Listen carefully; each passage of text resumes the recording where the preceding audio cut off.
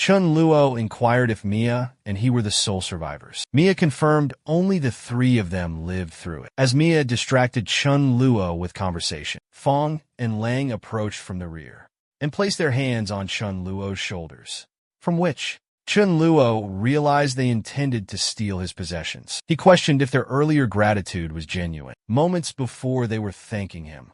Now they planned to take his belongings. Fong urged Chin Lu to remain calm and not resist. They would not cause him any harm. Chun Luo grew enraged, thinking the brutal setting would greatly amplify humanity's wickedness. Compassion was worthless and detrimental in the apocalypse, shocking Fong and the others. A canine approached barking.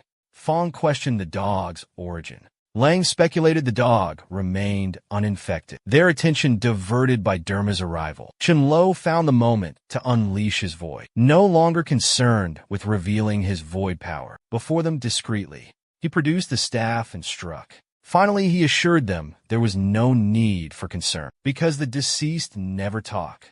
After eliminating both youths, Mia became frightened and pleaded with Chen Luo to spare her. Chen Luo pondered why her being female would grant her mercy. Mia fled screaming for aid. Observing this, Chen Luo remarked on her swiftness. He designated her as Derma's objective. Dharma promptly ambushed Mia from behind. Mia collapsed and Chen Luo approached, subduing her with the staff. He explained the wisdom of preemptive strikes. The first attacker holds the upper hand. After dispatching them, he instructed Dharma to prepare for storage. They acquired seasoned seafood, fowl, assorted meats, pork, feet, innards, prepped veggies produce. And even more astonishing was that everything was over 99 tons finally. Chen Lo informed Dharma that they acquired 60,000 tons of supplies from the freezer. On their return, Chen Luo said they were heading home to relax. Then they would raid the grain depot. Chen Luo then pondered Su Dao's situation. Suddenly, Chen Luo spotted a kid in front of his vehicle, requesting assistance and proposing a lift. But Chen Luo observed the boy concealing numerous items beneath his clothing, and offering him transport was unwise. Actually, Chen Luo was being cautious because his survival instincts forbade him from allowing any danger, even a minor one. Observing Chen Lo proceeding, the kid repeatedly implored him to halt. But Chen Lo had resolved if the youngster didn't move, he'd run him over. Noticing the approaching truck, the kid panicked and stepped aside, then yelled angrily that Chen Lo had the audacity to strike him. And now Chen Luo would face consequences because given any opportunity, he'd certainly get revenge. Hearing this, Chen Luo grew enraged and pondered that previously resentment might result in uttering negativity behind someone's back or plotting deceit. But now post-apocalypse, after gaining powers, everyone possessed the capacity for murder. So Chen Lo inquired of Dharma, the Lightning King, if he caught the kid saying he desired canine cuisine. Upon hearing this, Dharma stated, though lacking comprehension of human speech, he felt the kid hadn't mentioned dog meat. As Chinello halted, the kid approached him angrily, planning to strike back. But abruptly, he was stunned to see a canine approaching. The lad noticed the dog was about to pounce, so he attempted to counter with a stick. But Dharma was on the opposite side, believing it didn't matter if the kid wanted to consume canine flesh. If Master commanded the youth's demise, then the youngster had to perish. So instantly Dharma unleashed a lightning bolt upon the child, and the kid lost consciousness. Upon hearing this, Chen Lo instructed Dharma to verify the boy's death, not merely to utilize lightning. Dharma gazed perplexedly at Chen Lo. So Chen Luo clarified and informed Dharma that in combat, if he displayed any wavering, he would meet his end only by embracing the apocalypse. Could he guarantee survival? Hearing this, Dharma furiously mauled the lad. Observing this, Chen Luo gleefully remarked that was his point. Chen Luo commends Dharma for single-handedly and effortlessly defeating the youngster. Afterward, Chen Luo requests Dharma to return home. Upon arriving at the residence, Chen Luo informs Dharma that the path to the estate is quite constricted, making it challenging to maneuver the large vehicle. Therefore, Chen Luo instructs Dharma to exit the truck to assist him in diverting the walkers. He further adds that he will halt the truck alongside the roadway. Dharma concurs and departs the vehicle to redirect the infected away from the truck. Observing this, Chunlo was overjoyed, believing that as the lightning sovereign, Dharma leads the undead astray, they would ultimately circle back. Meanwhile, the infected would function as complementary vehicle guardians, deterring other survivors from nearing or harming his rig. He also breathes a sigh of contentment, musing that fortunately his reincarnation lacked a ripple effect, and that Sadaju remained human. He should be out of danger unexpectedly. A walker attempts to assault Chunluo, so he utilizes a stun gun to subdue it. While Chunluo was battling, Sadaju reached the residence with a young lady. Witnessing Chunluo combat like that, Sadaju commended him. The girl grimaced and observed that the stun gun was powerful, that Chunluo would be fearless, even if he faced a walker, clarifying why Chunluo was so courageous. After the skirmish concluded, Sadaju yelled and informed Chunluo about his location. Seeing Sadaju alive, Chunluo was elated as it was anticipated. However, he was also astonished to see the young lady, and he recognized her as Chunluo. Both Chunluo and Sadaju commenced conversing about something with Chunluo. Chunluo requested they not speak about it publicly, and to make haste, as it would be problematic if they ran into walkers. Chunluo looked displeased and grimaced upon hearing this. Even with a twisted expression, Chunluo answered affirmatively. But deep down inside, she contemplated boosting her fondness for Chun. With Sadaju and Chunluo as her protectors, Luo could remain secure. She could await rescue by the nation in safety. Let's observe Chunluo's actions. Just as Chunluo engaged zombies inside the villa, he pondered Sadaju's whereabouts. Chunluo wondered if Sadaju escaped deeper into the villa complex when the zombie horde erupted, or if Sadaju scaled a wall and concealed himself within a residence. He felt annoyed, unable to remember Sadaju's possible hiding place, only recalling the general vicinity. Chunluo decided to act instead of overthinking. He abruptly yelled Sadaju's name, inquiring if Sadaju could hear and respond. Witnessing Chunluo's behavior, Dharma was bewildered, questioning his master's actions, as it might attract the undead from the opposite direction. Sadaju, concealed within the residence, heard the sound. He recognized it was Chunluo. Chunluo urged Sadaju to stay put, as Chunluo was acting recklessly, unafraid of drawing out zombies. She suspected Chunluo desired his own demise, and also wished for their deaths. Hearing this, Sadaju pondered. With brother Chunluo's keen intellect, was Chunluo unaware of the danger in yelling? Why would Chunluo use such a tactic to locate him? Chunluo again called out Sataju's name, inquiring his location. Sataju had no option but to emerge and confront Chunluo. Hearing this, Chunluo declared she would accompany him, and implored Sataju not to abandon her. As soon as they stepped outside, they witnessed Chunluo battling the undead. Chunluo attempted to goad Sataju. Then came a moment where Suzaju commended Chunluo. Chunluo was astonished to see Chunluo in such a state. So Chunluo's true reaction upon seeing Chunluo was, how could he have forgotten this young woman? In his past life, she was a liability and nearly caused their deaths. Chunluo added that Chunluo was quite manipulative. He recalled from his former life that the water was contaminated, and she feared consuming ordinary water. So she always tested it on Suzaju by letting him drink it initially, even after Chunluo became Sadaju's companion. Chunluo attempted to display fondness for them both in numerous manners. Initially, she approached Sadaju, saying she felt secure near him, as opposed to Chunluo. Then with Chunluo, she claimed Chunluo seemed genuine, from their first encounter differing from Sadaju. Chunluo recounted that during meal distribution, Chunluo consistently concealed a serving, then feigned starvation and misery, deceiving Suzaju into relinquishing his portion, handling Suzaju like a fool. Finally, Chunluo believed if Chunluo remained audacious in this current lifetime, then she wasn't innocent if he exploited her.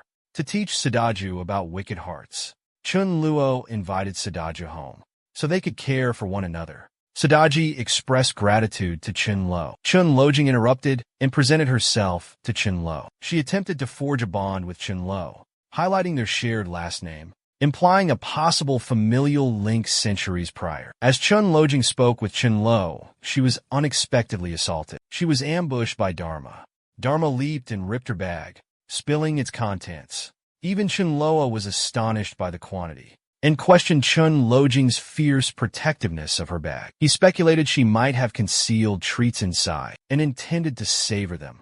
After their departure, Chun Luo opted to disregard her and cracked open a chilled beverage. He informed Chun Luo Jing of his hunger, so he claimed that Chun Luo even offered Sadaju refreshments, suggesting his potential appetite. After their meal, they could gather provisions. Observing this, Sadaju became enraged and pondered. He had jeopardized himself to rescue her previously, then ultimately delivered her. But she possessed sustenance constantly. Yet she still fabricated a falsehood, claiming a lack of provisions. Sadaju deduced her intention to withhold sharing. Thus he chose to dismiss her. Jin Lujing grew anxious observing their consumption, and with tearful eyes, she neared Sadaju, proclaiming he lacked permission to consume, as it was her sustenance. So Sadaju relinquished it and returned it. But Chun Lo tripped her with his leg, sending her tumbling. They should try this garlic juice. Chun Luo Jing became stressed by the garlic juice aroma. Even Sadaju curiously inquired Chun Luo why he prepared so much garlic juice. Chun Luo answered they were unaware. But upon his return, he observed someone reenacting a film scene, with garlic strung all over their body. Chun Lo, additionally, stated he witnessed firsthand. The zombies were terrified and retreated continuously. Chun Lo was pleased they accepted his tale, but secretly felt it unfortunate, since neither of them realized films and reality differ, as garlic scent would attract zombies further. Afterwards, Chun Lo, dejectedly, lamented his house had abundant garlic, only sufficient for a pair. He suggested heading to the super Chunjina to seek out more garlic. Unexpectedly, they all detected strange noises causing Chun Lu to grin. He inquired if they had also perceived it. It sounded like a horde of zombies approaching. Chun Loa Jing became frightened upon hearing this. Chun Loa Jing contemplated her own predicament, anticipating Chen's decision, whether Loa Jing would fight alongside them or seize the life-preserving garlic elixir. Chun Loa Jing detected additional sounds and urgently questioned if it was the noise of the metal barrier being breached. Chun Loa urged Sadaju to utilize the garlic concoction. Surprisingly, Sadaju wavered in using the garlic remedy. He reasoned that despite his disdain for Chun Luo Jing, her offenses weren't severe enough to warrant death. With numerous zombies present, deploying the garlic mixture, would she perish here? Sadaju considered offering it to Chun Luo Jing. Conversely, Chun Luo Jing observed the dish of garlic elixir, realizing there was a single serving of garlic potion, meaning only one individual could endure. Sadaju intended to retrieve the bowl and present it to her, but noticing his approach toward the garlic concoction, without hesitation, she seized the vessel from the surface and doused herself, resolving to be the sole survivor. Witnessing her actions, Suzaru became enraged. He had contemplated giving it to her. Henceforth, he would disregard her. Chun Luo arrived and inquired if Sadhajia noticed. It's unwise to show kindness in the apocalypse, since some lack humanity. Comprehending Chun Luo's intent, she questioned if Chun Luo orchestrated a trap. Chun Luo grinned and asked if he framed her. Wasn't that her own choice? Or did he pressure her to douse herself in garlic? Chun Luo chuckled and informed Chun Luo Jing that the undead are highly sensitive to garlic's aroma, so she's definitely deceased now. Hearing this, Chun Luo Jing became stressed and yelled, questioning Chun Luo about the drink's truthfulness, and if her desire to survive was somehow flawed. Chun Luo replied that survival wasn't wrong, but exploiting people's generosity and intimidating him was, particularly regarding Sadaju. He also inquired, just as she mentioned, they also desire life, so sacrificing her for that purpose, was it unjust? Shenloa retrieved gear and weaponry from his void, believing Chenlejing would perish shortly. And the deceased don't divulge secrets, especially concerning Sadaju. So he would personally inform Suzaju his awakened ability was void. Observing Chin Lor equip the armor, Chin Lor Jing was stunned and inquired. She understood Chin Lor had planned it earlier, explaining why he avoided the garlic. Chin Lor instructed Suzaju to locate a hiding spot. He would be a hindrance. Sutha Ji agreed and departed to conceal himself. Chun Lo Jing approached Chun Lo romantically. She requested Chun Lo release her, promising future favors. He could have his way with her. Desperate Chun Luo Jing, she attempted to entice Chun Lo with a lure. Shockingly, Chin Lo was unmoved. He desired Chin Lo Jing's demise. Her death would be her freedom, Chin Lo Jing, enraged, called Chin Lo vile. She had done no wrong. Why the constant torment?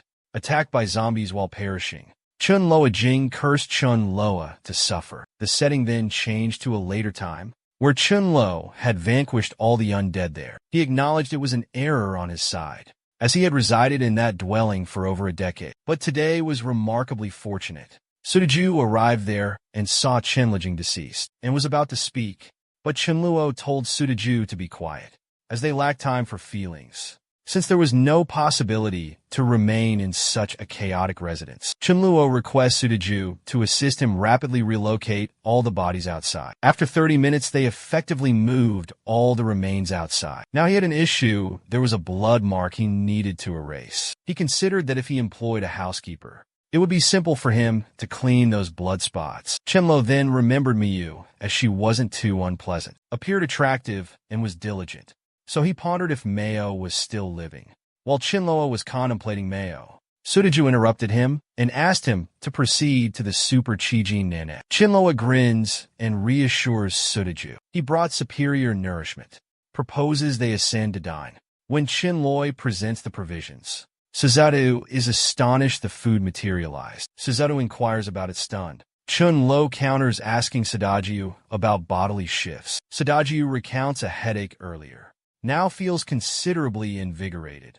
Chun Lo states these transformations frequently precede cataclysms. He's witnessed it firsthand. Chin Lo further informs Sadaju. Everyone's alterations differ, since Sadaju's pertains to potency. Chin Lo surmises his own might involve emptiness. Chinlo divulges to Sadaju. He abruptly comprehended void manipulation, foresees an impending calamity. He's put away some provisions. Sadoju replies with comprehension, showing he understood. Chinlu feels a sense of relief, thinking that this account is way better than something as wild as rebirth, which Sadaju could readily believe. He then tells Sadaju he has a hunch. They're going to be like brothers. So Sadaju shouldn't hold back, and they should dig in. Sataju remarks there's way too much food, and they couldn't eat it all, proposing they keep some, as just a couple dishes were plenty. Chinlor replies it's all good, cause even after they're done eating. Dharma, the Lightning King, hasn't had his fill yet. Upon hearing this, Dharma asks to not call it scraps, remembering his time as a stray, when even finding some slop was a win. He expresses gratitude to Chinluo, but gloomily inquires if wiping bloodstains was now a canine's job. Truth be told, Chun Luo requested Dharma to tidy the blood spots after dining. Chun Luo attempted to manifest a void blade, but it vanished merely seconds after materializing. While resting on the mattress, he chuckles, pondering how he witnessed 42 core gems, which wasn't a jest, and he even conjured a void blade. Chun Luo divulged that in his previous existence, he could only comprehend the void blade when he was at level 7, and based on his current advancement, in his former life, he only mastered the void pathway at rank 9, so he might utilize it when he achieves rank 4. Now he also contemplates if the elemental edge he wielded when he was at the king rank could be obtained sooner in his present life, which feels fantastic just by imagining it. The following morning, Sataju joyfully informs Chun Luo that anything Chun Luo uttered truly functioned, feeling empowered after absorbing 7 core crystals. Even Dharma woofs 9 times before them. Chenlo grins and inquires if Sadajo consumed 9, assuring Giovannini it wasn't terrible. He quips thankfully it wasn't 99, otherwise Dharma would be yelling for ages. Meanwhile, Sadajiu is astonished a canine absorbed more crystals. Chun Lo reveals his void and retrieves armor for Sadajiu, cautioning him against underestimating Dharma he's gifted. He recommends donning the armor post-breakfast, because later they must visit the grain depot. Sudaju replies with an alright. The scene transitions to a later moment, as they approach the lorry. Noticing the undead surrounding the lorry, Chun Luo becomes cheerful.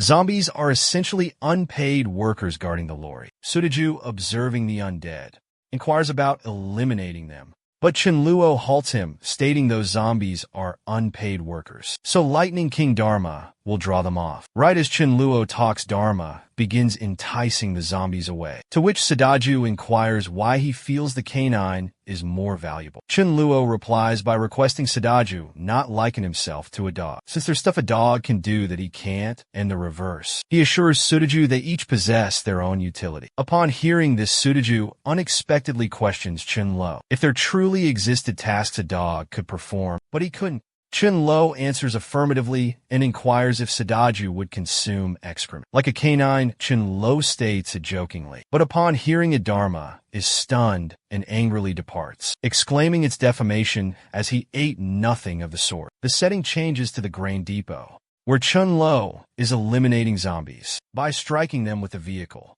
Witnessing this, Sadaju commends Chunluo for utilizing the truck. Chunluo remarks he feels peculiar, since numerous personnel were present at the grain warehouse. They couldn't all be gone.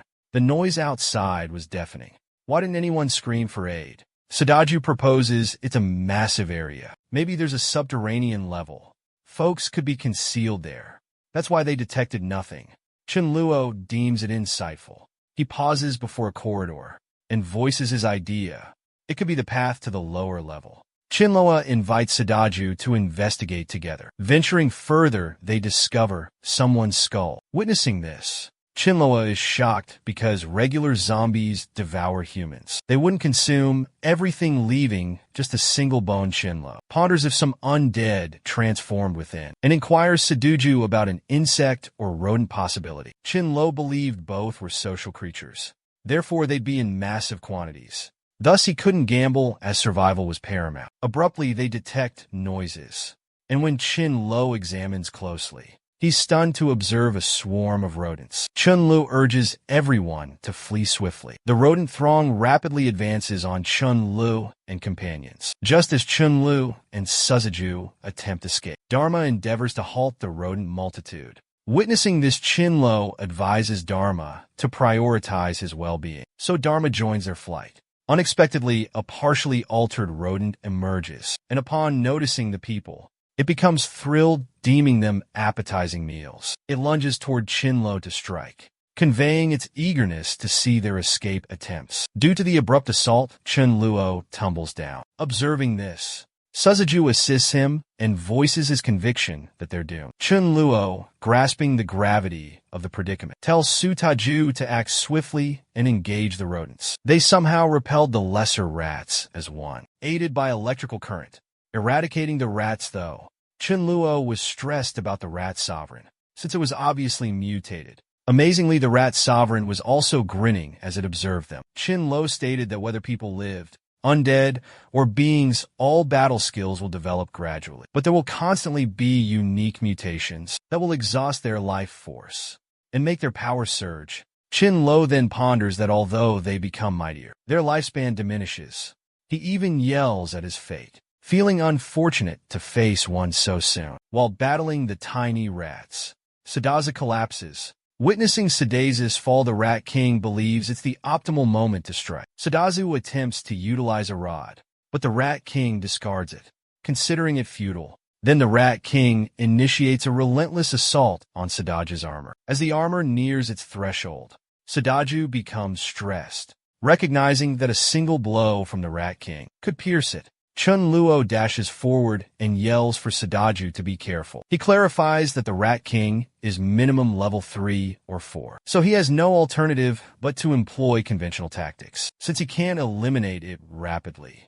Chunluo uses food to divert the rats, and contemplates that if he hadn't reached rank 2 yesterday, they all would have perished in the cellar. Meanwhile, observing Chunluo with the baton, the Rat King ponders if Chunluo's electric baton would harm him. If it would, his initial targets are Chunluo and then Sadaju. The surprise was the Rat King mistook an object for a stick. It wasn't a stick, but Chunluo wielding the Void Sword. His final hope was the Rat King would be slain by it. The instant the Rat King recognizes it's a Void Sword, he panics and tries to flee. Observing this, Chunluo grins and questions the Rat King about escaping. He tells him to quit fantasizing. After conquering the Rat King, Chunluo discovers a core crystal within the Rat King, larger than the rest, and is delighted. He then informs Sadaju. He believes the Rat King's front teeth are quite impressive. Crafting them into a weapon should be simple. Chinlu acknowledges his lack of strength. Sadaju should attempt extracting it. Sadaju concurs with Chinlu and requests he step aside so he can try. After wrestling with it, Sadaju eventually removes a single fawn. Chinlu commends Sadaju, saying it wasn't half bad, and then proposes they venture deeper into the cellar. Time passes, where Chunluo is keeping the harvest. Observing this, Sudaju is astonished and inquires about the size of Chun Luo's personal space. Chun Luo replies it's not as spacious as the granary. After putting everything away, Chun Luo walks towards Sudaju and says that Sudaju can't breathe a word about the stored provisions. Chinloi reiterates that regardless of circumstances, Sudaju must keep it secret. Sudaju reassures Chinloi there is no need for concern, saying he gets it, and even if tortured, he would not divulge the information. Abruptly, everything goes dark. Sadaju wonders why it went dim. Chinlo answers it's probably a power outage, and they need to hurry up and leave. More time passes when they arrive back at Chinluo's residence. Chinlo states the battle with the Rat King was perilous, so he believes they should remain home and gain power. He adds that based on his crystal absorption rate, reaching rank 3 would require a couple of days. So if boredom strikes during these 3 days, they could enjoy games and films. Suju replies that he understands and has no objections. Chinlo cheerfully concurs, saying alright, it's settled, they'll dine now. The scene transitions to 3 days afterward, where Chun Luo suggests to Dharma learning dishwashing would be beneficial. Dharma becomes anxious upon hearing this, worrying Chun Luo might be excessively strict. Chun Luo mentions his exhausting 3-day training and inquires about Dharma regarding reaching level 2 the previous night. Dharma enthusiastically confirms. Chinlo remarks, a proverb states that those seeking strength, that individual requires practice. He proposes Dharma seek out the undead to test his ability to hone new electrical abilities. Dharma felt a tinge of sadness and slowly approached the exit, but was abruptly halted by Chinluo. Upon hearing this, Dharma was overjoyed. He pondered if Chinluo was hindering him, because he knew Chinluo was concerned for his well-being, or if Chinluo was at the very least going to advise him to be cautious. Much to his surprise, Chinluo appeared with 2 sacks of refuse, requesting Dharma dispose of them. Dharma, upon hearing this request, became enraged and exclaimed Chinluo was a scoundrel and didn't understand him as a canine companion. Dharma angrily grabbed the trash, displaying his displeasure. Observing this, Chinluo scoffed and remarked it was childish. When Dharma could tidy up discard waste and manage all tasks, he would be a mature canine. Dharma still lacked initiative to perform duties without Chinluo instructing him. Even Sadaju, observing the event, feels Dharma is pathetic. Afterward, Chinluo believes he truly requires Mayu, so she could manage their everyday needs. He then recalls that Mayu resides in a nearby luxurious hotel employee housing. So Chunluo determines that when he reaches level 3, he will seek out Mayu at nightfall. Chunluo's mind abruptly experiences a jolt. Upon awakening, he understands that it required him half a month to progress in his previous existence. But in this lifetime, he achieved rank 3 ability user status in merely 3 days. He even contemplates that Dharma should be grateful for accompanying him, so he wouldn't be covertly assaulted by him. Chunluo further observes that the length of the Void Sword extended from 5 seconds to 20 seconds. At last, he is able to depart. Now Chunluo resolves that in the morning, they will locate Miyu and retrieve the core crystals. The following day, adjacent to the hotel employee quarters, Chunluo battles the undead, while Sudaju locates the dorm. Hearing the commotion outside, an individual appears from within the residence hall and implores Chunluo and Sudaju to rescue him. His name is Lu Wenbao. He was a server at that upscale hotel. Chunluo is elated to see Lu at last. After eliminating zombies for 30 minutes, he spots a survivor without delay. Chunluo immediately inquires if Lu has seen Mayu. The scene cuts to Mayu, who is being assaulted by a girl named Lin Lei. The conflict begins because Lin desires Mayu to depart, but Mayu disagrees as she also wishes to remain. She insists that she too is a living person requiring shelter. Lin Liar becomes enraged by Mayu's defiance, so she yanks Mayu furiously. A man named Leland, the wealthy magnate, appears and intervenes. He voices apprehension that the leftover produce may be insufficient for their survival. He cautions that if Mayu doesn't comply, then they should eject her. Lin Lear concurs with Lillian, declaring that Mayu was defiant, so they should remove her. The hotel proprietor named Harry tells Mayu, as she can observe, they lack sufficient room, so for everyone's benefit, they can only forfeit her. Harry placidly requests Mayu to depart alone and discover another location to conceal herself. Mayu nervously inquires if Harry is jesting, remarking that outside is completely teeming with the undead, and she wonders how she could flee from that. But before she could act, the security escort her to force her out of the chamber. While being pulled away, Mayu states that she understands Harry was obviously suggesting she go perish. In reply, Harry irately yells at Mayu to cease grumbling and just leave. Mayu is tossed from the chamber. Subsequently, Linlier states it's the repercussions of rejecting her. The undead approach Mayu. In that instant, Mayu compels herself to restrain herself and refrain from weeping to deny them. A cause for amusement, she discerns her intense fury that shall endure any sacrifice to locate an accomplice to eliminate the scoundrels. Abruptly, the undead assail her, and Mayu feels self-pity, as she now lacks any avenue for vengeance. Unexpectedly, Chinlo appears and rescues Mayu from the undead. Mayu attempts to express gratitude to Chinlo, but Chinlo silences her with his hand, requesting her silence. He informs her that after he and Sadaju resolve the situation, they'll converse. Chinlo commends Dharma for effortlessly vanquishing the youth single-handedly. Gradually, Su-Deju and Chin-Luo eliminated all the undead nearby. Observing Chin-Luo and Su-Deju clearing out the infected, Lin Lear felt relieved as she was rescued. After enduring 5 days, once the infected were vanquished, Lin Lear and her companions emerged.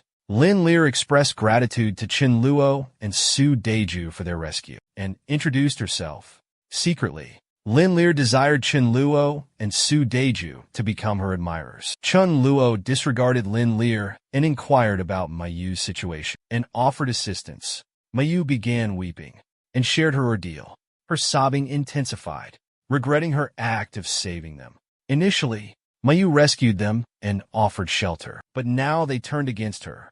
Chin Lo, upon learning this, grew slightly agitated and rich in Jean, and that this explained the difficulty of compassion. To Chin Lo's astonishment, Lillian neared him and inquired if Chin Lo could ensure his safe return. Then Lillian proposed Chin Lu a position at his firm, once the predicament was resolved, with a compensation of 2 lakhs monthly. Upon hearing this, Sadaju angrily questioned Lillian's actions if wealthy. Abruptly, he struck Lillian with a forceful blow, declaring his utter disdain for those who exploit generosity. Observing this, Lu was stunned by the audacity of Chin Lu and Sadaju. Given the influential status of those present, Li was amazed by their lack of fear towards potential repercussions from those individuals following the assault. Lillian placidly and gradually conceded his understanding. They unleashed their fury for their companion's mistreatment. So Lillian again proposed assistance for his safe homecoming. In exchange, they could name any desired terms. Hearing this, Chenlo became enraged, believing it was sympathy for them all.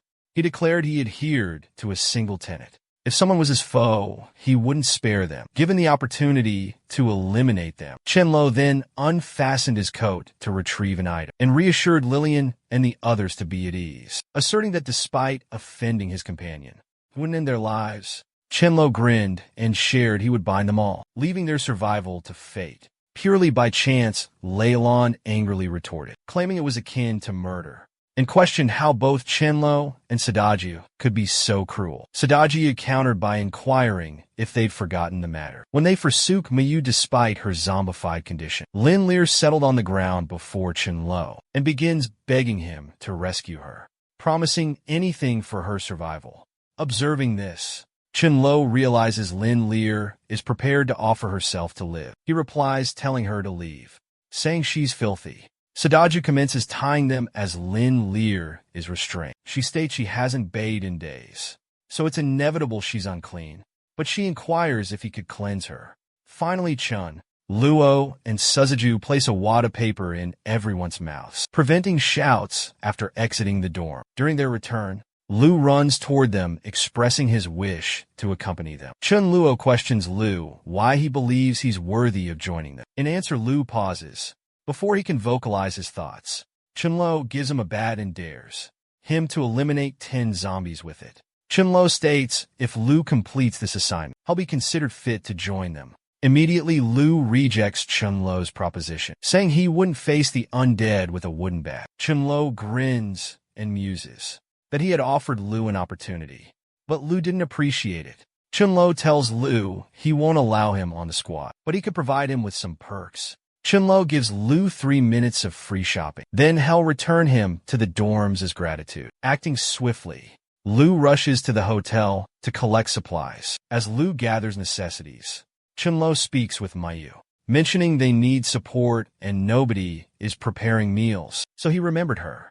He says rather than cleaning dishes and cookware, he'd rather confront zombies and ensures her well-being. He vows to treat her respectfully. Meeting him was the most fortunate event in her life. Finally, Chun Luo inquires about Mayu's decision, if she desired to return with him.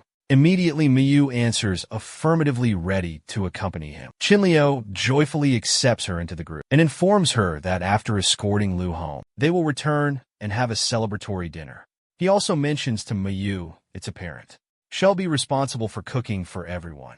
Mayu's eyes brighten, and she agrees. The scene transitions to Shenloa's residence that evening, where Shenloa is explaining his and Suzuju's capabilities. He inquires if Mayu has sensed anything lately, if she has unlocked her potential.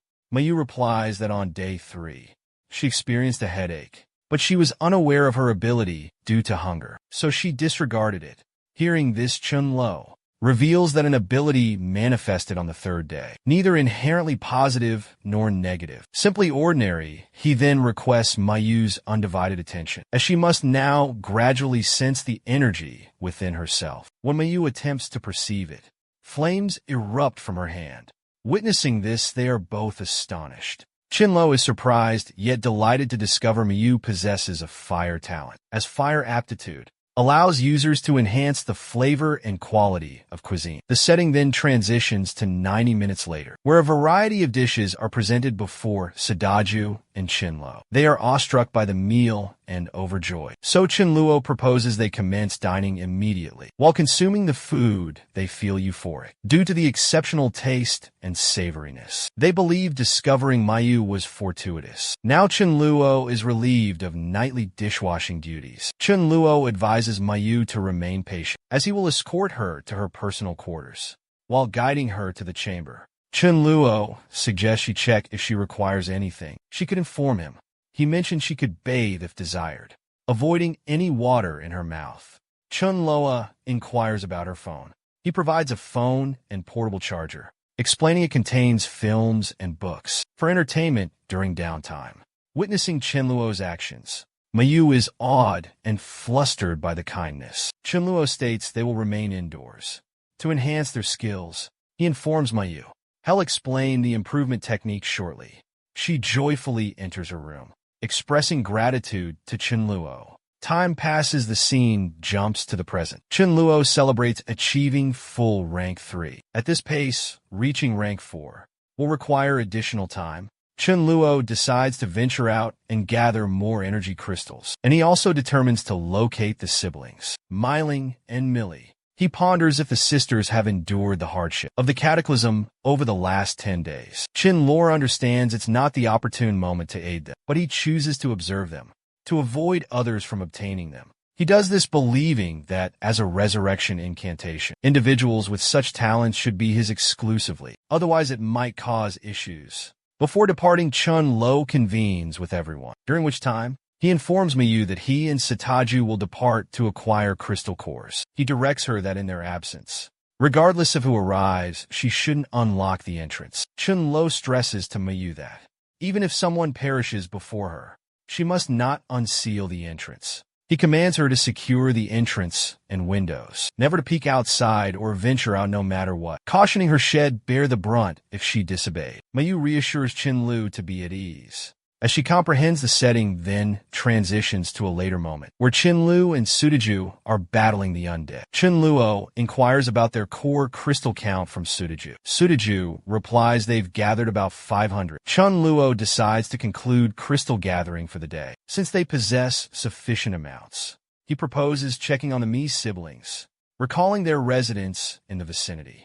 Chinluo requests Sudaju to return to the vehicle first, take Lightning King Dharma for a walk, and eliminate the remaining ones. Sudaju readily concurs. The scene changes to a later time. Chinluo arrives at the Mi siblings' home and tells Dharma he recalls.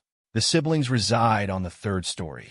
In Suite 201, Chinluo requests Dharma to investigate room 201 for occupants. To Chinluo's astonishment, Dharma replies affirmatively and brightens, because at last, Chinluo is delegating a physician's duty. Abruptly, Dharma dashes into the shrubbery and engages someone in combat, taking Chinluo by surprise. Chinluo repeatedly called for Dharma's return. Unexpectedly, a feline emerges from the bushes. Understanding that Dharma was pursuing a cat, Chinluo sympathizes with the feline and contemplates adoption. Dharma, meanwhile, is biting the cat, so Chinluo firmly instructs him to be gentle. To Chinluo's amazement, the cat vocalizes, instructing him to tell the foolish canine to release her. Hearing the cat's speech, Chinluo is astounded and ponders if the cat possesses telepathic abilities. He becomes thrilled by this realization and resolves to adopt her.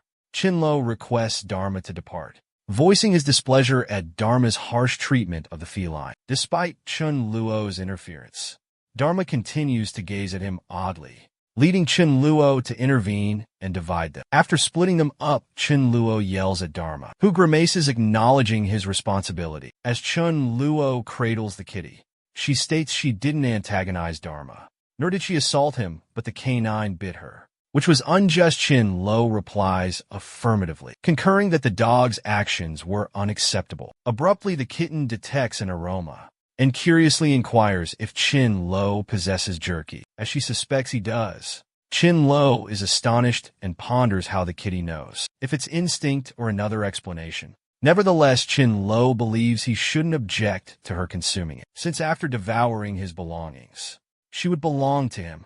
A youthful voice calls from overhead requesting her meal. Chinluo glances upward, astonished to find Millie. Chinluo understands the feline's name is Rice, and it belongs to Millie. Yet he ponders why he hadn't seen the feline in his past life, and why the siblings never spoke of her. While Chinluo is deep in thought, Millie descends and requests Chinluo return her pet. Chinluo grins, believing it was worthwhile visiting her.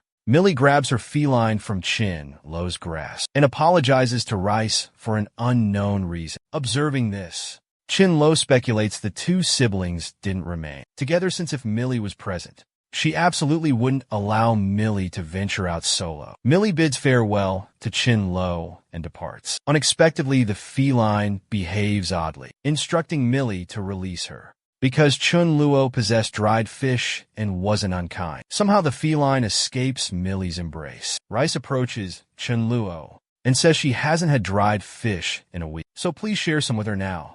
Chinluo contemplates his options, pondering whether to use this opportunity to convince his younger sister Meili to join him. Chinluo raises the rice and assures her the amazing Chinjian definitely has dried fish, and he'll escort her there.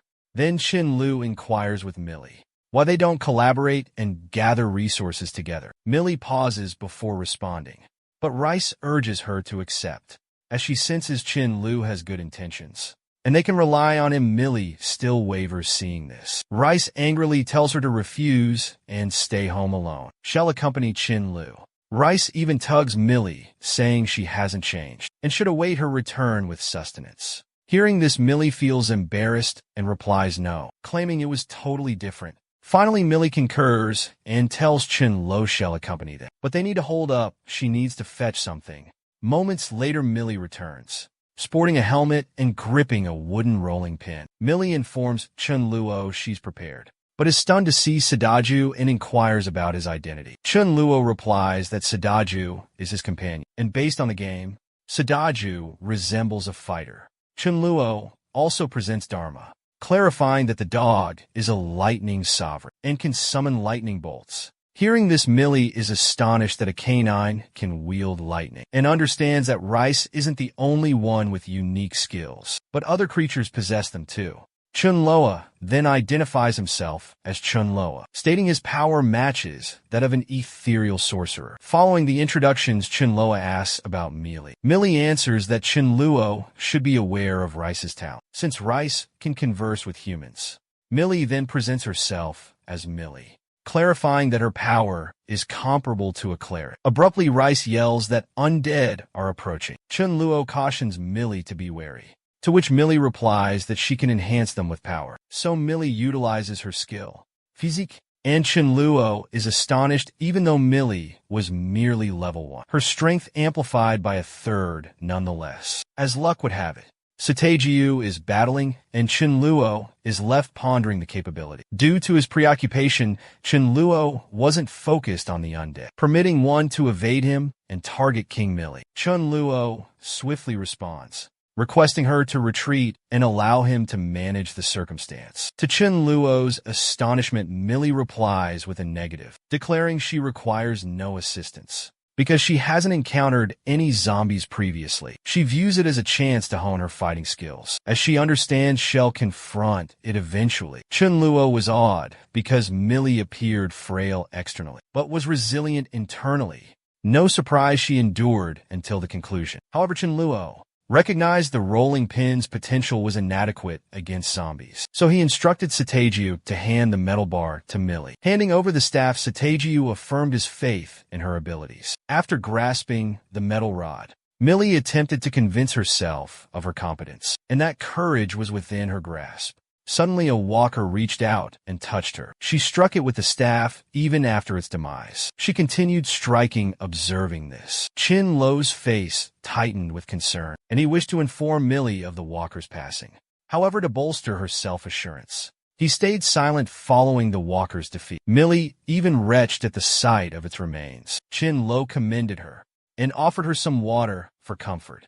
Millie expressed her gratitude. In the meantime, the feline companion was irritated by their perceived procrastination. Instead of seeking out Jerky, the perspective then changed to a later point, on the mall's upper level, where Chunluo and his companions battled the undead. After the combat concluded, Chunluo instructed Millie to grab a sack and load it with anything she desired. As much as possible, Millie agreed. Rice approached Chin Lo requesting assistance, unwrapping a container of preserved fish. Chin Lo pondered on the feline's capabilities, believing they exceeded mere psychic abilities, as extraordinary talents like telepathy are rarely developed so soon after the apocalypse. He considered recruiting the cat to his group. Chunluo advised Rice to limit his intake of the packaged fish, due to having fresh options available. He invited Rice to return later, promising a cooked fish dinner. Overhearing this, Rice rejoiced with excitement, vowing to accompany him without hesitation. Meanwhile, as Millie gathered provisions, she was oblivious to an approaching mutated zombie. Chin Lo deduced from its magnitude. The beast was tier 3. He told Millie to remain calm and stay close for protection. Chin Lo readied his abyssal blade. Before completion, Dharma unleashed a lightning bolt upon the creature, momentarily diverted. Chin Lu seized the moment and instantly struck the beast with his shadowy sword. One swift motion obliterated the beast. Afterward, Chin Lu shielded Millie from the sight. The remains were gruesome. Terrified, Millie clung to him and admired how Chin Luo had vanquished the mutated beast instantly. This made her see Chin Luo as dashing and impressive. Noticing Millie's fear, Chin Luo offered his hand and guided her from the vicinity. Moments later, they reached safety. Chin Luo informed Millie they arrived, and she could open her eyes. Spotting Chin Luo before her, Millie couldn't help but flush, thinking he looked intelligent and dashing. She wondered why she hadn't realized it sooner. Chin Lu, conversely, became nervous seeing her response. At that instant, Chin Lu was contemplating that he never imagined a devourer's look would aid him in the timeless hero rescues damsel situation, but it remained successful. Capitalizing on the moment, he inquired if Millie wanted to join forces so they could protect one another. With Chunloa nearby, Millie was red-faced, and instinctively she agreed. Chunloa proposed since they obtained supplies, they could return and dine together. Much to Chun Lo's astonishment, Millie expressed regret and said she couldn't make it because she needed to be home awaiting her older sibling. If Mealing arrived home and noticed her absence, Mealing would become frantic and concerned. So Millie inquired why Chun Luo didn't leave earlier, as she'd await her sister then head home. Upon hearing this, Rice reacted with annoyance, asking why Millie had declined the suggestion. Rice proposed Millie could leave a message, so Mealing wouldn't fret if she saw it. Rice also added she suspected Mealing wouldn't return. Today, Chun Lu chimed in that he'd prepare poached fish. Rice delivered an ultimatum stating Millie must attend because she desired that poached fish. Due to Rice's persistence, Millie grew perplexed and unsure. Given Rice's insistence, however, Millie consented to visit Chun Lao's residence, so Millie inquired if Chun Lao's place was nearby. Chun Lo cheerfully agreed with her. It was close by. The setting changed to Chun Lo's residence, where Millie and Rice were astonished by the delectable dishes laid out before them. Millie even complimented Chun Lo, remarking it was her initial visit to his abode, and he had made a magnificent feast for them. Chun Lo replied it was absolutely all right, because they were pals, and he urged her to eat quickly.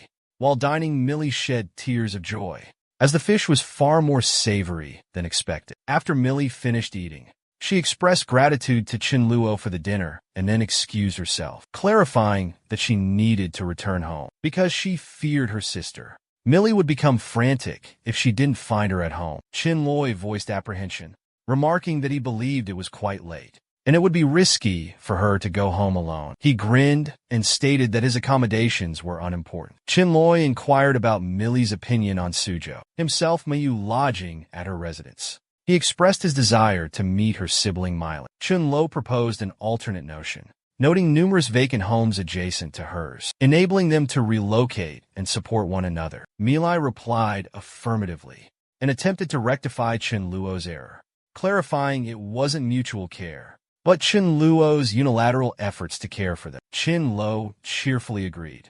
The matter settled, he instructed everyone to gather their belongings. As they were changing locations, the scene transitioned to a later moment. Chun Lo and company arrived at Millie's house. Chun Lo urged caution exiting the truck. After disembarking, Millie hesitantly questioned Chun Lo regarding cohabitation at her home, citing her home's 4 bedrooms and living room. It'd be ideal if everyone stuck together. She paused, briefly contemplating and inquiring if everyone felt comfy staying at her place. Chun Lo grinned, but inside, he was also pleased because Millie had offered him a chance to safeguard her. Later, during supper, Chun Lo was handing out watermelon to everyone. When he gave it to Millie, she began pondering him.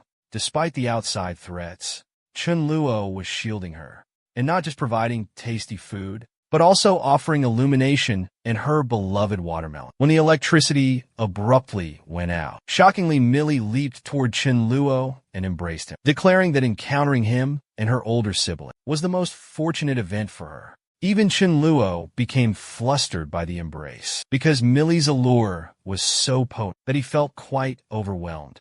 Millie suggested a friendship from that point on. Mutual assistance was the way forward.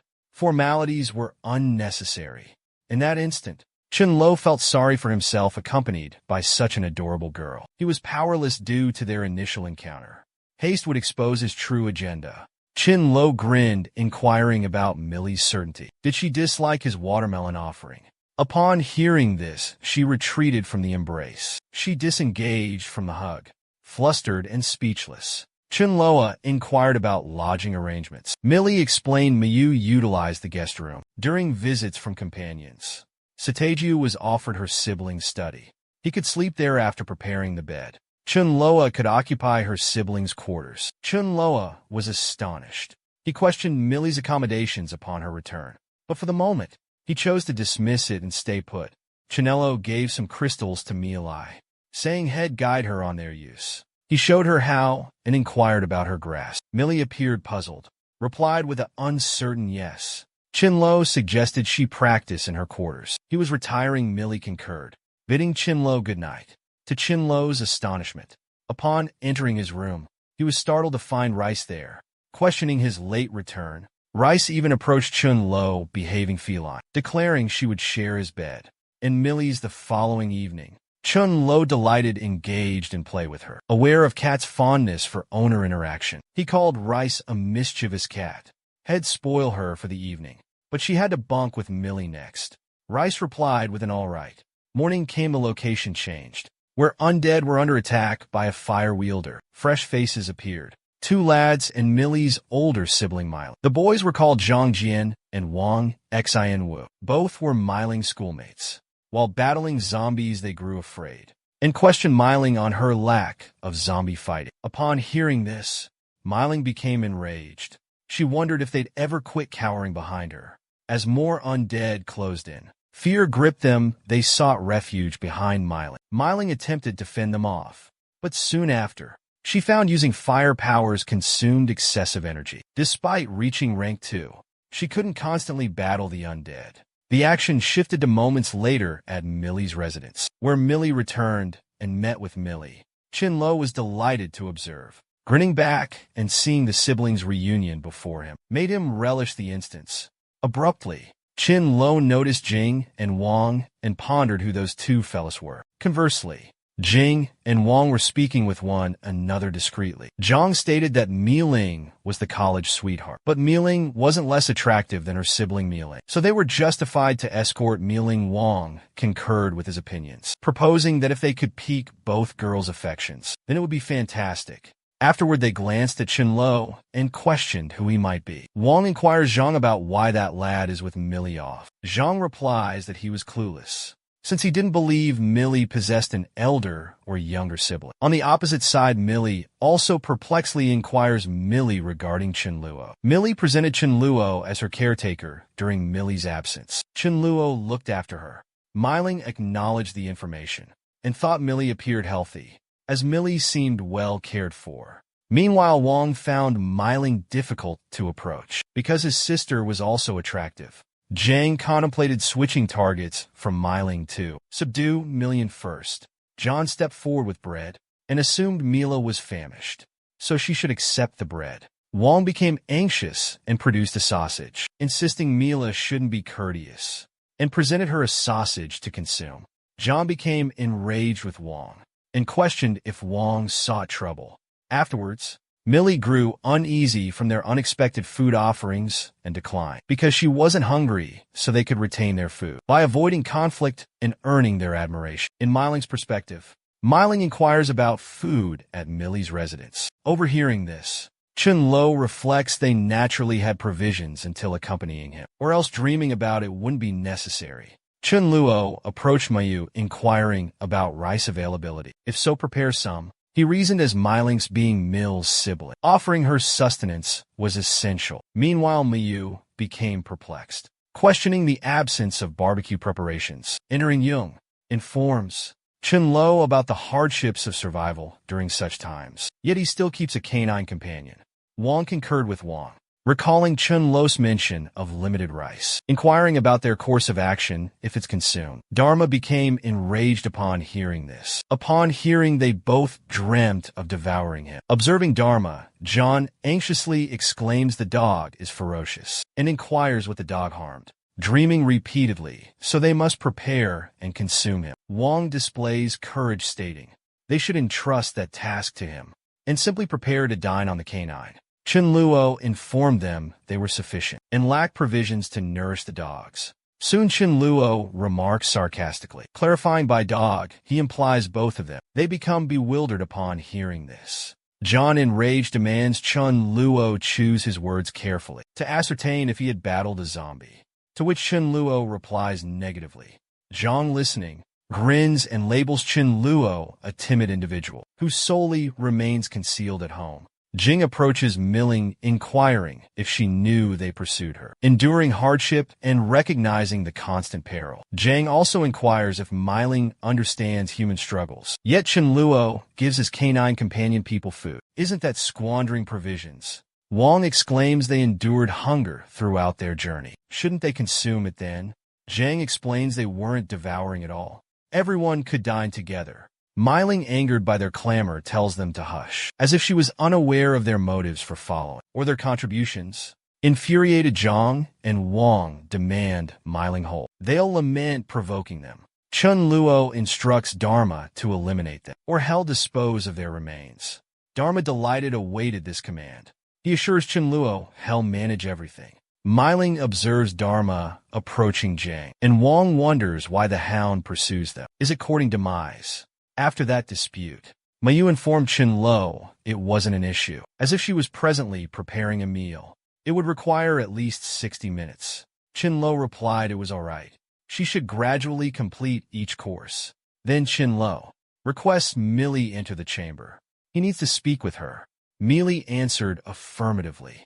As she approached and observed this, Miling became anxious and pondered if a male and female were going into the identical space. Curiously, what exactly was Chun Luo planning with Mil? Within the area, Chun Luo positions Milliner by the barrier, places her facing the partition romantically, and inquires if she's currently concerned about sustenance and beverages. After accompanying him, Millie felt awkward and flushed in that stance, but nonetheless she replied yes. Chun Luo again asks about accompanying him. She feels secure and unafraid. She replies yes again. Chun Luo approaches and inquires because she was obedient, heeded him, and was competent. He regards her kindly, but how about her sibling grinning? If Myling would heed him. Millie ponders that Myling always held her convictions, and she wasn't acquainted with Chun Luo.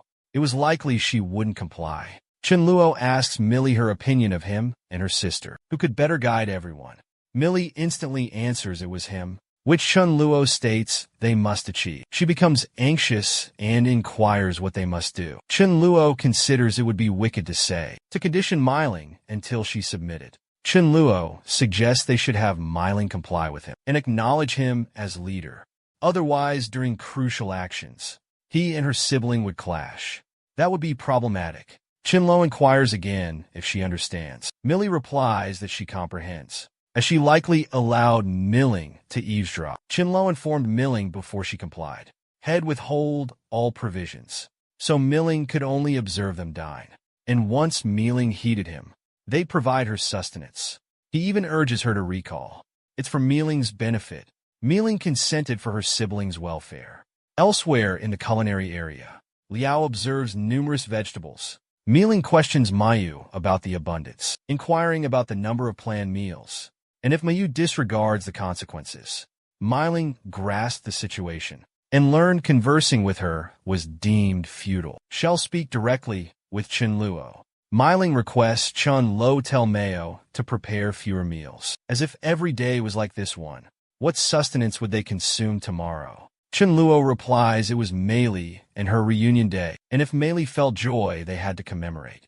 Myling still disagreed, even though preparing so much food was extravagant. Chun Luo informed her it was his concern, not hers, so she need not worry. In that moment, Myling ponders if her swift eating was to blame. Though she desired more food, her stomach had little capacity left.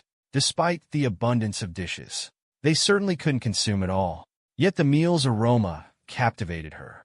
The scene transitioned to an hour later, when the meal was prepared and Mayu served it. Myling observed 5 individuals present, but only 4 bottles. She pondered.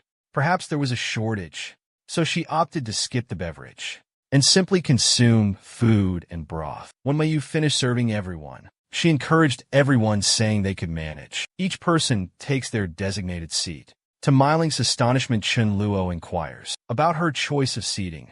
She indignantly questions, wasn't it her usual spot? Millie felt awful, silently apologizing. She believed Chun Luo was kind. Millie had to endure it for the future. Chun Luo stated they were proceeding. In her sitting there was inappropriate. He displays callousness. He informs Myling if she desires to observe them dining, she could sit nearby. Myling was bewildered and perplexed. Did that imply she was excluded? Myling inquires, wasn't the dinner for her and Mill's reunion? Chun Luo replies he made no promises about dinner. Everyone except her was on his team, had only allow his allies to eat food he risked his neck for. He asks Millie if she's with him. Myling told Myling she supported Chun Luo. Chun Luo asks Sadajiu and Mayu their stance. Sadajiu tells Chun Luo regardless, he'd always be there. Mayu says since he rescued her, her life was his. Dharma barks he's loyal to his master. Rice the cat adds with so much yummy food. Shed stick with Chun Luo. Chunluo asks Myling to observe everyone, supported him, he'd share everything. But who was dining? As he believes dining wasn't worthy to eat with them, unless she would heed him and align with him. Then she could dine with them. Dining, overhearing everything, became enraged and inquired if he intended to mock her with a mere meal. She then rose, slamming her hand on the table, requesting Chunluo not to be excessive. Myling then informed him she wouldn't consume it, as she doesn't consume food readily. But Myling was pondering it was simply a meal, and Chunluo was attempting to deride her. So Myling steps aside and stands nearby. While she was positioned there, Chunluo commenced commending mayo for the chicken. As it was delectable, he also suggests Melito sample the spicy crab as it tastes superb. Milai expresses gratitude. Afterward, Chunlu presents the braised fish rice, stating it was the fragrant dried fish she requested from him. Myling grew annoyed hearing the food talk and informed Mila Shed retired to her quarters. However, Myling became enraged upon discovering Chun Lo's undergarments in her bedroom. Myling angrily yelled at Millie, because Millie's kindness allowed that jerk, Chun Luo, to inhabit her sister's room. So Millie rushed to Myling's room and inquired, apologizing for neglecting to mention during her absence. Chun Luo briefly occupied her room. Millie reassured Myling that Chun Luo was a decent guy and vowed he wouldn't disturb her belongings. Myling simply replied okay, because he had assisted her. She'd permit Chun Luo to stay in her room. Millie then informed Chun Luo Myling could bathe, just avoid getting water in her mouth, and if she felt unwell, she could just cleanse briefly. Myling replied that she understood. Mila could now return. Myling then takes a bath. While bathing, she feels isolated, since even her sibling is with another, simply for tasty food. Sustenance. She pondered the capacity of a mini fridge. Finally, she envisioned Chun Luo understanding who's victorious. After washing up and dressing, she overheard Chun Luo inquiring about uneaten fruit, specifically grapes. Upon hearing this, she became irritated from the fruit selection. Why was her beloved fruit grapes being consumed? Myling developed a grape craving, yet resisted the urge. Given the apocalyptic circumstances, the grapes must be frozen, lacking freshness and flavor, and she felt no hunger. Myling exited and summoned Milai. Chun Lo was captivated by Myling's beauty, praising her looks, even provoking impure thoughts. Myling requested Melito accompany her for a private conversation with Mill. As Millie departed, Chun Lo urged her swift return. The grapes were excessively sweet. Had set aside some grapes for her. Chun Lo also mentioned when consuming grapes, nobody discards the grape skin. And when not enjoying grapes, one spits out the skin. Chun Lo was using this to charm Myling, overeating grapes, and she was enjoying it. But Myling understood Chun Loa was being deliberate. It was making her annoyed with him. Kneeling, shoved Millie onto the bed, gripped her hand firmly, and questioned Millie's newfound boldness, conspiring with an outsider to irritate her sister. Kneeling began tickling, and demanded Millie explain what happened, why Millie didn't assist her. At dinner, Milai giggled from the tickling and begged Myling to cease. She'd reveal everything. Milai declared they had united, with shared comprehension, and to avoid any conflict during crucial instances. Everyone concurred that Chun Luo should be their leader. She adds that Chun Luo feared that Myling wouldn't heed him, so he deliberately did that to her. Millie also informed her that, even though he revealed this matter to her earlier, she felt it was justifiable. Upon hearing this, Millie became anxious and inquired whether Millie was indoctrinated. Myling angrily stated that if Chun Luo displayed adequate combat prowess, she would naturally obey him. But he employed such a pathetic, cowardly tactic instead. Myling then chuckled and asked Meili, did Chun Luo believe he could use a meal to recruit her? Meili nervously inquires what Meili intends to do, as it would be unfavorable if she continued to oppose Chun Luo. Meili replies that if Chun Luo desires her obedience, then he must display strong fighting skills, and she would battle him and determine the ultimate victor. Meili prepared herself and ventured outside. Observing this, Meili anxiously inquired where Melling was headed. Melling replied she couldn't consume someone's belongings, as she naturally had to journey to the area to seek sustenance and refreshment. Myling attempted to halt Melling, warning it was too late and Meling might face peril. But Meling wasn't listening. So Melia asked Chunluo if her sibling was departed. To kindly convince her otherwise, Chunluo asked Meili if she lacked compelling reasons to deter her sister. But if Meili was concerned, she could allow Rice to accompany her. As with Rice, Meling could be warned of any danger beforehand. Hearing this, Rice complained that not being with Chunluo was unpleasant. Why was Meling so obstinate? Even Chunluo requests Dharma to accompany Meili, which irritates Dharma, as he dislikes venturing out on such a scorching day. Noticing Chunluo dispatching the animals, Meili inquires if she could assist her sibling. Chunluo replies that she can certainly go, but she must prioritize her well-being and also asks Melito to carry a stick as everyone departed. Chunluo pondered why he shouldn't employ this method with Meling. Chunluo recalls previous lifetimes as in prior existences. Meling always scolded him for taking vegetables and even struck him for it. Therefore, due to Meling punishing him in his past life, Chunluo was retaliating, which wasn't excessive. But soon he reconsiders that it wasn't appropriate, as he had hastily recruited Meling. The setting then changes to 10 minutes later, when Meling returned and mentioned she had instant ramen with beef flavor and a couple of eggs for dinner. Although it wasn't as fancy as someone's supper, but she felt content learning this. Chunluo chuckles and figures those unaware would assume there was actual beef in the instant ramen, meaning Meling was using the cup as a food advertisement. Chunluo then contacts Mayu and declares he desires instant ramen too. So get ready for it. Mayu replies with an alright. Chunluo intended to annoy her by displaying what real beef noodles resemble. Chunluo then approaches smiling and advises her to not be sensitive. And let's chat. Meling prepared for the conversation. As they begin talking, Chunluo initially seeks pardon, admitting he went overboard earlier. Upon hearing that, Meling inquires if Chunluo devised new schemes and wonders why he acted that way. Chunluo claimed his regret was genuine, as he didn't go overboard that afternoon. Before she could recognize her leader's role, Head refused to share his meal. Chunluo states that a leader needs fighting skills and tactics, so Head show her regardless of the area, that he totally outmatched her. He then added, firstly, they should try fighting skills and inquired, why not spar in 3 days? And if he were defeated, Head obey her.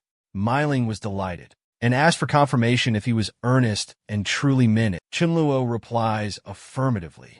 So Meling prepared herself, but wondered why wait 3 days they couldn't fight now. Chunluo explained he couldn't manage his powers well currently, so he feared he might seriously injure her. But really Chunluo did that because in a few days had achieved level 4 and better control his powers. Chunluo then teases Meling by saying she'd best not remind him that she couldn't beat the Lightning King. Upon hearing this, Meling became enraged and demanded to know what Chunluo meant, as if she couldn't even shoo a dog away.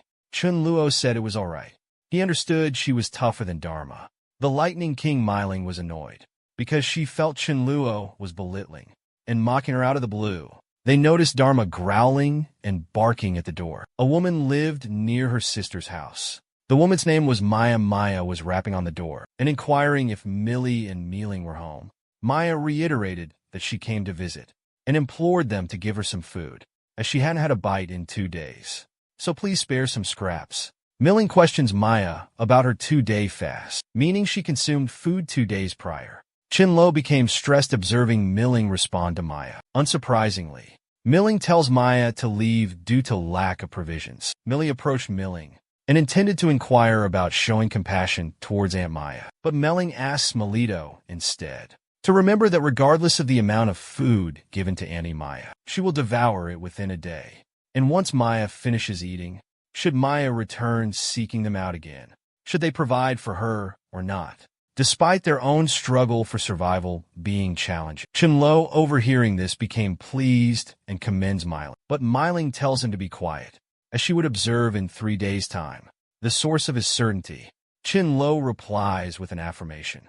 Unexpectedly, Rice arrives and embraces Chunluo, and when Chunluo glanced, Rice informed her that Aunt Maya seemed to have aggressive aims, so Chunluo became defensive, embracing Rice and assuring her he understood. Chunluo added that, regardless of their motivation for animosity, if they dared to approach, they would perish. The perspective shifted to Aunt Maya's side, where Maya descended the steps, remarking on Mealing's unexpected cruelty and her resulting anger towards those siblings. Next, Maya was seen approaching some boys. The boys inquired if she had investigated, and if Myling was present. Maya confirmed Myling was home, having just spoken with her, and Myling was indeed there, as she had recently been seen with 2 boys. Everyone felt relieved, and a boy remarked that if Myling were deceased. Such a shame. Another lad told me that each time, he had to use medication to gaze upward. But seeing Myling eliminated the need for medicine to lift his gaze. They commenced applauding her physique and form, claiming that relishing Myling was a worthy demise. It appeared less than favorable contrary to popular belief. Things looked bleak for the siblings. Their intentions to woo both sisters were evident. Finally, they resolved to delay no further. Thus, they devised a plan to storm their dwelling and turn both girls antagonistic. Even Annie Maya supported it, stating that initially she despised those sisters. Annie Maya became so wicked and vile that she urged the lads to torment both siblings. After concluding their courtship, when they all gathered before their residence, Sadaju observed from the window pane and informed Chunlu that Annie Maya returned with lads carrying arms. Things were looking grim. Upon hearing this, Chunluo decided to eliminate them. He instructed Sadaju to obliterate them, but recalled that casualties in the hallway were undesirable. Otherwise, cleanup would be necessary. Sadaju acknowledged and prepared his armament. Neely volunteered to provide Sadaju with assistance. Sadaju promised a swift return and told her to follow. Dharma barked, indicating his companionship. Sadaju and Dharma engaged in combat. Everyone observed from above. Myling unexpectedly caught a close glimpse of Chunluo and found him quite attractive. She hoped for both Sadaju and Chunluo to exhibit strength. Down on the street below, the thugs were delighted by the meager opposition. Anticipating canine cuisine, Sadaju's sudden assault triggered panic. They launched a collective attack, focused their attack on Sadaju, and were astonished to find Sadaju completely unharmed. They realized Sadaju had unlocked his power, even witnessing Dharma wield lightning. Now they retreat, recognizing their impending doom. After the boys and Aunt Maya fell, Chunluo instructed Melito, "Go extract those individuals' crystal from their foreheads." She listened intently and confirmed his request. Chunluo replied that she'll need to do this in the future, so it's best she starts practicing now. Even Myling agreed with Chunluo, because she also desired Melito gain experience. Chunluo then handed Meili a blade and told her to proceed, as he would personally escort her. Meili was anxious, as her sister and Chunluo were now united against her. She even attempted to seek Derma's assistance, but he refused, so ultimately, Meili had to act alone.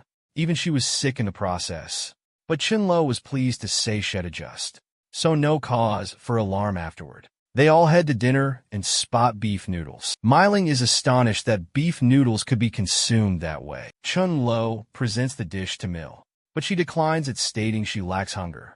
Milling was irritated that even she couldn't dine at her sister's residence. Likewise, the following day, morning and afternoon, observing them consuming so much food made her annoyed and questioned how this quantity of food could fit in their refrigerator. At night, Milling lost her composure and inspected the fridge, and was amazed it was replenished. She angrily confronted Chun Lu regarding the food, and then Millie revealed Chun Lu's talent. Upon hearing this, Millie is becoming furious with her sister for not informing her sooner. But still, Millie once again reminds Chun Lu of their upcoming match in 2 days. Milling fantasized about conquering Chunluo, then making him a food servant. Meanwhile, Chunluo aimed to quickly acquire Tank 4 to boost his fighting prowess. As he drifted to sleep, he envisioned using the Rat King crystal for his level 1 zombies. The crystal was underperforming. Upon absorbing the Rat King's crystal, a strange pain shot through his head. Observing his response, Rice became frightened, worrying about Chunluo's well-being. Minutes later, Chunluo rejoiced, having finally achieved rank 4. He offered the remaining Rat King crystal to Rice for her own advancement. Chunluo then tested his newfound power, materializing directly in the hall. Chunluo's abrupt appearance startled Dharma, provoking loud barking. Chunluo reassured Dharma it was only him. Dharma felt annoyed from guarding the entrance, despite Chunluo frightening him away. But that yelp awakened Mealing, and she questioned Chunluo about intentionally prompting Dharma to bark to disrupt her slumber. Chunluo chuckled at Miling for her inflated ego. He then informed Miling they would spar after their meal. Hearing this, I was astonished, since the allotted time hadn't elapsed. Miling then verified the wager, to which Chunluo proposed raising the stakes. At a mere 20 meters, he would prove her defeat in a matter of seconds, and if he failed, victory would be hers. Miling was stunned and inquired if he was belittling her. She believed that once the duel commenced, she'd retreat, preventing Chunluo from winning. She then inquired about the reward. Chunluo, with a mischievous grin, declared it quite straightforward. She simply needed to present her backside for a single kick. Miling found this rather peculiar. However, she prepares with the understanding she'd reciprocate upon victory. The scene shifted outdoors, where they were both prepared to battle and others observed. The instant the fight commenced, Miling was joyful, as she was certain Chunluo couldn't beat her. In a mere moment, shockingly, she noticed Chunluo had vanished from the front, and to her astonishment, he materialized behind her utilizing his void realm. Miling realized she was immobilized by his hold, so ultimately Miling succumbed. Recognizing if Chunluo possessed a blade, she'd be deceased undoubtedly. Afterward, she pondered the wager, but surprisingly Chunluo suggested she relax and dine with them. He also requested pardon for his actions 2 days prior, but now as allies they should become acquainted. Afterward, they all dined together, and even Miling was admiring of their conduct. Chunluo was pleased that everything went smoothly. He ultimately helped his companion. Chunluo inquires if everyone's meal is finished. They should gather in the lounge to talk about upcoming strategies. Chunluo begins speaking as the undead grow more formidable. They must remain united and collaborate as one against them. Supplies were becoming scarce during these times. They should observe the patterns of other survivors, as survival favored groups, even with their team's strong fighting skills. If they triumphed over a zombie horde, injuries were inevitable, which was unacceptable to him. Chunluo raises the subject of merging with another team. It felt like submitting to someone, which he couldn't tolerate. If they joined a group, what if others propositioned Miling for intimacy?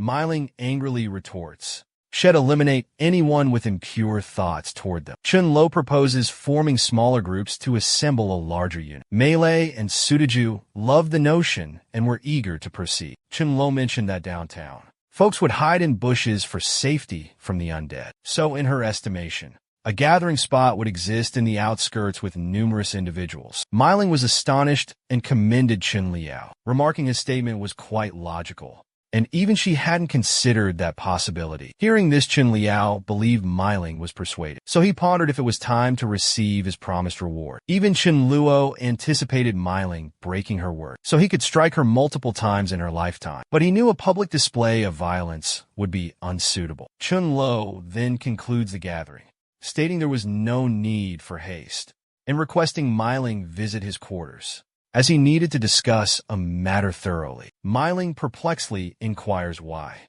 Chunluo responds it's personal. Miling grasped it concerned their wager, and she couldn't go back on her word. The group in the chamber stands silently and requests Chunluo to begin. Chunluo inquires if she misinterpreted presenting her backside, or if she struggled with studies. Miling, upon hearing, ponders why Chunluo was so intent on discipline, and questions Chunluo, who felt compelled to modify the penalty, including a backside strike if it's not excessive. Chunluo refutes it, and asks plainly if she'll honor her agreement, even becoming irritated while smiling. Must present her rear for Chunluo to strike. Chunluo was also pleased as it was observed, and he never envisioned the future war deity Fire Fairy would pose before him like that. Chunluo then begins removing his footwear. Observing this, Miling questions if hell strike her mercilessly. She instructed Chunlu not to delay she'd reached 10, and failure meant no more requests. So Chunlu pondered the wisdom of spanking her. He worried that striking her doomed him to perpetual bachelorhood. Mere seconds remained. Instinctively, he swatted her rear. Milan blushed, questioning his hand usage. Chunlu apologized for his forgetfulness, requesting a redo. Fuming, Milan approached Chunlu, gripped his hand, and threatened death if he spoke a word. Disclosure meant his demise.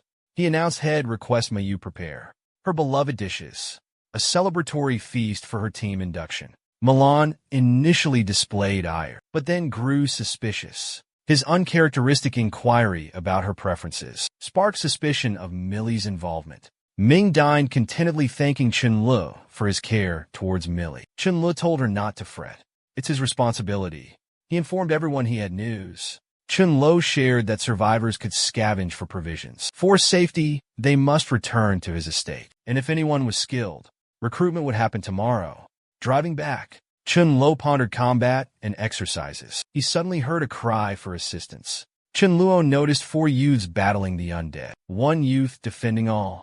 The 3 boys urged Fong to flee. Fong refused, declaring they'd die together. Their fates were intertwined. Chunluo was amazed. Despite Oolong being assaulted by toxic infected, Fong remained loyal to the 3. Fong spotted Che and pleaded for rescue. Knowing he'd return Chunluo's favor, Chunluo requests Derma's aid. Each in turn shared their names. First, Fong Luo stated his identity as. His gift amplified his power and build. The second lad said he was called Young Xuan, and his talent was ice. The third youth declared himself Li Fei, and his skill was lightning, but dwarfed by Dumras. The final lad identified as Shulan. His power was sand. Fong Lu explained they were all brethren from the same guard, searching for provisions, but ran afoul of toxic walkers.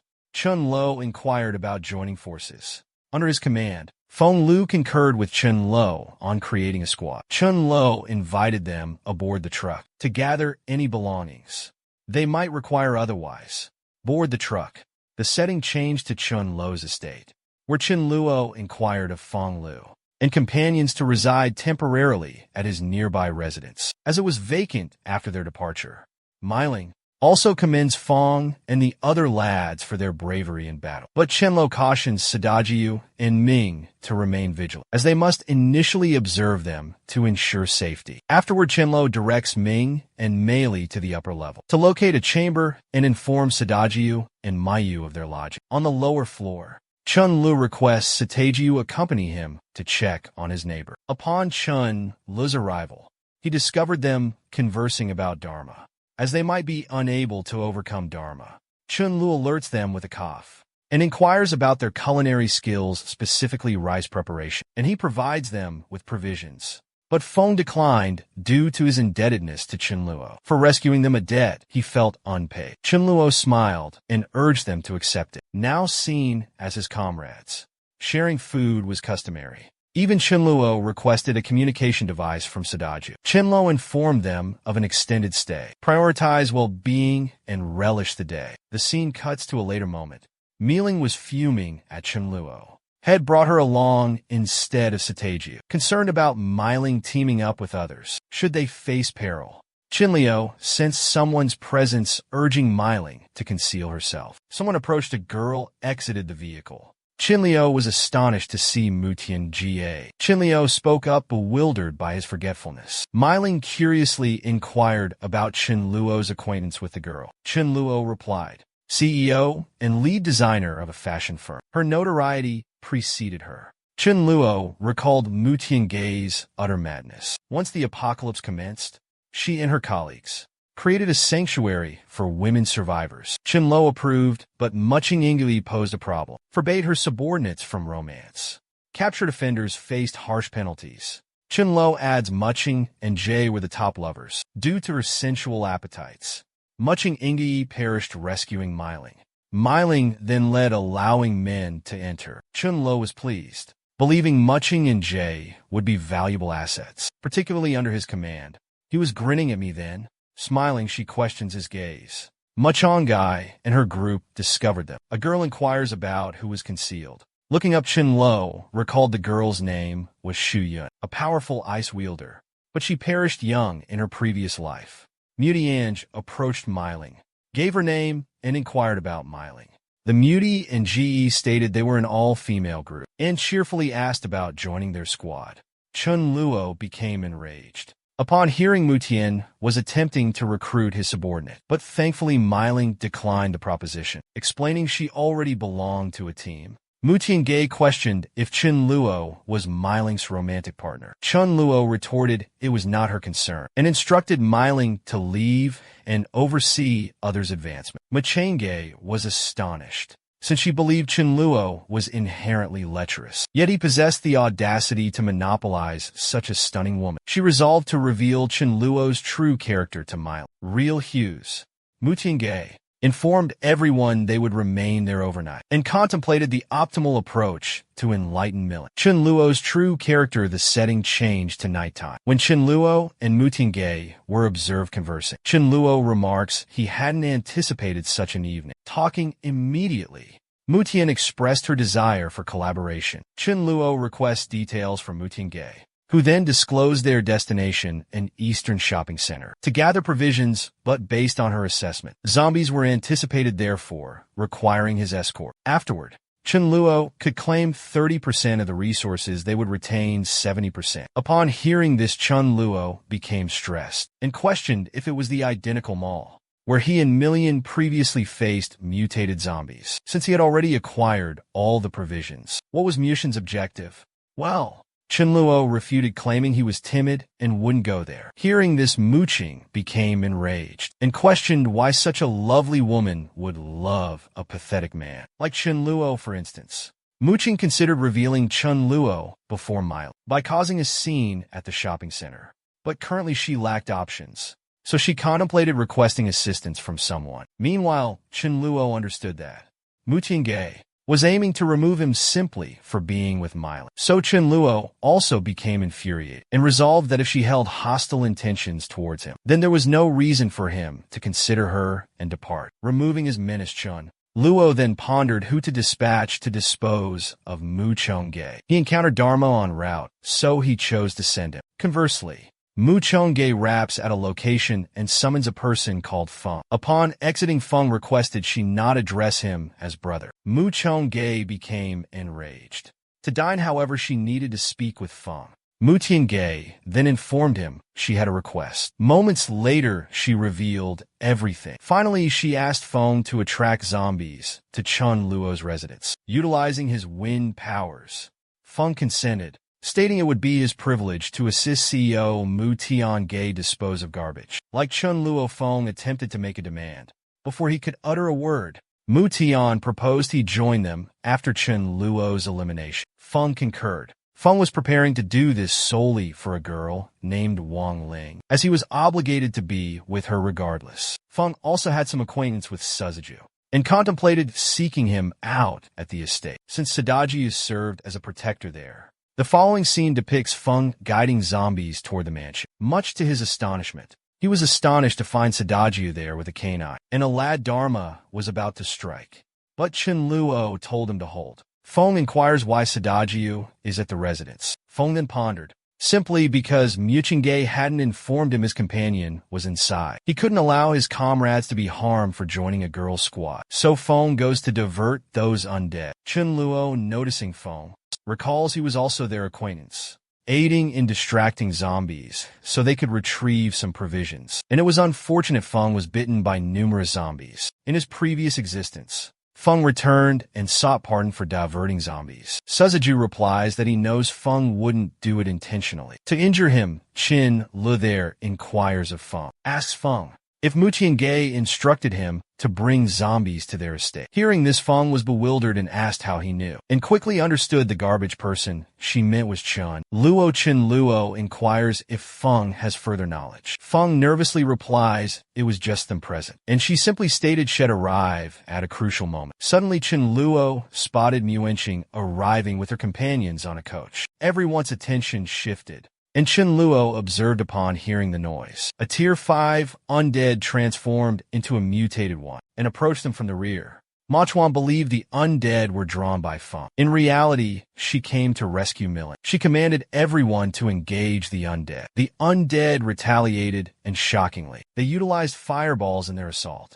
The women became frightened, and Mutian anxiously instructed everyone to disembark because the vehicle had a complete fuel reservoir. Mutian then questioned the presence of such potent undead. Nevertheless, she urged a united attack. So Mutian initiated an assault with her blade, but the undead evaded it and charged towards Mutian. Overwhelmed by fear, she reacted instinctively. She pulled her teammate in front as protection. Chunluo, observing this, was astonished and felt Much and Gay deserved death and needed to acquire the mutated crystal.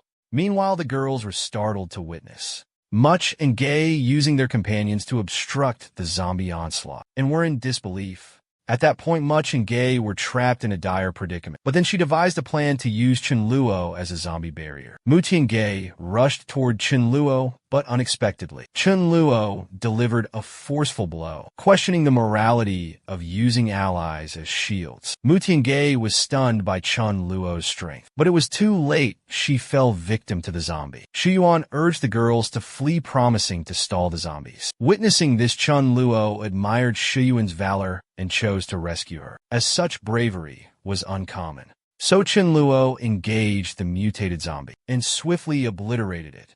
Witnessing this, everyone was astonished the zombie was felled in one blow. Chunluo urged Shuyun to discard the fuel, as if anticipating an explosion, and the instant she tossed it, the fuel tank erupted skyward.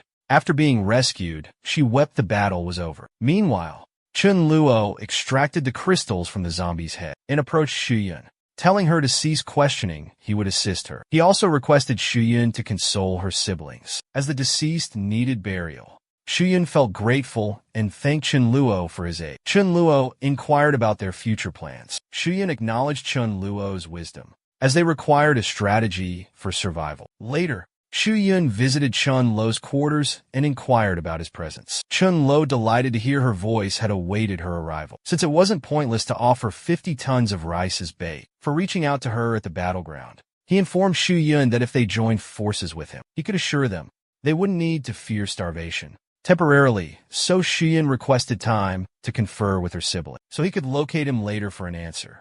Currently, Shuyun informed Chunluo that the remaining 20 individuals wished to unite with him. Chunluo replied that to become a member, they had to comply with certain guidelines. Firstly, they all needed to follow his directives constantly, and if anyone disobeyed, he would be merciless towards them. Secondly, he made no distinction between genders, so they would all receive equal treatment during combat. In the third regulation, Chunluo inquired of everyone that if they desired companionship, they had to seek it within their group, as belonging to the group and as a non-member, unattainable until they wed and enlist. They curiously inquired the reason. Chunluo divulged that he didn't desire his comrades kidnapped, and above all, to shield women from lecherous exploitation.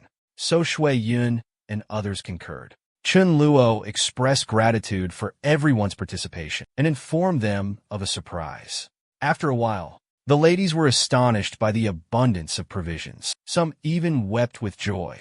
Yuan, Chun, and the other lad felt optimistic about romance. Given the 7 men and over 20 ladies, Feng requests to join Chunluo's group. Chunluo documented everyone's skills and strengths. Finally, he tallied 6 with physical capabilities, 4 with fire talents, 2 with lightning aptitudes, 4 with ice proclivities, 2 with earth affinities, and 1 harmonized with radiance and the natural world, focused on the luminous attribute.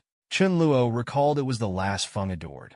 Wang Ling, he deduced, had prioritized Wang, and that Shuyun possessed the capability for sovereign status. Chunluo informed Feng, who in Shuyang, he would lead the group in exercises. So meanwhile, they must safeguard their residence. If an intruder appeared, they could defeat him.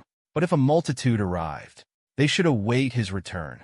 The setting transitioned to a later moment, when the group journeyed to the training grounds via coach and lorry. In fact, Chunluo selected the location because it housed approximately 300 to 400 undead, which he deemed ideal for practice. Chunluo directed Feng to attract some of the undead, specifying no more than 30 at a time. As Feng enticed the undead, Sadoju directly requested consent to accompany him to battle the undead. Myling takes charge of the magic users and directs them to engage. But during practice, they struggled and some couldn't strike, or some fought over their particular objective. Some wept during combat, Seeing this, Chen Luo became stressed, as the girl's precision was so absolute. But he did it all for his men, or else the girls would be gone by now.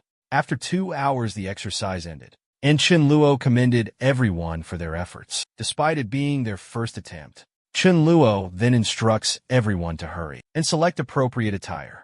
While everyone picked outfits, Chen Luo discreetly grabbed dark fabric and stashed it in his dimensional storage. Meiling noticed Chen Luo hoarding black garments. Initially, she assumed Chen Luo had an unusual preference for wearing such clothes. Shortly, she refuted it and pondered who Chen Luo would give it to, if it was for postage. Although it was a conjecture, she got angry as the dark hue didn't fit her sibling. A young lady informed the other ladies about plentiful provisions, so they could examine them. Everyone was delighted to see the bottled water, but Shun Yun requested everyone to hold and inquired Chen Luo about allocation. Chen Luo instructed her to dispense 2 bottles per person. Observing all that, Millie contemplated if accompanying Chen Luo was beneficial for them. Since joining him, she had never gone hungry and had always been under his protection. She was harboring a secret and resolved to divulge it to Chen Luo. At night, the setting changed to nighttime, where Chen Luo was gaming and Millie suddenly appeared. Seeing her, Chen Luo was stunned as it was midnight. He placed a kiss upon her head and inquired, "Wouldn't that be a shame for them?" Millie grasped the situation and proceeded. He held Chen Luo in his arms, but Chen Luo observed Rice remained in the chamber. Chen Luo ejected her from the space. Rice became enraged and clawed at the entrance. Milling arrived and spotted Rice in the lounge, and pondered why she wasn't accompanying Chen Luo. Rice informed Milling that Chen Luo was mistreating Millie, and noticing Millie's distress, he likely assumed he should assist Millie. So Chen Luo removed her. Hearing of mistreatment, Milling contemplated the nature of Chen Luo's actions and prepared to investigate. Seeing this, attempted to intervene, but as Milling approached to tap, he detected his sister's moans emanating from within. She discerned Milai and Chen Luo were engaged in intimacy. She wavered if Milai desired it. Intervening would be unwise. It was an unavoidable eventuality. The following morning, Chen Luo instructed Mayu to provide the squad with 20 kilos of pork. Overjoyed he was, but Mayu inquired about Milai, asking her whereabouts and absence. She typically rises early. Milai attributed it to someone Chen Luo acquired. Milai was aware of the previous night's events. Mayu pondered Chen Luo's approach to Milai.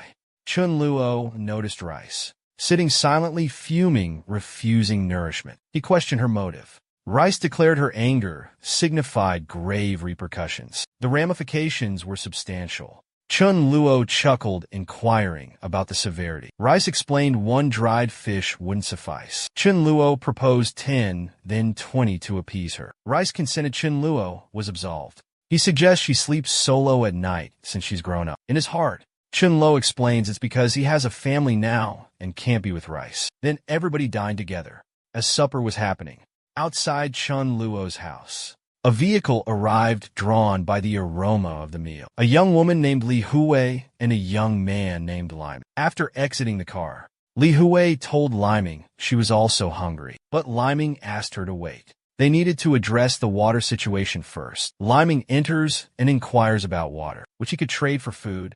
Chen Luo prepares to barter and requests Shuyin fetch 2 water bottles. After trading, Liming tells Li Hui to release. But Li Hui asks Chen Luo if they were all teammates, and if their group was still accepting members. Chen Luo stated that to participate, they had to demonstrate their competence. They needed to eliminate 10 zombies and retrieve the crystal. Upon returning, they could meet him for initiation. This news brought joy. It's achievable for them. Chen Luo prepares to offer them an opportunity. They were a close-knit family and didn't appear incompetent. After exiting the residence, Li Hui believed only they knew about the crystal. It's now public knowledge. Liming reveals many bright individuals existed. Furthermore, Chen Luo provided food for all, a difficult task. So Liming understands Chen Luo requested 10 zombie kills. They would eliminate 20 to prove their value. After 60 minutes, they returned with the crystals. Chen Luo commends their efforts and inquires about their skills. Liming introduces himself and his sibling, possessing enhanced physical capabilities, and Li Hui, with illusionary talents. Chen Luo inquires about her magical abilities. So Li presents her sorcery. Chun Luo was amazed by its shadowy nature. Upon leveling up, she could inflict curses, conjure the deceased, or launch assaults, aiding the group greatly. Chun Luo requests Mayu prepare pork for Liming and Li Hui. Chun Luo awaited Melito absorbing the crystals. Afterward, he could pursue romance with her.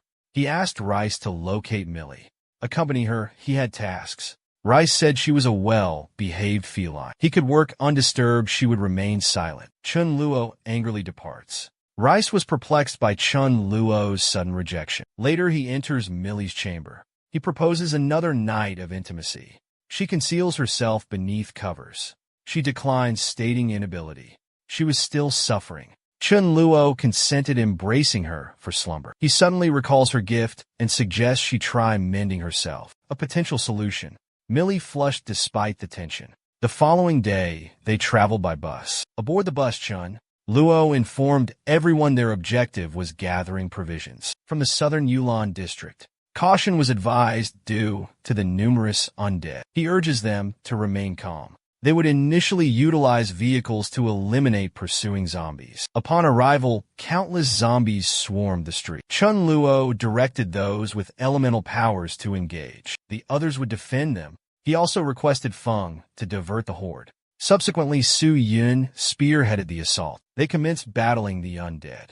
Observing the improved precision, Chun Luo was pleased. Sadoju and the other boys positioned rocks opposite to construct a barrier. Chinlo relaxed with Rice. Suddenly, Rice echoed Mill's words. Upon hearing this, Chinlo was shocked and inquired where she learned that. Rice said she snuck there for a chat last night.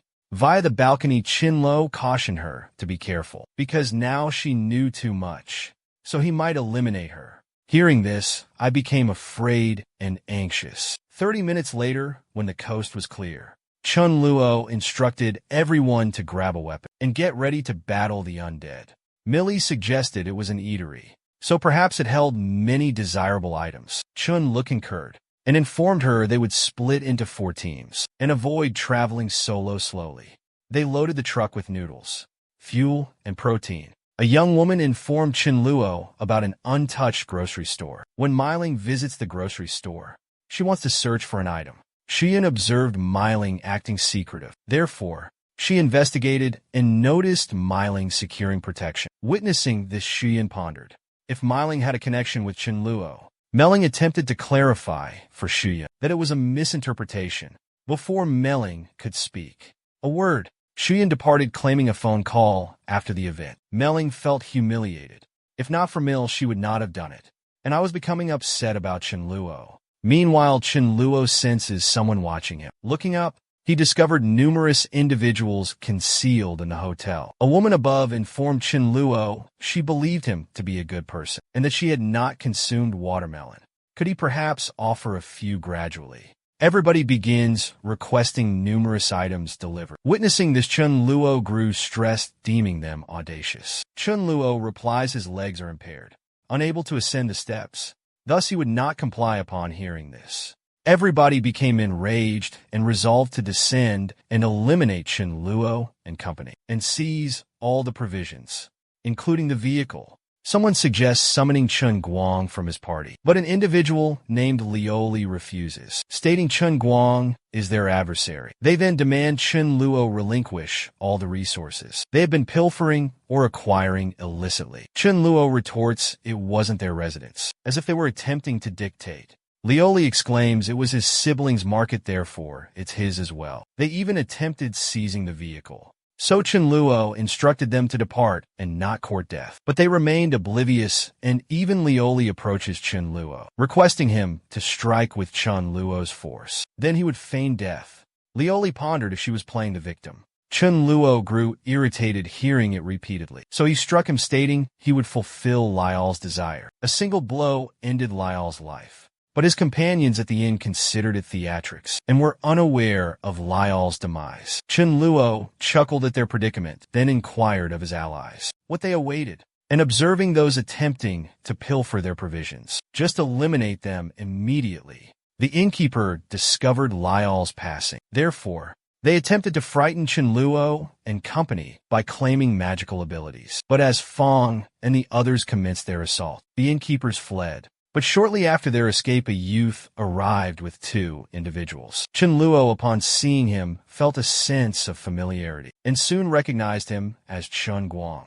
He supported him in his time of need. Chen Luoang chuckled and said those geezers were his acquaintances, so he showed them respect, but never imagined they'd perish by Chen Luoang's doing. Chen Luoang inquired if Chen Luoang desired vengeance for the old codger. Chen Luoang urged Chen Lun not to misinterpret, as they came seeking camaraderie and requested assistance. Chen Lu asked what kind of aid Chen Guang needed.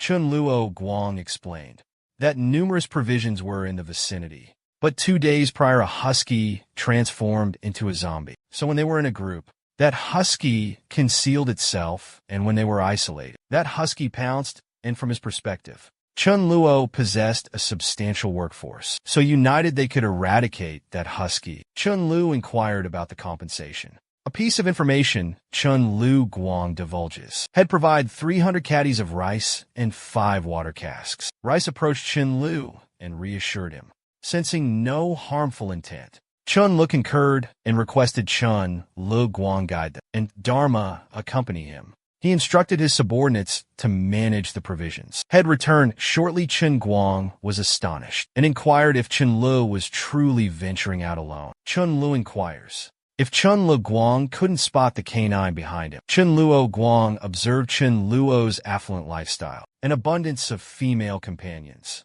Millie approached Chen Luo, offering assistance, prompting Chen Luo Guang to feel self-pity, questioning his single status. While Chen Luo possessed a dog, a cat, and a spouse, they continued onward and along the path.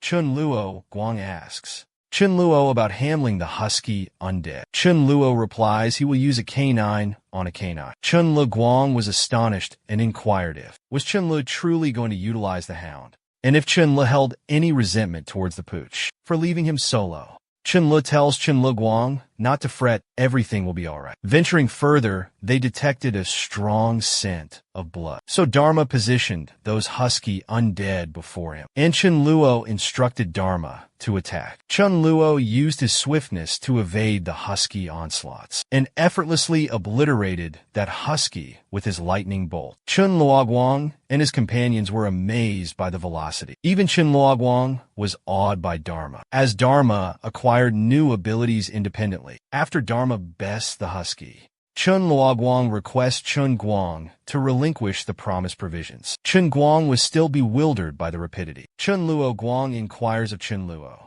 if he desires to collaborate with him, as his partner has eliminated over 10 undead, and they've got provisions for over 2 weeks. But as everyone knows, Chen Luo desires leadership. So Chen Luo replies to Chen Luo Guang that he didn't believe they were worthy of collaboration, as he could effortlessly obliterate them. In a single stroke, Chen Luo Guang stated that it was his motive for uniting with him, as only the feeble seek alliance with the strong. Chen Luo offered a collaboration, but obedience to him was mandatory. Before Chen Guang could answer, a fellow member informed him that his teammate, Zhang Liang, suffered injuries from a fire-flinging zombie. Chen Luoang rushed to his teammate's side. Chen Luoang requested Melito accompany him to see the injured. Upon reaching his teammate, Chen Luoang inquired about Liang's possible recovery. Chen Luo entrusted Millie to handle the matter, and Millie utilized her abilities to mend Liang. During their return, Chen Luo urged Chen Guang to contemplate his proposition. So Chen Luoguang instructed his comrades to propose a joint effort. But Chen Luoguang insisted on absolute authority and recognition as their leader. One after another each consented, and subsequently they informed Chen Luoguang of their willingness to follow his commands. Chen Luo reiterated that upon enrollment, they were obligated to heed him and combat the undead. Chen Luo then inquired, since they united, if residing at his residence was acceptable. Chen Guang and companions concurred. The locale shifted near Chen Lao's estate, where some youths were assaulting someone for denying them entry. The manner specifically. They arrived to ransack the residence for provisions. After a period Wei and others neared Chen Luo's abode. Observing this, Shulan questioned Fong about their course of action. Given the multitude, if they engaged directly, defeat was inevitable. Ken Lu considered feigning ignorance, but Fong Yu rejected it, since they couldn't simply witness theft. Fong Yu proposed alerting the inhabitants while nearing the dwelling, and if conflict arose, or the residents assaulted them, they would flee. For their joy, Zhang Lu observed Chun Lu's vehicle and the others returning to the residence. They need not worry. They confront Wei and his companions at their home. Meanwhile, Chun Luo spotted numerous cars, indicating many people survived. But arriving at the house, he was astonished to find survivors at his doorstep. When Chun Luo and company arrived, many women greeted them. Chun Luo recognized his past foes. Fong Wei Chun Luo Jingharry, noticing the truck, requests Chun Luo and the group share their provisions. Shockingly, Wei slapped her, questioning his identity and their right to share resources earned through their labor. Wei desires the women. He seeks pardon from Chun Luo and the others. He requests his companions to depart the residence and return. Chun Luo recalls Wei possessing a venomous aptitude, which posed a slight threat to them. Rice anxiously approached Chun Luo, expressing unease and sensing animosity from others directed at her. Conversely, Harry inquires if Wei returned empty-handed. Wei strikes him once more and explains confronting them directly would be difficult. Therefore, a midnight assault would be more prudent. Harry joyfully proclaimed his understanding, but his elation abruptly vanished, witnessing his head erupt from an assault.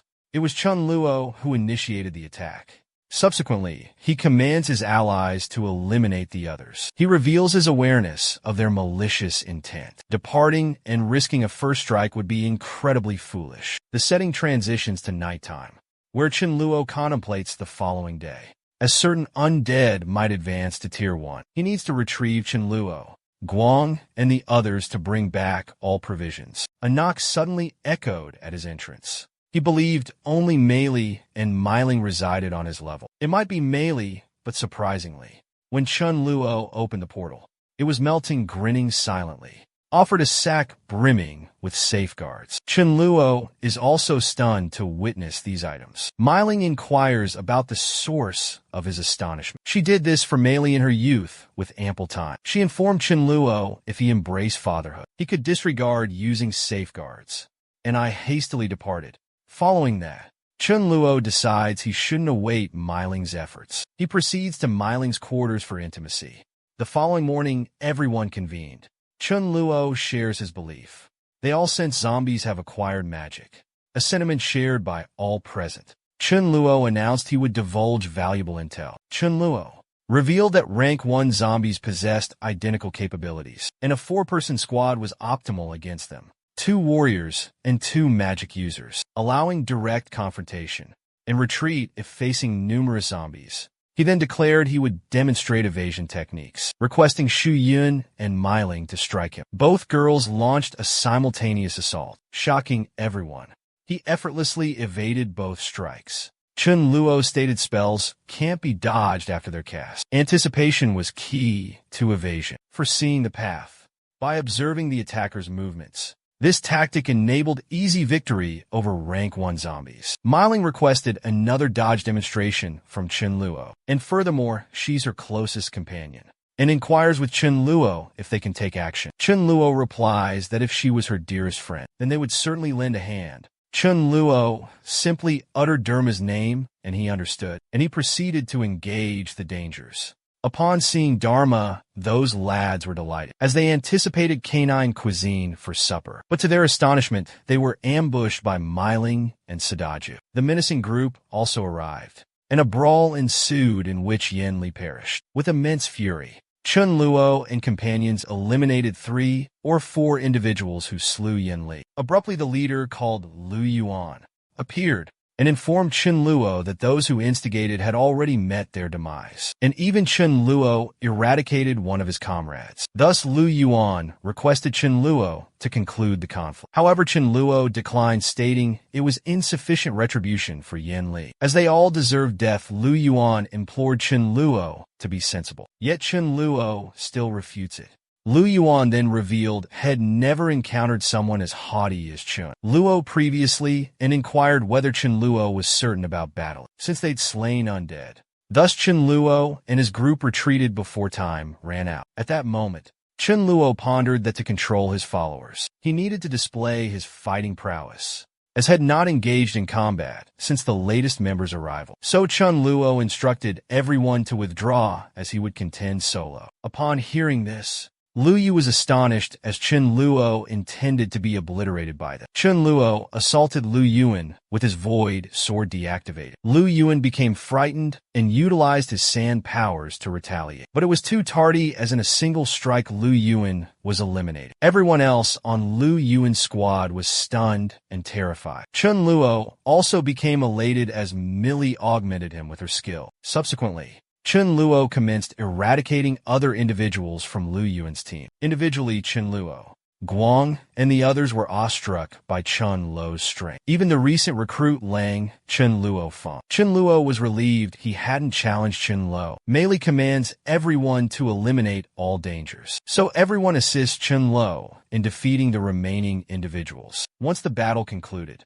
Chun Luo commends Chun Luo for his might and valor. Chun Luo replies it was insignificant, as he feels remorse for Yin Li's passing. But his primary goal was to prepare everyone through combat. Furthermore, regardless, if anyone harms his companions, he'll make them suffer. Chun Luo then instructs everyone to gather the supplies. And since it's nearly afternoon, anyone who can cook should return and prepare a meal. The scene transitions to a moment at Chun Luo's residence, where two youths named Miao Huai and Shida seek resources. And upon seeing Dharma, they become enchanted. They contemplated a delicious canine dinner. By apprehending Dharma, Sayadat immediately launched an assault on Dharma. But Miao Hoi intervened, saying they couldn't escape that canine, so they needed to entice the dog somehow. But observe Miao Hoi's absurd and ridiculous notion. He devised a scheme as he would defecate there, because canines enjoy consuming feces, which dog enjoys consuming excrement.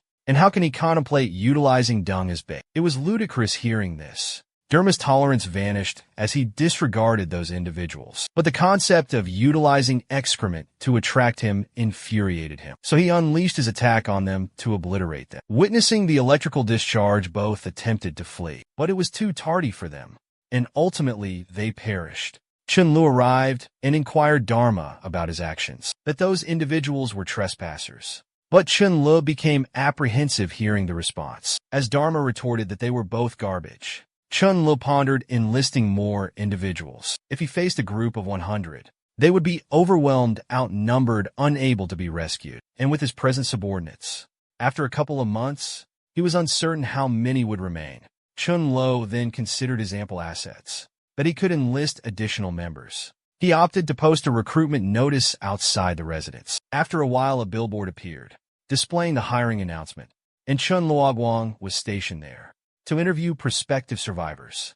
Some guys exited a vehicle, noticed the sign, paused, and conversed. A young man named Lu Qi inquired about Wang Cheng's opinion. Wang Chao replied that they should enlist, but only he and Lu Qi were qualified. The others were level 1, so they decided to proceed, and inquired about including their relatives. When they questioned Chun Luo Guang, Chun Luo Guang replied with apologies, as only blood kin were permitted. But a level 1 could also participate by providing 3 level 1 crystals. Lu Qi arrived and informed them he was a medic, so they could consider it an allowance. Chun Luo Guang was astonished, as it was an uncommon ability, so he informed them it was feasible, but they had to heed their leader's commands.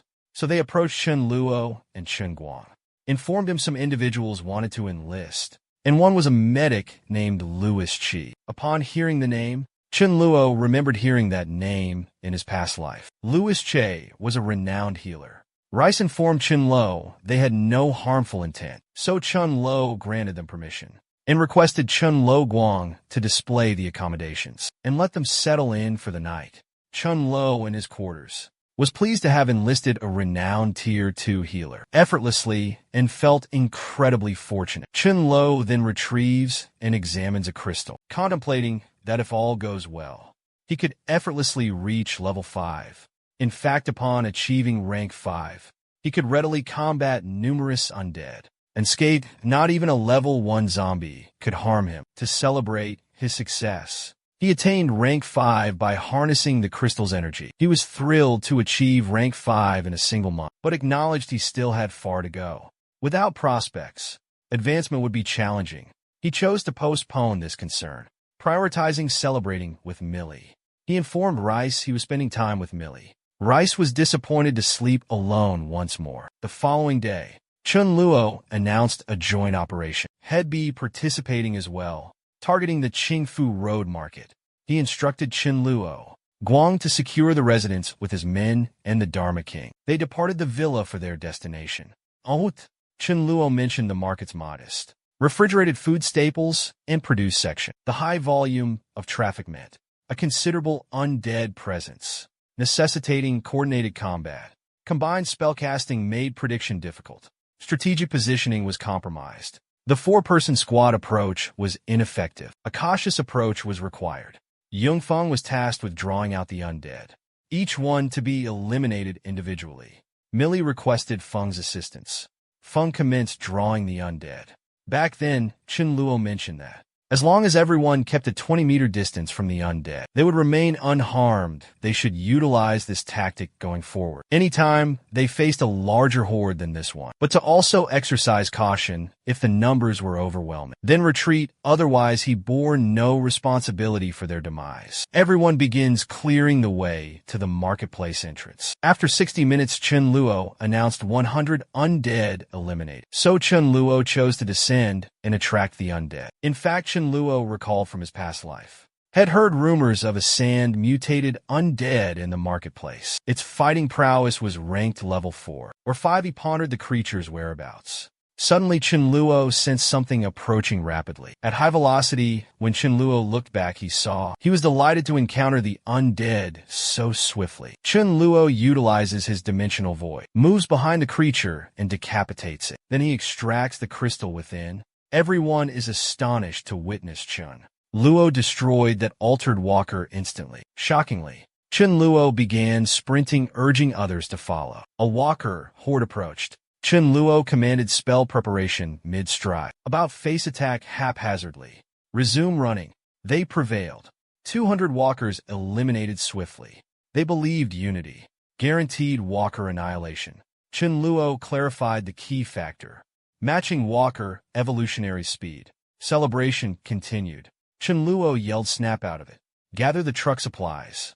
Meanwhile, Chun Luo pondered the prolonged cold storage failure, implying spoiled meat. He remained unconcerned, possessing his void. He'd keep it for now. He'd use it as a fresh color for his void later. The scene changed to 2 hours later. Chun Luo was going back to the house. Somehow, a guy named Suolong saw their bus and stopped them. Chun Luo told the kid to move out of the way. All of a sudden, Chun Luo saw another boy riding a bike toward them. The boy removed his helmet. Chun Luo was shocked. The boy was Xiao Hao Ran. He would become a legendary fighter. Xiao Hao wanted to talk to So Long. Xiao asked So Long if he got a real chicken. Would So Long give him one? His mom was dying and wanted chicken soup. She wanted it before she passed. Xiao Hao said he would do anything for So Long. He would even give his life. So Long refused the deal. Even So Long's buddies began teasing Xiao Hu about wanting lifelong meals. Chun Luo was delighted by the excellent bargain. Chun Luo approached Xiao Hu requesting chicken. As a cook, he could satisfy the need. How about exchanging a life for it? Xiao Hu prepared himself, insisting on top-notch chicken. Chun Luo directed Sadaji and Millie to swap cars with Xiao Hu and accompany him to bring his mom to the residence. Meanwhile, he would ride the motorcycle.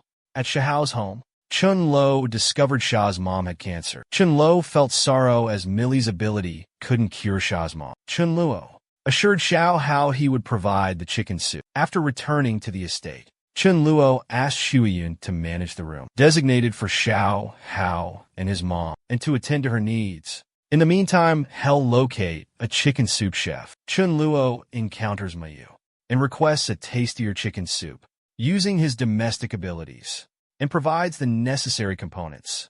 Mayu reacted with anger and inquired, was her soup not satisfactory? Chun Luo clarifies he desired ultimate deliciousness. Mayu stated a 3-hour preparation time. Chun Luo supplemented additional ingredients. Considering Sia's mom might be hungry and wanted to share a meal, 3 hours passed.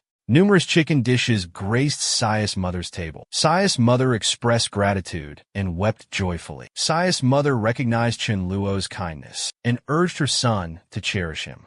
Never disappoint Chun Luo. A tender moment unfolds between mother and son. Chun Luo departs, and later, Xiao Hao approaches Chun Luo and learns his mother is gone. But thankfully, she experienced no further pain. He advised Chun Luo to observe his actions temporarily. Chun Luo contemplates her potential and aptitude. His mastery of Iron Fist seems inevitable. He recognizes the team's growing prowess. He must now manage the team's judgment. He resolves to implement a system of incentives and consequences, and a structure to inspire collective zeal. Chun Luan recollects the hierarchical framework of communities, with roles designated as commander, second-in-command veteran champion, regular associate, and newcomer. Provisions would exist for exceptional individuals, such as Sadaju and Millie. Chun Luan designates Level 3 achievers as champions. All others are deemed regular associates. Eventually, new recruits could advance based on merit. Later, everyone could exchange their points for provisions. Scores awarded based on skill. All rankings determined by points regardless. The following day, Chun Lo informs everyone. He's initiating a point system for all tasks. Any top-tier members with leadership qualities could become commanders leading small groups. He stated, given the present circumstances, Xu Yun heads the female squad, while Feng Yu and Chen Guang will act as interim leaders and oversee the male group. This ranking structure is commencing. As long as they excel, they will enjoy a comfortable existence. Upon hearing this, everyone becomes enthusiastic and filled with determination to eliminate the undead, to secure a pleasant life. Meanwhile, something was approaching Chun Lu's residence. A man in a vehicle named Zhao Hai inquires whether a boy knows what's happening and why there aren't any zombies nearby. The boy replies that all the zombies were eradicated. A skilled combat team resided in the villa district. They dined on meat. Meat talk. Xiao Hai, stunned, inquired of Jin Tao. Should they investigate? Zhao Hai proposed friendship. Jin Tao consented, hoping for meat provisions. Jin Tao informed Xiao Hai, recalling affluent Chun Luo, his company's primary investor before passing, requested $300 million. They spotted a village mortgage. Xiao Hai questioned money's post-apocalyptic value. Jin Tao pondered Chun Luan's demise. Lian Chen Luan stood guard at the villa, observing the multitude. He grew anxious, summoning Chun Luan. A throng approached. Villa-bound Chun Luan emerged. Xiao Hai and Jin Tao were astonished to see him. Chun Luo also became stressed, recognizing that it was the lender, and was curious what was happening. They both then exchanged greetings, and Xiao Hai inquired if Chun Luo managed that residence. Chun Luo replied affirmatively. So Xiao Hai reminded him of the loan he had obtained, and that now its balance was $330 million with accrued interest. However, Xiao Hai requested Chun Luo to settle the principal of $300 million. Chun Luo grinned and pondered why Xiao Hai believed he would reimburse him. So Chun Luo informed Xiao Hai that he already repaid him, but it seemed due to a connection issue, the message was lost. Therefore, Xiao Hai couldn't criticize Chun Luo or his finances. Jin Tao yelled at Chun Luo from behind. How could he deceive them, as it's a substantial sum of money? Chun Luo smiled and asked Jin Tao to provide proof that he hadn't paid. By venturing deep into the rear, Chun Luo understands obtaining evidence is impossible. Chun Luo then informed them they had inadvertently assisted him. To return the favor, he would provide them with ample rice for cooking as gratitude. Xiao Hai replies that Chun Luo was being dishonest, but he would still offer him an opportunity if he provided some meat. Xiao Hai calculates and demands 15 tons of meat as compensation. Jin Tao interjected, stating if Chun Luo lacked that much meat, he should compensate using the girl behind him. Hearing this, Chun Luo became enraged and angrily inquired, what if he refused? Observing the demeanor Xiao Hai displayed, Chun Luo's attitude stemmed from his power. Therefore, he must not act impulsively. So Xiao Hai conceded that he did not desire meat. Hearing this, Jin Tao became infuriated and questioned Xiao Hai's actions. Chun Luo became delighted and urged Xiao Hai to return safely before any incidents occurred. Zhao Yi acted that way because he was aware Jin Tao only desired the woman behind Chun Liao, but he also wished to examine Chun Liao's strength, so he would depart temporarily. Jin Tao became enraged and demanded Chun Liao battle them. Chun Liao issued a final warning. If they didn't want annihilation, they should support Xiao Hai. Jin Tao was stunned to see everyone retreat with Xiao Hai, so he unleashed his power and conjured skeletal warriors. Chen Luo, observing this, was amazed as Jin Tao wielded dark magic, yet it was unfortunate he wouldn't survive. Jin Tao then mocked Chen Luo, believing they were witnessing this for the first time, and yelled they would be consumed by hell. Chen Luo became infuriated and informed his allies this time. They must battle, and by eliminating one foe, they would earn 5 points. And for apprehending Jin Tao alive, they would receive 100 points. Out of the blue, Dharma appeared and commenced woofing. So Chen Luo inquired about Dharma's message from Rice. Rice relayed that Dharma desired a point system for canines and threatened litigation against Chen Luo if denied. Prejudice against canines. Hearing this, Chen Luo became enraged. When did he deny Dharma anything? He assured Dharma he would receive a comparable target. Dharma was thrilled, ready for combat.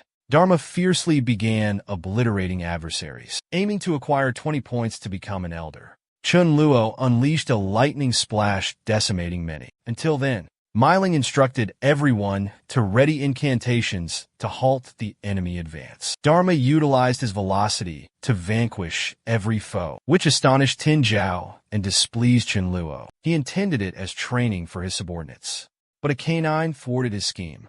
Dharma then charged towards Ting Zhao. Observing this, he panicked and pleaded with Dharma to stop shutting his eyes in terror. Surprisingly, he felt nothing, and when Tin Zhao opened his eyes, he was stunned to find the dog urinating before him. Dharma intended to mark Tin Zhao as his possession. He resumes erasing others' thoughts on scores. Meanwhile, Chen Luo feels humiliated by the display and ponders if Dharma truly needs to urinate publicly. Like that, Tin Zhao became frightened and clutched Chen Luo's leg, begging for pardon and pleading for his life. While Xiao Hai was thankful that luckily he hadn't antagonized Chen Luo, Chen Luo assured Tinjio he wouldn't harm him. But secretly, Chen Luo was pleased because Tinjio's conjured beings could yield crystals. However, the issue was only level 3 summons possess crystals. Therefore, Chen Luo needed to raise Tinjio to level 4. Ting Xiao, after being rescued, was overjoyed and inquired about Chen Luo's desires. Chen Luo expressed his high hopes for Ting Xiao and instructed Chen Guang to confine Ting Xiao and consider him a recruit. Later, Xiao Hai approached Chen Luo's seeking partner for his numerous transgressions and presented him with a firearm for past disrespect. Chen Luo realizes the weapon is useless to him because he's now level 5, so he opts to use it to daze Xiao Hai. He fired it and Xiao Hai was indeed stunned, but shockingly he witnessed Chen Luo utilize a void area to redirect the projectile. Because of this event, Xiao Hai grasped Chen Luo's immense power and felt insignificant compared to Chen Luo. He needed to proceed cautiously. Xiao Hai nervously shook Chen Luo's hand, admitting his strength altered his view. Chen Luo suggested they could collaborate in the future together if he harbored no ill will. Chen Luo inquired about Xiao Hai's companions, if any were affiliated with darkness, earth, or elemental forces, and if supplementary elements qualified.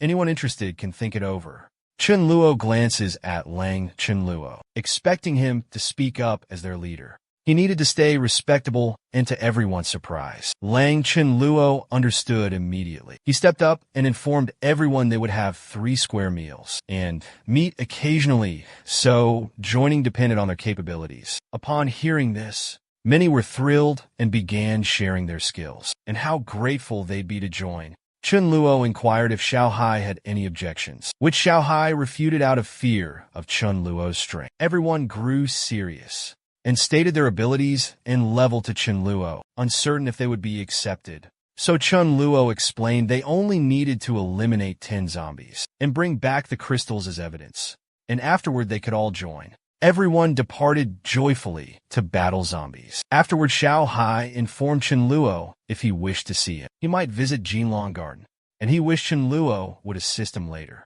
The view then changed to tonight, where Milla stated her belief that the newest recruits were doing great, so why not have them clear out the nearby undead? Based on her estimations, they were capable of eliminating all the walking dead, and perhaps all the infected would be eradicated before transforming. Chen Luo replies that there were numerous people who would refuse to battle, Furthermore, if everyone assembled and confronted a changed zombie, all would perish, but secretly. Chunlo understands that was only part of the cause, since he desires the zombies to mutate, as it was the sole method to advance, by acquiring potent crystals, or else they'd have to await demise. When those formidable beasts appear, the following morning, Chun Luo urged caution.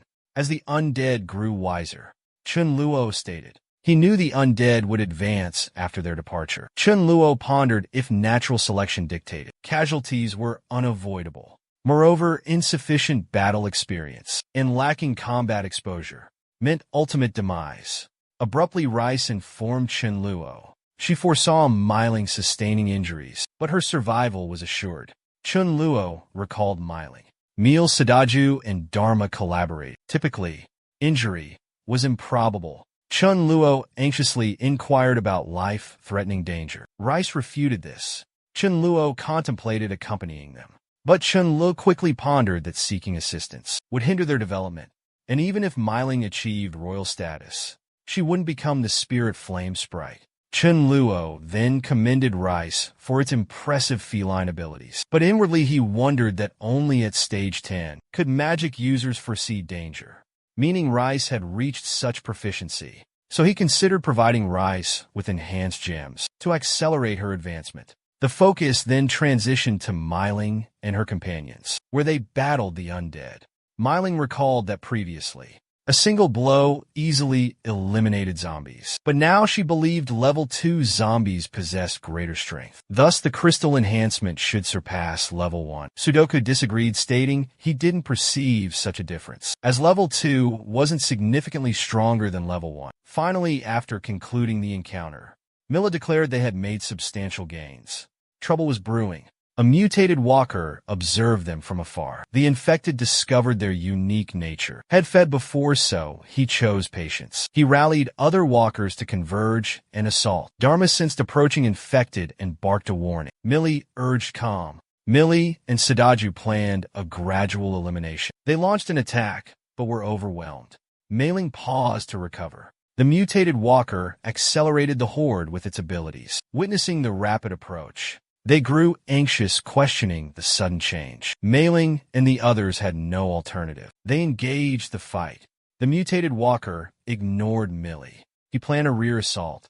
Mealing spotted the mutated walker, intercepted the walker, shielding Mealing. Mealing suffered a grazed arm, but without delay she counterattacked. So the mutated zombie considered fleeing, believing it was vulnerable. Sadaju then requested Mealing engage the regular zombies, expecting to restrain the mutated zombie, and then they would collaborate. Mealy prepared to empower Sadaju, and when Dharma returned, they were yelling loudly. Hearing this, Dharma was astonished and questioned what occurred, since he had only been absent briefly. When he observed them battling mutated zombies, he joined the fight, fearing the trio's safety. Chunlo Luo would prepare a canine feast. Due to Dharma's assault, the mutated zombies' focus shifted towards him, and Sadaju found an opening to strike.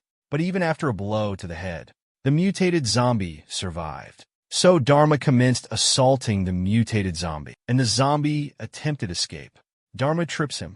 They jointly assault to banish it. Victorious, they grew weary. Kneeling, they requested a conclusion to the day's exploration. Meanwhile, Dharma rejoiced finding a rose quartz from the mutated walker. Time passes. Dharma approaches Chun Luo regarding the gem, inquiring about its value in points from Rice. Chun Luo observed the pink gemstone, recognizing its level 4 status. Chun Luo declared it worth 100 points. Dharma beamed. His joy quickly soured. Witnessing Chun Luo instruct Rice to consume the gem to achieve level 4, he angrily questioned. Chun Luo gifted his hard-earned prize to a feline. Chun Luo explained. Should Dharma wish to relinquish the gem, he would receive the points. Should Dharma desire its use, he needed to deduct the points. Dharma refutes needing crystal. He only requires points. Chin Lo grins, knowing how to easily manage Dharma. His actions ensure Rice possesses the crystal, repaying her past assistance. During Millabai's prophecy, anxiety arose from concealing Sadaju's ailment. Chin Luo ponders whether it's her level or Sadaju's wound, which was minor. Thus Chen Luo chose to enhance that extraordinary skill. The narrative jumps forward several days. Dharma approaches Chen Luo requesting observation. Upon seeing him, Millie questions if it's her perception, or if Dharma increased in size, a smiling confirmation that he indeed grew. Sadaji inquires about Mayu's meal's contribution. Dharma woofs fiercely. Rice relays that Dharma claimed its due to reaching level 4, and his physique transformed.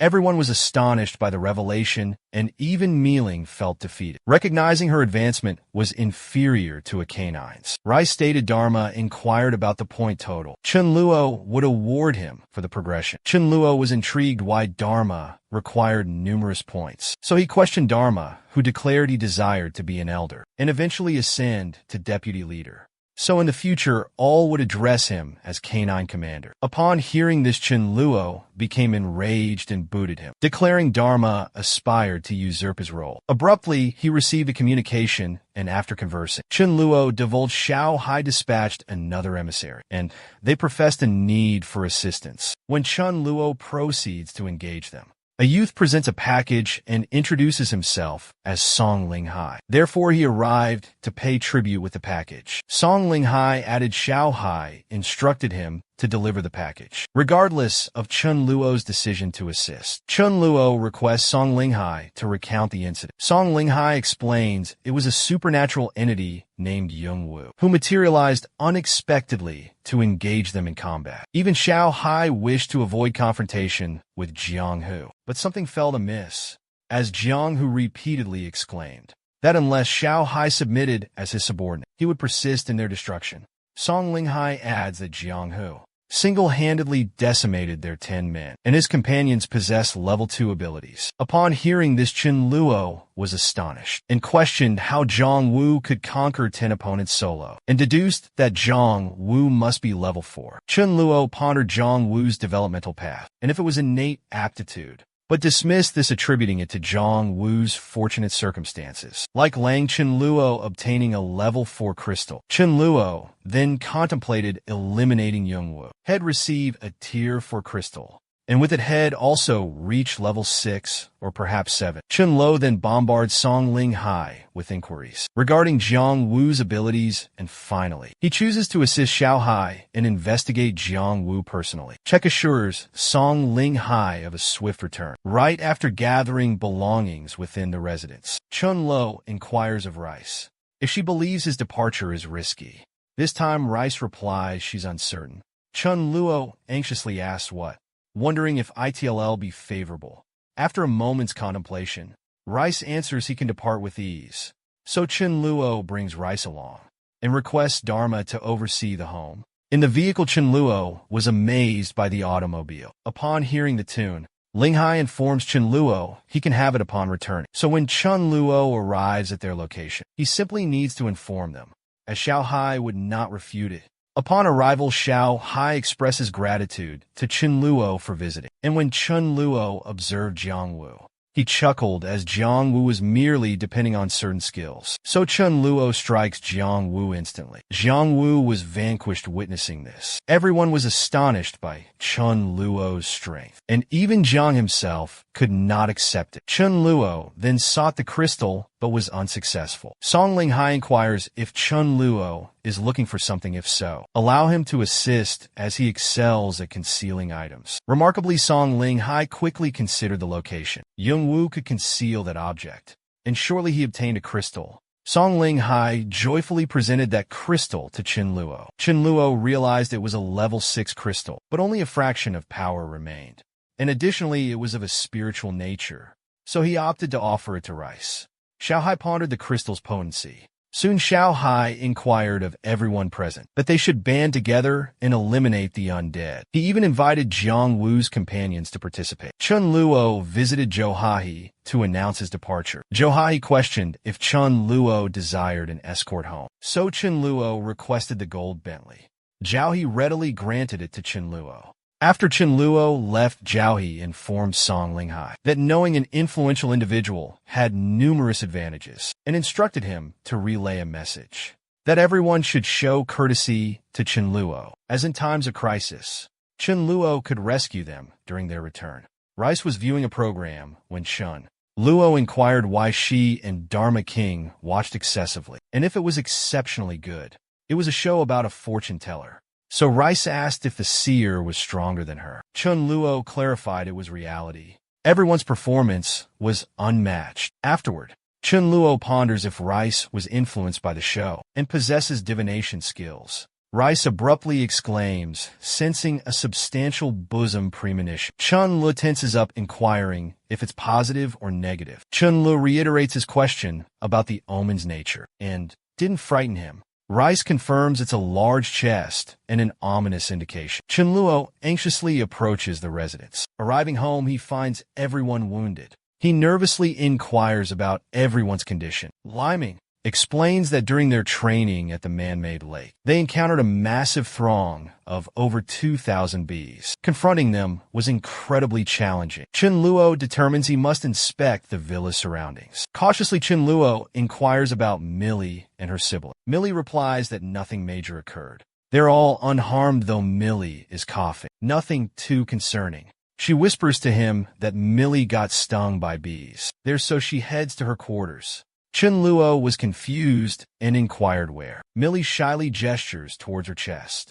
Chun Luo understood that the ample bosom, an unfortunate incident Rice mentioned, was bees attacking Miling's bust. They relocated after a while to a different spot, where two lads were conversing, while one was badly wounded. Mac urges Sak to head to the villa zone for safety, but Sak invites him to come along. Mac explains he can't. The entry fee is 3 crystals, and they're one short, so after his demise, Sak could use his crystal and enter the villa. Finally, Mac perished. Following this, Sak was enraged by the senseless requirement, as group zombie hunting was prohibited.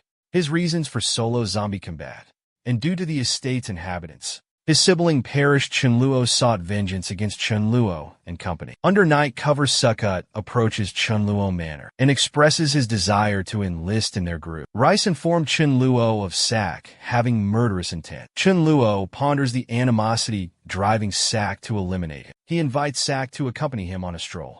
As they proceed, Chun Luo strikes Sak, questioning his hostile aims. Sak denies it. Chun Luo demands a swift explanation, citing limited time. Sak anticipated a fatal beating from Chun Luo. He rose and braced for conflict. Chun Luo marveled at Sak's twofold strength. Sak charged towards Chun Luo, exclaiming it was Chun Luo's stringent requirements that caused his sibling's demise. His brother perished, while Chun Luo leisurely played with a feline at home. Chun Luo became irate and inquired how he could make it seem like he had brought about the apocalypse. Sak demands silence and commands an attack. But as we all know, Chun Luo's power is immense. Sak is vanquished in one blow. The following morning, Chun Luo stood at the villa's entrance and gazed at one of his subordinates. The true reason for his observation of the young man was Rice's premonition of the boy's impending demise. Chun Luo reveals he recalls the boy's name, Shu Mingqing, a specialist in wind manipulation. Shu Mingqing instructs his companions to venture into the forest for novel experiences. Chun Luo waited to ascertain if he could avert death and rescue him using Rice's prophecy. Abruptly, Chun Luo witnessed a black cat assaulting Shu Mingqing. He pondered if this was Rice's warning. Chun Luo strikes the cat to protect Shuang Mingqing, but the instant he hit the cat elsewhere, Rice expels blood and collapses. Witnessing this, Dharma was astonished and wept, puzzled about Rice's condition. Dharma attempts to rouse her, but due to her lack of reaction, he chooses to inform Chun Luo immediately. Meanwhile, Chun Luo pondered if the prediction would materialize, and to interfere and prevent it. Rice was excessively strong. Abruptly, Chun Luo spotted Dharma approaching him weeping. So Chun Luo anxiously questioned if a tragedy occurred at home. He also raced back home with Dharma, and upon arrival, he was stunned to find Rice unconscious. Upon checking, he was comforted that her pulse was still beating. Chun Luo then wondered that no guards at the entrance were harmed. Therefore, there was no possibility of an intruder. Then who harmed Rice? Dharma was bewildered and replied that he genuinely didn't understand what happened. Unexpectedly, Miller arrived and inquired why Chun Luo summoned her. But after seeing Rice, she asked what occurred. Chun Luo instructed her to prioritize Rice's recovery. Chun Luo pondered if saving Shu Mingqing was the cause, and resulted in the prophecy reversing. but he recalled million time. He dismissed his thought. Rice awakens and learns of the incident, due to the prophecy being altered, causing him to cough up blood and collapse. Chun Luo apologizes for her predicament. Rice mentioned a path surrounding her, and only him. Millie and Mealing were within it, others were outside. Only their time strengthened her. Regarding others, she faced significant danger. She informed her. Dharma King was frantically rushing towards the path, but he remained distant. Chun Luo realized the prophecy level was changeable, but required sufficient closeness. In essence, the power should be employed carefully. Chun Luo instructed Dharma King to be amicable with Rice, as it would be advantageous for him. Dharma refused, claiming he wasn't a sycophant, but upon learning the perk that it could prevent his demise. After Dharma prepared, Chun Lu informed Rice that henceforth Dharma would be her occasional steed. The setting then transitioned to a month afterward, when Chun Luo was delivering an address to everyone. Chun Luo stated that as everyone had witnessed in prior days, over a month passed. Some of the undead who progressed to level 2 began evolving again. Hearing it, everyone commenced panicking and stressing. Chun Luo urged them to remain calm, as zombie advancement signifies some enhancement in traits and a bit of intelligence, and it wasn't the same notion as them, so he would grant them time. He then informed them of the regulation alteration, as now they only require 1 level 3 crystal for the subsequent days, and thereafter they must obtain 2 level 3 crystals. Until then, his sole subordinate arrived and informed him that a Jaw High representative returned, bearing tidings. Chun Luo adjourned the gathering and proceeded to greet the visitor. Chun Luo discovered it was Song Ling Hai. Song Ling Hai announced a marketplace was arranged adjacent to the toll booth on Highway 99 and suggested a collective deliberation to strategize solutions scheduled for the following day. Song Ling Hai added that Jia Hai would participate and inquired about Qin Lao's attendance. Qin Lu prepared himself, recalling numerous past rumors, yet never partaking after reincarnation. His objective was to amass and command all exceptional individuals from every background at the upcoming market. A youngster inquires about Chun Luo's interest in a game, as their establishment offers affordable merchandise, equivalent to 10 pounds of rice or premium crystals. The boy was propositioning them to engage with ladies. Witnessing this, Chun Luo became enraged even amidst the apocalypse. The lad was exploiting women for profit, and Chun Luo refused to participate, due to his devotion to his companion. To be fair, Chun Luo's subordinates were attempting to establish a venture for income. They informed everyone they didn't require a multitude of individuals, allowing them to explore freely in all fairness. Chun Luo also encouraged them to purchase and enjoy as they please, and should they discover something noteworthy, they were obligated to notify him. Chun Luo requests Sadajiu, Feng Hu Shanghai, and Chun Guang to accompany him. Proceeding onward, Chun Luo observed a large assembly congregated, prompting him to investigate. Chun Luo subsequently displaces individuals to clear a path into the throng, and realized it was Jiang Long, and he still possessed the poultry Xiao had pleaded for. A youth named Zhou Mingliang was conversing with Jiang Long. In reality, Zhou Mingliang desired that fowl, for which Jiang Long was requesting payment. But Zhou Mingliang refused, claiming his sibling's head was singed by Jiang Long, yet he still demands compensation. Zhou Mingliang was prepared to offer 100 kilos of rice and nothing more, but Gung Long wasn't agreeable, so Chun Luo intervened and stated he would provide 20 Tier 2 crystals for the bird. Hearing this, Zhou Mingliang angrily questioned Chun Luo if he was seeking a confrontation, but Chun Luo ignored him. So he furiously moved to contact Chun Luo, but before he could manage it, Xiao Hao sent him flying. Shuang Mingyang urged Xiao Hao to leave. He's the one picking on others, and if Xiao Hao interferes, he'll be eliminated. So Xiao Hao asked Chun Luo to let him manage everything. Qin Lu consented. He wants Jiang to rue his choice forever. Moments later, Xiao swiftly overwhelmed many, witnessing his agility and striking force. Everyone panicked, unsure what to do. Finally, many fled without a fight. Zhang Lang observed Xiao battling, was astonished that he knew Xiao Hao was a boxing champ, but didn't anticipate such a huge difference in power, and as Chun Luo desired. Yung truly laments denying him chicken. Chen Luo then, without consulting Jiang Long, makes the exchange and takes the chicken.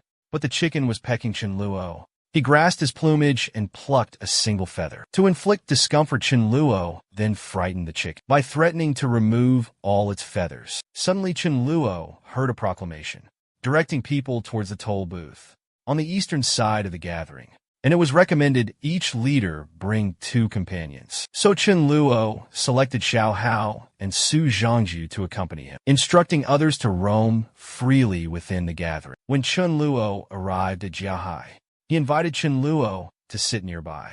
Jiahai then spoke about the host named Yi Gaofei, the successor of the Yi Corporation involved in international commerce. But inwardly, Chen Luo felt that to him, Yi Gaofei was insignificant, as the truly important person was the chairman beside Yi Gaofei, named Long Yu, a metal-based superhuman, capable of transforming into various weaponry to aid others. He also revealed that Long Yu was a sovereign in his past life. Chen Luo then pondered if he could recruit him. If he'll request a blade or rod transformation. Yi Gaofei introduced himself as Yi Gaofei and mentioned 1,250. 2 individuals survived at his outpost, with 812 at Tier 256 at Tier 3 and 4 at Tier 4. Chen Luo felt a bit irritated because his team only had 4 people, a canine and a feline at Tier 4. So Gao Fei possesses power and high-level crystals.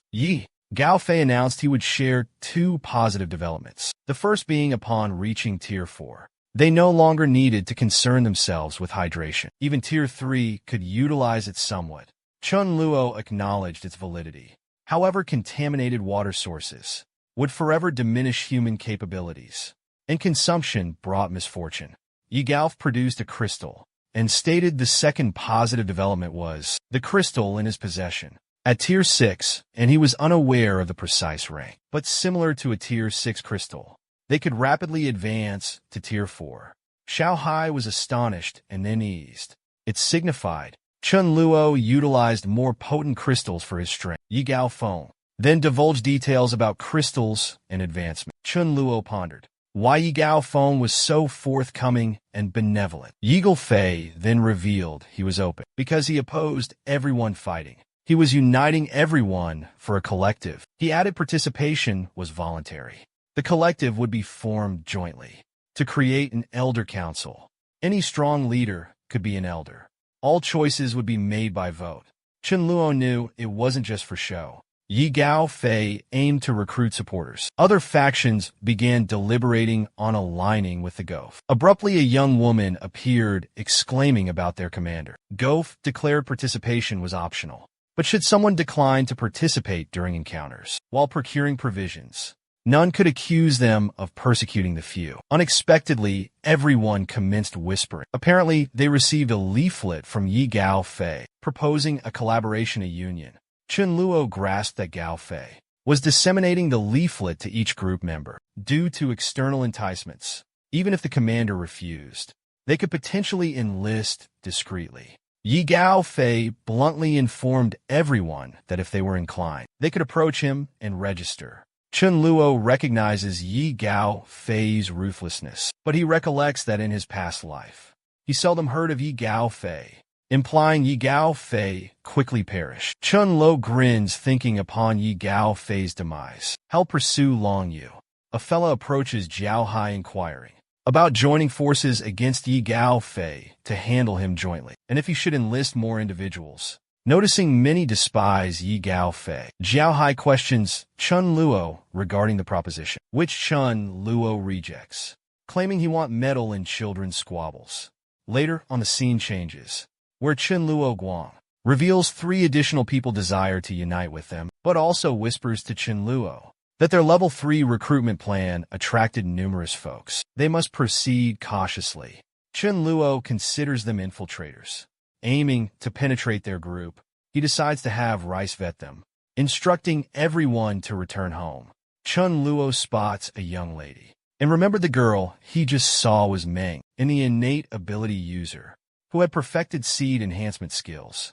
So Chen Luo halted the girl, believing he must retrieve the treasure from her. Immediately, Mengan became frightened seeing many people around her, so she fled. Chen Luo even urged her to stop, so she morphed into a rabbit to escape quicker. But as we know, Chun Luo possessed void space power, allowing him to easily apprehend her. Mingyan was shocked after being captured. Still, Chun Luo reassured her he wouldn't harm her. He then invited her to accompany him, but she remained silent. So he stated he would interpret the silence as agreement. At the residence, Millie inquired where Chun Luo located the chicken and rabbit. Chun Luo explained that amidst Mingyan reverted to her initial state. Millie was astonished by such sorcery. Mingyan grew increasingly irate with Chun Lu, but Chun Lu summoned Shu Yun, requesting her care for Mingyan and provide sustenance. Mingyan refused. She would starve then eat, but wouldn't consume anything offered. The setting then transitioned to a later moment, where Chun Luo observed Mingyan enjoying breakfast. So Chun Luo attempted to provoke her, but her responses were remarkably blunt.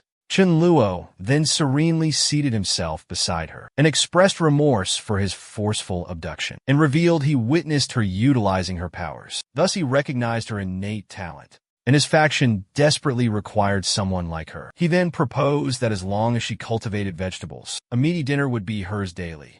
Mingyan consented, lacking alternatives, but secretly she planned to assess everyone's character. Then she'd have Chun Luo deliver some small fish. Chun Luo gave her some seeds for a vegetable garden. Afterward, Chun Luo informed Sudajio that the new recruits from the business deal were all undercover agents. Sudajio told Chun Luo not to fret, because he and Xiaoho forced confessions. Sudajio revealed 2 were from Yi Gaofei and 1 from Qi Lin. Chun Luo instructed Sudajio to eliminate them quietly. Song Ling Hai visited Chun Luo's residence again and said Shi Lin unexpectedly summoned Xiao Hai to talk about defeating Yi Gaofei.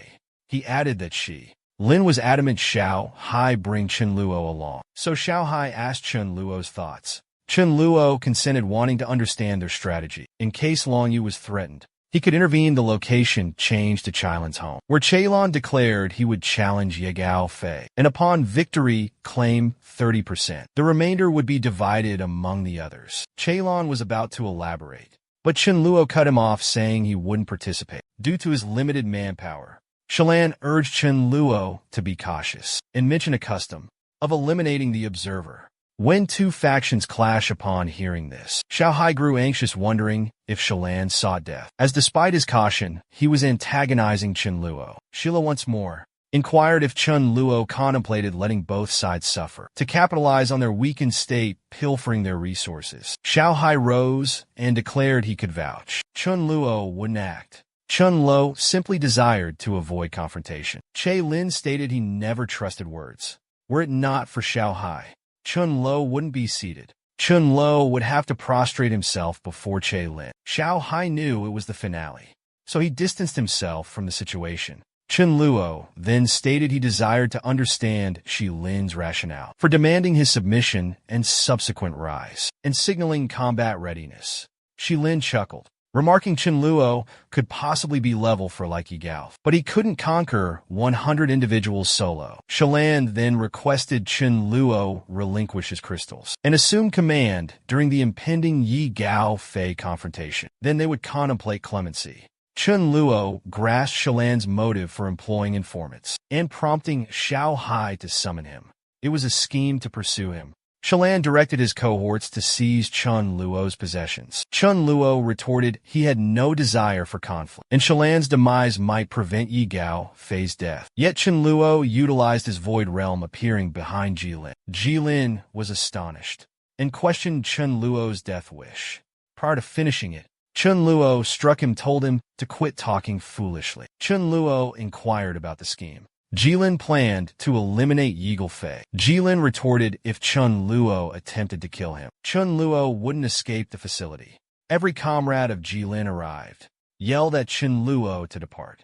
Their companion Jilin, Chun Luo stated he despised intimidations. Would Qilin reveal the strategy? Everyone urged Chun Luo to avoid causing problems, or he would perish. Chun Luo persisted, demanded Chulian divulge the plan or face death. Chulian told Chun Luo to kill him, and they'd die together. Chun Luo, enraged, obliterated him. Observing this, more individuals charged towards Chun Luo, seeking vengeance. Chun Luo felt irritated. believing he now had to handle Yahello solo. But now Chen Luo began pursuing and eliminating people, assaulting them individually as others watched in astonishment. And Xiao Hai was simply seated because he anticipated this outcome. After defeating many, Chen Luo grew bored, so he chose to spare everyone. Chen Luo told everyone to relax, as he wouldn't harm those who didn't bother him, because he only eliminates those who instigate trouble. Chen Luo also stated he would resemble Yi Gao Fei, holding hidden agendas for people's workforce. So currently, everyone was forced to beg Chen Luo for mercy, so Chen Luo would let them live.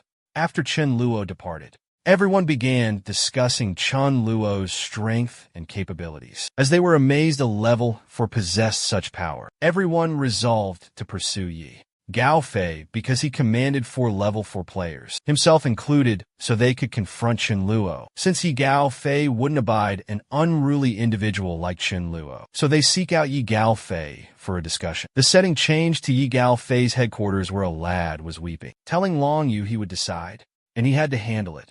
Long Yu inquired about the incident, to which the youngster explained that 3 days prior he eliminated zombies, and upon returning his spouse was absent. And now an individual secretly informed him about his wife, and he located her in a hole.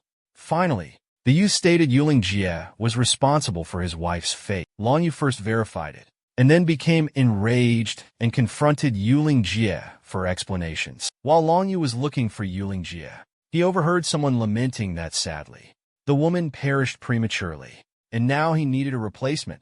Upon hearing this, Long Yu angrily burst through the entrance and demanded answers. Yuling, frightened, inquired what occurred. Long Yu angrily approached Yuling, yelling he demanded what happened, as he forcibly slept with another spouse. Yahello halted Long Yu, urged him to relax. Yahello then stated he learned of the event, and Yulingji was responsible, but he didn't believe the penalty merited death, as Yulingji was superior and offered more worth. Learning of the value, Long Yu declared he knew he possessed greater worth than Yulingji, so he intended to eliminate him. Yuling, terrified, pleaded with Yi Gao Fei to rescue him, as he was accepting the fault. Long Yu was stunned, questioned the truth. Yuling explained Yi Gao Fei was occupied slaying zombies during daylight hours, so what's the harm in enjoying women at night? Hearing this, Long Yu, enraged, yelled at Yi Gao Fei, declaring he didn't guide everyone to slay zombies, accumulate resources, and seek a brighter tomorrow for the country. He was with ladies instead. Long Yu got furious, so he made a choice and declared before Yi Gao Fei that he was departing, and their journeys would now diverge. Yul Ing requested Yi Gao Fei to take measures, or else they'd face consequences if Long Yu revealed the facts. Yi Gao Fei urgently inquired how to counter Long Yu. Like at the headquarters, some individuals there had strong ties with Long Yu. Jie Guofei devised a plan and asked Yulingji to disseminate information that Long Yu was a lunatic who preyed on vulnerable and had lost his compassion, and had give Long Yu a reprieve this instance, in recognition of his past service. But Long Yu should depart the base with his companions. So Long Yu exited the base with his crew and pondered their next destination. He was too gullible to believe everyone would comply. To eliminate zombies in the meantime, after a period, Jilin's associates arrived at Yi Gao Fei and revealed a certain Chen Luo existed, who was enlisting to oppose Yi Gao Fei. Meanwhile, Xiahao informed Chen Luo he had attained level 4. Chen Luo explained that upon reaching physical strength level 4, the crystals constantly radiate energy to strengthen the body, and this energy enabled him to direct where the strengthening happened. Thus, Chen Luo requested Xiahao focus the remaining strength on his fist. Their conversation was abruptly interrupted. An announcement declared Jiao Hai had arrived seeking sanctuary because Yi Gao Fei pursued him. Chen Luo instructed them to admit Jiao Hai. Chen Luo inquired of Jiao Hai how Yi Gao Fei located his headquarters. Jiao Hai replied it was Che Lin's associates, who Chen Luo had previously spared. Upon hearing this, Chen Luo became enraged as his mercy consistently led to subsequent difficulties.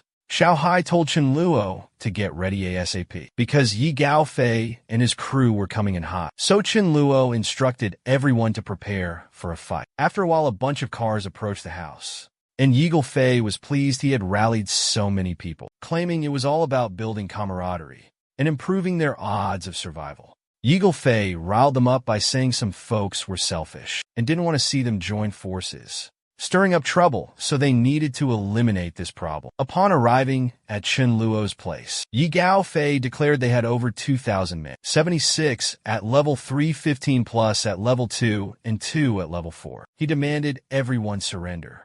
Those who yielded would become their allies. He even dangled enticing offers, but shockingly nobody budged. Chen Luo, hearing the proposition, chuckled because even his lowest-ranking members ate better than that, and he realized Long Yu was missing. He inquired about Long Yu's location and if his group should proceed first. Ye Gao became enraged as nobody was paying attention or acknowledging him. He asked Yung Hao to lead his men in an assault on Chen Luo. If Yung Hao could eliminate them, Yi Gao Fei would personally compensate him. Yung Hao nervously inquired about his comrades. Hania questioned his reluctance. Zhang Hao replied that even if he agreed, his squad mates were not, as they understood going first meant certain death. Yi Gao was dismayed, and as he observed the others, he was astonished to find everyone concealing their faces, under the guise of leading the charge. Meanwhile, elsewhere, Chen Luo was growing irritated, questioning whether they would launch an attack, and if these individuals were fools sent by primates. So Chen Luo discarded the core of the fruit he was consuming, astounding everyone, and prompting them to inquire about the source of the fresh produce. Yeagle Fei approaches Hannah and inquires about her solo assault. Bolstering her protections, the offense was harmless. With a joyful expression, Yeager Fei requests Naya's aid. Naya consents and commands an assault on all. Lewin informs everyone that dissenters will face electrocution upon entry. Chen Luo's faction commences their attack, but they utilize earthen barriers to evade the blows. When Hanya unlocks the portal, she observes a towering mountainous divide between entrance and residence. She ponders its purpose. Meanwhile, Shiyuan and Meiling launch their ambush. Even Dharma assaults Hanhua. Gradually, all perish, and Yi Xiao Fei recognizes Chen Luo's superior strength. Before Yi Xiao Fei can flee, Dharma pursues him, unleashing electric spheres. Dharma employs kicks and blows to vanquish Yagafei. Witnessing Yagafei's demise, everyone succumbs to tears and capitulation, seeking Chen Liao's pardon. Chen Lu requests Hanya's companion be brought to him. Luin, weeping, pleads with Chen Lu to spare his life as a clergyman. Chen Lu consents, but demands something in exchange. Requests Luin's honesty concerning Longyi's protection of the facility. Luin replies Longyi was expelled from the facility for intimidation and tyranny. Chen Lu is astonished as Longyu wasn't that type of individual. Luin concurs, stating Yi Gao Fei incriminated Longyu. Subsequently, Chen Lu instructs Zhao Hai to gather his former associates and assist in tidying the area, then monitor the entrance. Chen Lu pledges upon his return they will receive a reward. Chen Lu then directs everyone to board the vehicle. As they are headed to Yegui's location for provisions, Dharma inquires about compensation. Chen Lu tells him to safeguard the location. They will deliberate upon their return. Song Linghai questions Xiao Hai about joining Chen Lu. Chen Lu stuns everyone, saying the world shifted. Relying on abilities alone won't suffice. Xia Hai's crew hesitate to join Chen Luo. They would become subordinates. Xiao Hai tells Song Linghai if they obtained a superior crystal, they might advance later. At Yigas, Chen Luo instructs everyone to gather provisions. While he explores nearby, Chen Lu spots a golden dog, happily pets her head. Noticing it's female, Chen Lu rejoices, finding Dharma king a mate, costing him 1,000 points. Later at Chen Luo's residence, Chen Luo expresses gratitude to Xiao Hai for his assistance, announces a barbecue. The following day, Chen Luo enters, finds Dharma awaiting point discussion. Beforehand, Chen Luo tells Dharma he brought him a pleasant surprise. At the sight of the golden canine, Dharma begins to weep. Chen Luo grows perplexed, wondering if Dharma is this thrilled to have a female dog. In actuality, Dharma believed that Chen Luo wasn't simply eating rice, but also harboring some canines outside. Dharma mistook the golden canine as his replacement and became irate with Chen Luo, questioning his endeavors thus far. Observing Dharma weep, Chunluo inquires, "What's the matter?" and if he disliked the spouse he brought. Chunluo also asks if Dharma favors big dogs or little dogs. So he can get it correct, Dharma then feels somewhat soothed, realizing that the canine was intended to be his spouse. Dharma King declines acknowledging the golden retriever as his wife. So Chunluo requests Rice to come and assist him. Confront Dharma King regarding the point computation. Rice prepares for the interpretation. Chunluo informs Dharma that he will award him 300 points for eliminating Yi Gao Fei. Rice translates that Dharma states he eliminated some others too. Chunluo awards Dharma a total of 500 points and informs him his new total is 15 points. Rice interprets, Dharma desires to trade all his points for the senior canine role. Chunluo becomes stressed upon hearing this, but consents, admitting confusion over Dharma's obsession with being a senior. Rice relays that Dharma wants the announcement made swiftly, publicly. Chunlu suggests they retire for the night as it's growing late. The following morning, Xiaohai and company are delighted about the upcoming barbecue. Chunlu adds that when Xiaohai departs the residence, he'll receive 200 pounds of meat. Chunluo does this because the meat is nearing expiration and he wants to consume it. Later, Chunluo convenes a meeting and announces that lately a member has displayed remarkable achievements and garnered 15 points to fulfill the elder requirements. Therefore, he will bestow the elder title upon that member. Upon hearing this, everybody is astonished as the elder role demands 15 points, and they ponder who could have become an elder. Since they only acquire 3 to 4 points daily, they begin speculating it could be Xiaohou.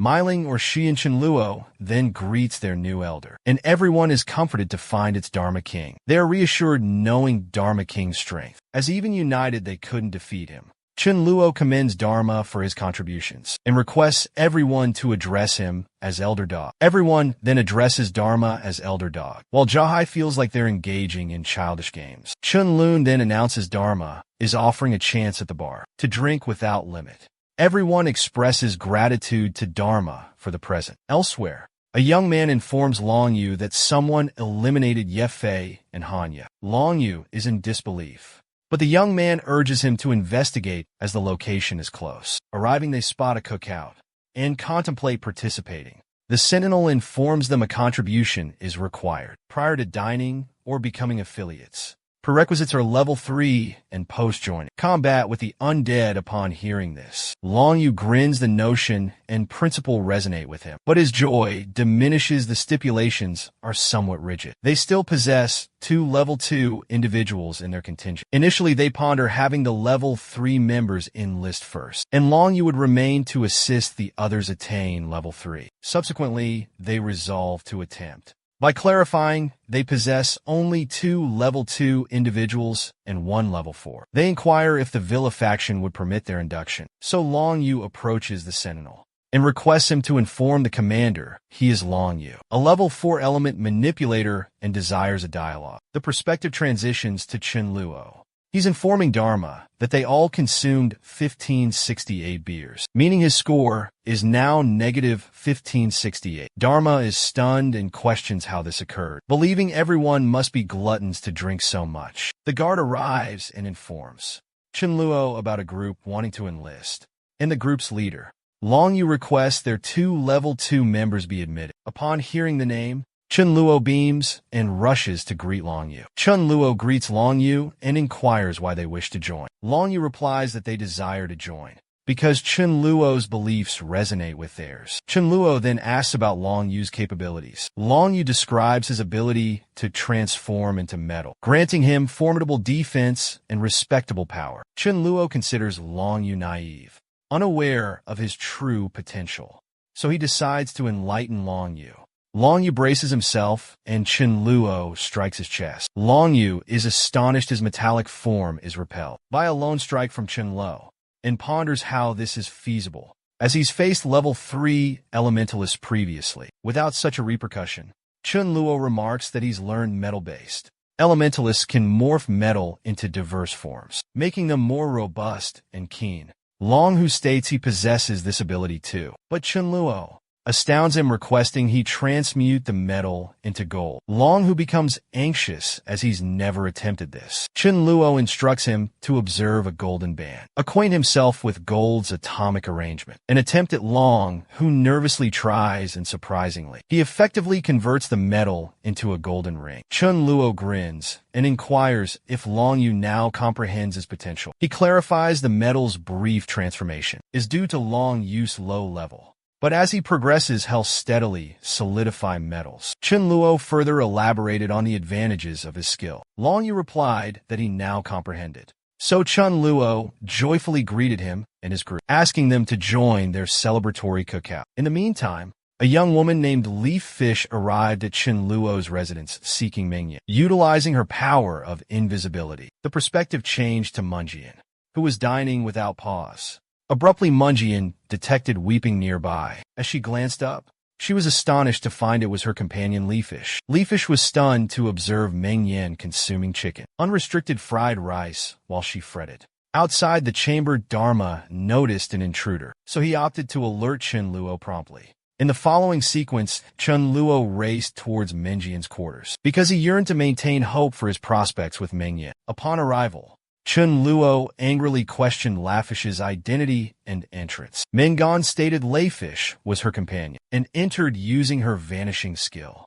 Hearing this, Chunluo was pleased, as he thought having somebody with such talent could be advantageous. Chandler then revealed he brought Menayon out of worry for her well-being, but he didn't anticipate Lefish to fret over Menayon. He gave Lefish the choice to remain with them.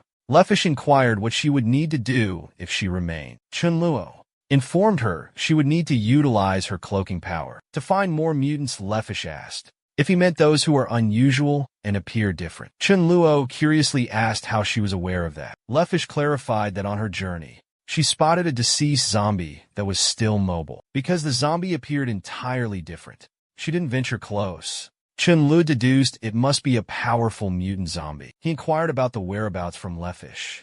Upon receiving the location, Chunlu was going to examine the spot, but Johei halted him, sensing trouble. Noticing Johei's quivering form, Chunlu questioned the cause of his distress. Johei recounted spotting a walker 100 meters off, but in a flash, it closed in eliminating some companions. Chunluo was astonished by the undead's might and pondered its connection to Xiao Yu's demise. Joei's crew discussed the aberrant being's prowess and swiftness abruptly. Stunning Chunluo, Rice announced his completion. Rice inquired about the topic at hand, questioning how the formidable Void King finished. Filled with anxiety, Chunlu guided Rice to an obsidian void and urged her to focus her senses. Moments later, Rice conveyed its near demise. Despite its immense threat, it appeared to have remarkable advantages. Chunlu grew anxious, recognizing that the formidable mutant that materialized was actually pursuing him. Chunluo then deduced, based on Xiao Hai and his crew's intel, the undead must be a level 7 wind-type monstrosity. However, he questioned why. He didn't recall facing such a creature before. He also contemplated the phrase remarkable advantages, thinking that even if the crystal was tier 7, it wouldn't offer much gain now. Chunluo then inquired about Myling and Meili, wondering if they were also imperiled.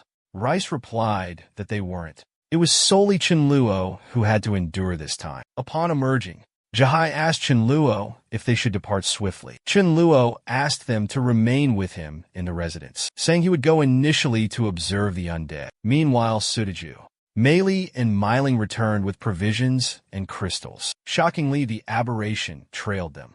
As they entered the residence, the anomaly assaulted the sentinels at the entrance, triggering the alarm, alerting Chunluo of the extraordinary mutant's onslaught. When Sudaju and the siblings looked back, they were astonished by the creature's presence. Immediately, Chunluo struck the monstrosity with his ethereal blade. But surprisingly, even after the blow, the beast suffered no injury or harm. Witnessing this, Millie became frightened and inquired what's happening. Chunluo found himself in a predicament because Millie and the companions were present. He couldn't abandon them. Suddenly, Chunluo was ambushed by the monstrous zombie, making everyone anxious. Chunluo noticed the creature was going to assault Millie and Meili. Knowing he couldn't overcome the monster, He chose to flee by transporting the others through an empty dimension. Nevertheless, it would be his initial journey in the void with the quartet. In spite of the ambiguity, he chose to attempt it and requested everyone to grasp him. Correctly, he endeavored to flee. But his hunch was accurate. Solely he was relocated and the others remained. The undead then advanced to assault Millie, making Chun Luo stressed. He returned to battle, desiring the monster's life would terminate and it would perish. The creature was nearing Chun Luo, and he was yearning for its swift demise. Abruptly, a gem shimmered in his mind, and the monster expired. Prior to Chun Luo pondering and comprehending the occurrence, he collapsed witnessing this. Millie and the others grew anxious. Mealing instructed the remaining sentinels to secure the primary entrance until Chun Luo awakened, and requested Sadaju to transport Chun Luo to his chamber. Upon returning to their quarters, Dharma was astonished by Chun Luo's condition and exclaimed, inquiring about their care for the leader and why he alone was encountering difficulties. Rice urged them to remain calm, having foreseen Chun Luo's predicament, but assured them he wouldn't perish and might even gain immensely. Millie wept concerned about his well-being. Rice grew agitated, questioning their lack of faith. The narrative jumped ahead 2 days. When Chun Luo awakened, Millie and Dharma were comforted by his revival. Learning of his unconscious state, Chun Luo pondered his loss of consciousness, then recalled he seemingly employed a technique to hasten the creature's demise. He puzzled over the nature of this power, contemplating if it involved manipulating time. Chun Luo attempted to summon the ability once more, pondering if he had acquired a new skill. Unexpectedly, he had obtained a unique talent of temporal hastening. Upon hearing the term hastening, Millie inquired, bewildered, what? Chun Luo firmly replied it was insignificant. He then recollected that in his former life, he had encountered only one individual with the gift to quicken time. The setting then transitioned to his past existence, where he was pilfering something and Myling arrived to halt him. He cautioned her to remember he was the Void Sovereign. Abruptly, he sensed he was immobilized. A young lady questioned what if she froze time, and then Myling struck his rear, snapping back to reality. Chun Luo recalled the girl's moniker was Jiang Chuchu, and she possessed a single maneuver to suspend time for one person. Chun Luo divulged that in his prior life, when Jiang Chuchu perished, he retrieved her body from the undead and secured it in an alternate dimension, but he didn't assimilate her gems. Back then, he chose to forget about it since currently his gem was broken, and it would require at least 3 months to mend. Chun Luo inquired if Milai had extracted the mutated gem. Milai handed him the gem, and Chun Luo's spirit sank. As he pondered why he had to toil for a low-grade gem, he presented the gem to the Dharma King, requesting he absorb it to advance to level 5. The Dharma King refused, claiming Chun Luo would bill points for that, and he was already indebted. Chun Luo became infuriated and retorted that he wouldn't dock any points, and that the first to attain level 5 would receive 500 points. Upon hearing this, the Dharma King swiftly snatched the gem, thrilled by the possibility of gaining 500 points. Milai then informed Chinloa that she planned to request Mayu prepare some food, but he told her to cease, and instructed the Dharma King to request Mayu to fix a meal. He also requested the Dharma King to notify everyone of his awakening, and to feast on beef and mutton for 3 days in celebration. After the Dharma King departed, Chunlu embraced, merely grateful to have someone care for him. The scene then transitioned to another location, where Chun Luo's subordinates were battling a boy named Anshin Luo. Anshin Luo ridiculed them, saying he offered them a chance to escape. But they didn't, so now they couldn't fault him for the repercussions. Chun Luo's side started mocking Anshin Luo, saying he was only formidable due to using that elephant. But their older hound was stronger and more imposing than him. They provoked Anshin Luo, saying if he dared to face, he might perish without knowing why.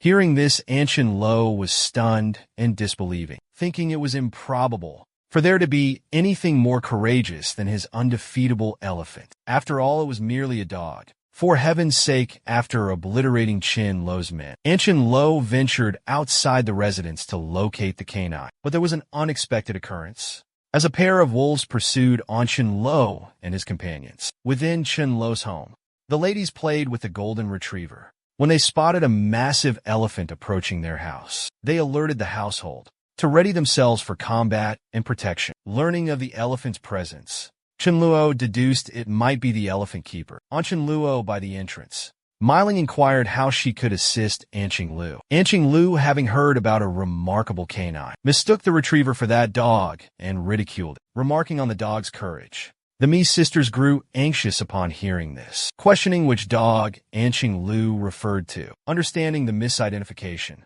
the golden retriever possessed true valor.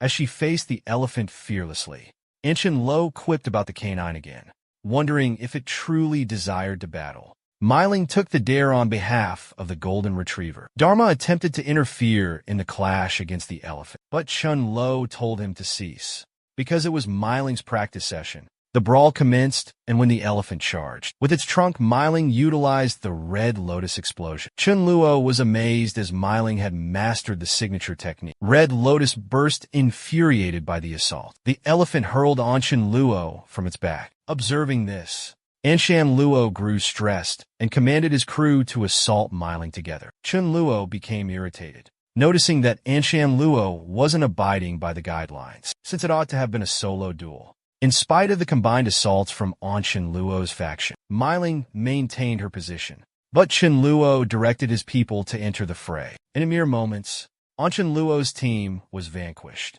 Witnessing this, Luo became stressed and fled. So Chunluo instructed Dharma to pursue Luo. Dharma readily consented, contemplating the rewards head gain after eliminating Luo. Unexpectedly, Luo stumbled upon wolves approaching and was assaulted by them. Observing this, Dharma became perplexed. But initially, he opted to secure his points by defeating Luo. The wolves were astonished by Dharma's might, but He erased the surprise.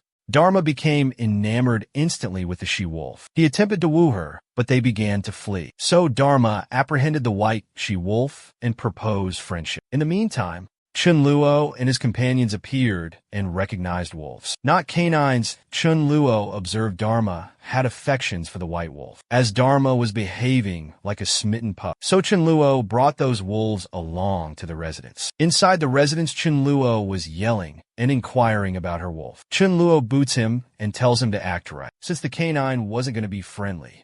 Chunluo clarified they respect power, and if they didn't comply, they should battle until they surrender, or use force to obtain the ultimate result. Dharma was pleased and commended Chunluo, stating he truly earned the title of master. Chunluo then kicked him away and told him to leave and quit disgracing himself. Afterward, Chunluo began pondering that given the present circumstances, it seemed the undead would advance to Tier 4 in a little over a month. Tier 4 undead not only display enhanced physical capabilities, but also a slight boost in intellect. So he believed the residence was currently safe, but being inside the city limits presented the risk of encountering a massive undead horde in the future. Chunluo then chose to seek out a new sanctuary, since hasty choices wouldn't be effective. So he pulled out a chart on the chart.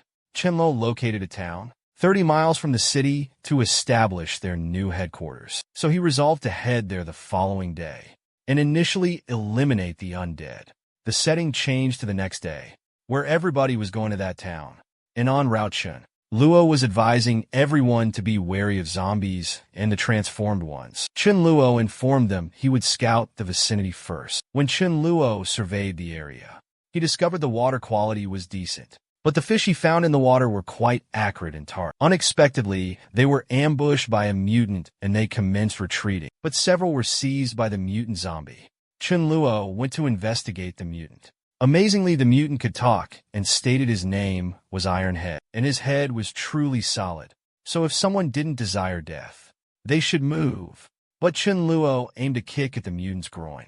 Ironhead yelped, claiming it's his head, which was hard, not that area. Still, Chunluo repeatedly struck that spot, and Ironhead insisted his head was elsewhere. Chunluo opted to hit his actual head, and then he relentlessly pummeled Ironhead's face. At last, Ironhead began weeping, begging Chunluo for mercy, swearing he wouldn't harm anyone. Chunluo then considered Ironhead as training, practice for Xiahou Suzuju and Miling, so he chose to keep him. Chunluo ordered Ironhead into the truck, forbidding escape. The location changed. where mutated crabs traveled towards a base location. Everyone informed their commander that the zone suddenly experienced a surge, inundating a vast surrounding area, and inquired about venturing towards the urban area. Everyone persisted on heading to the city. Their commander, called Feng Yongqing, a Tier 5 gamer, declared that everyone should gather their belongings and ready the transport. As they were departing for the metropolis, the following morning the setting transitioned to a month afterwards, where Chenluo was yelling at a fellow named Leiho, alleging him of hoarding all the provisions. In spite of consenting to distribute them, Lahao nervously refuted it, claiming he wouldn't dare to trick them. He clarified that a band of individuals commanded by Feng Jingjing appeared unexpectedly and coerced him into a collaboration. Upon hearing the moniker, Chenluo remembered that in his past existence, Feng Jingjing was also a prominent personality and a territorial ruler. He had rather skilled subordinates, and they all surpassed level 10. As they were conversing with Leiho, a sentinel arrived and informed Chenluo that a contingent had gathered outside the residence, expressing their desire to speak with him. The leader's moniker was Feng Jian King. Chenluo permitted Feng Yongqing entry. On arrival, Feng Yongqing expressed remorse for his prior transgression. He also stated he acquired 600 tons of provisions and offered half as restitution. If Chenluo was dissatisfied, he would share all. Chenluo accepted the offering of 300 tons of sustenance. He then inquired about Feng Jing's true purpose. They opted for a confidential conversation. As the dialogue commenced, Feng Jing revealed his recent departure from Cloud City and declared himself its sovereign ruler. He asserted no base leader would defy him. He then conveyed that other large areas like the marine, oceanic, and coastal settlements were uninhabitable, necessitating mass relocation. Fengjing City also discussed the metropolis Divine City as the sole significant municipality nearby. It could become a common area for everyone eventually. Feng Xingcheng proposed Chenluo collaborate and dispel the tempests together. In the future, Chenluo grasped the idea, but he questioned Feng Yongqing's true motives. As he was easily persuaded, Feng Yongqing revealed he had observed Chenluo's outpost beyond the city, and frankly, he felt quite jealous of it. So Feng Yongqing requested Chenluo share half the space, and his subordinate Wu Yonglu would assist with cultivating produce there. He proposed providing half the harvest for mutual sustenance. Upon hearing this, Chenluo became enraged. He could tolerate Feng Yongqing addressing him as brother, but requesting the outpost was unacceptable. Chenluo replied he would consent if Feng Yongqing harbored no harmful intent, but if circumstances shifted, his people would endure greatly. Regarding a partnership, his way or the highway, no discussion needed. Feng Jingqing said Chenluo was being unreasonable, talking about joining forces. The strongest voice leads naturally. Chenluo angrily questioned if Feng Jingqing felt superior. Feng Jingqing revealed he hit level 5 weeks ago and confessed he couldn't attack Chenluo's base alone directly, but with small continuous attacks. Casualties would mount daily, and eventually everything would be his. Chenluo asked if it was a threat. Inwardly, he pondered Dharma King reached level 5 6 weeks prior, and Miling Sadaju and company also hit level 5 4 weeks ago. What was Feng Shui King bragging about? Feng Shui King proposed a best-of-3 contest. Winner leads the alliance. Chenluo agreed and wanted Feng Zhengheng to do it now. Afterward, Chenluo thought beating him would be tough. Feng Zhengheng and planned to intentionally commit an error during the match to unexpectedly eliminate Feng Zhengheng. Feng Zhengheng shared the same notion, that he might unintentionally slay Chenluo in the contest, and all would be well on the front lines.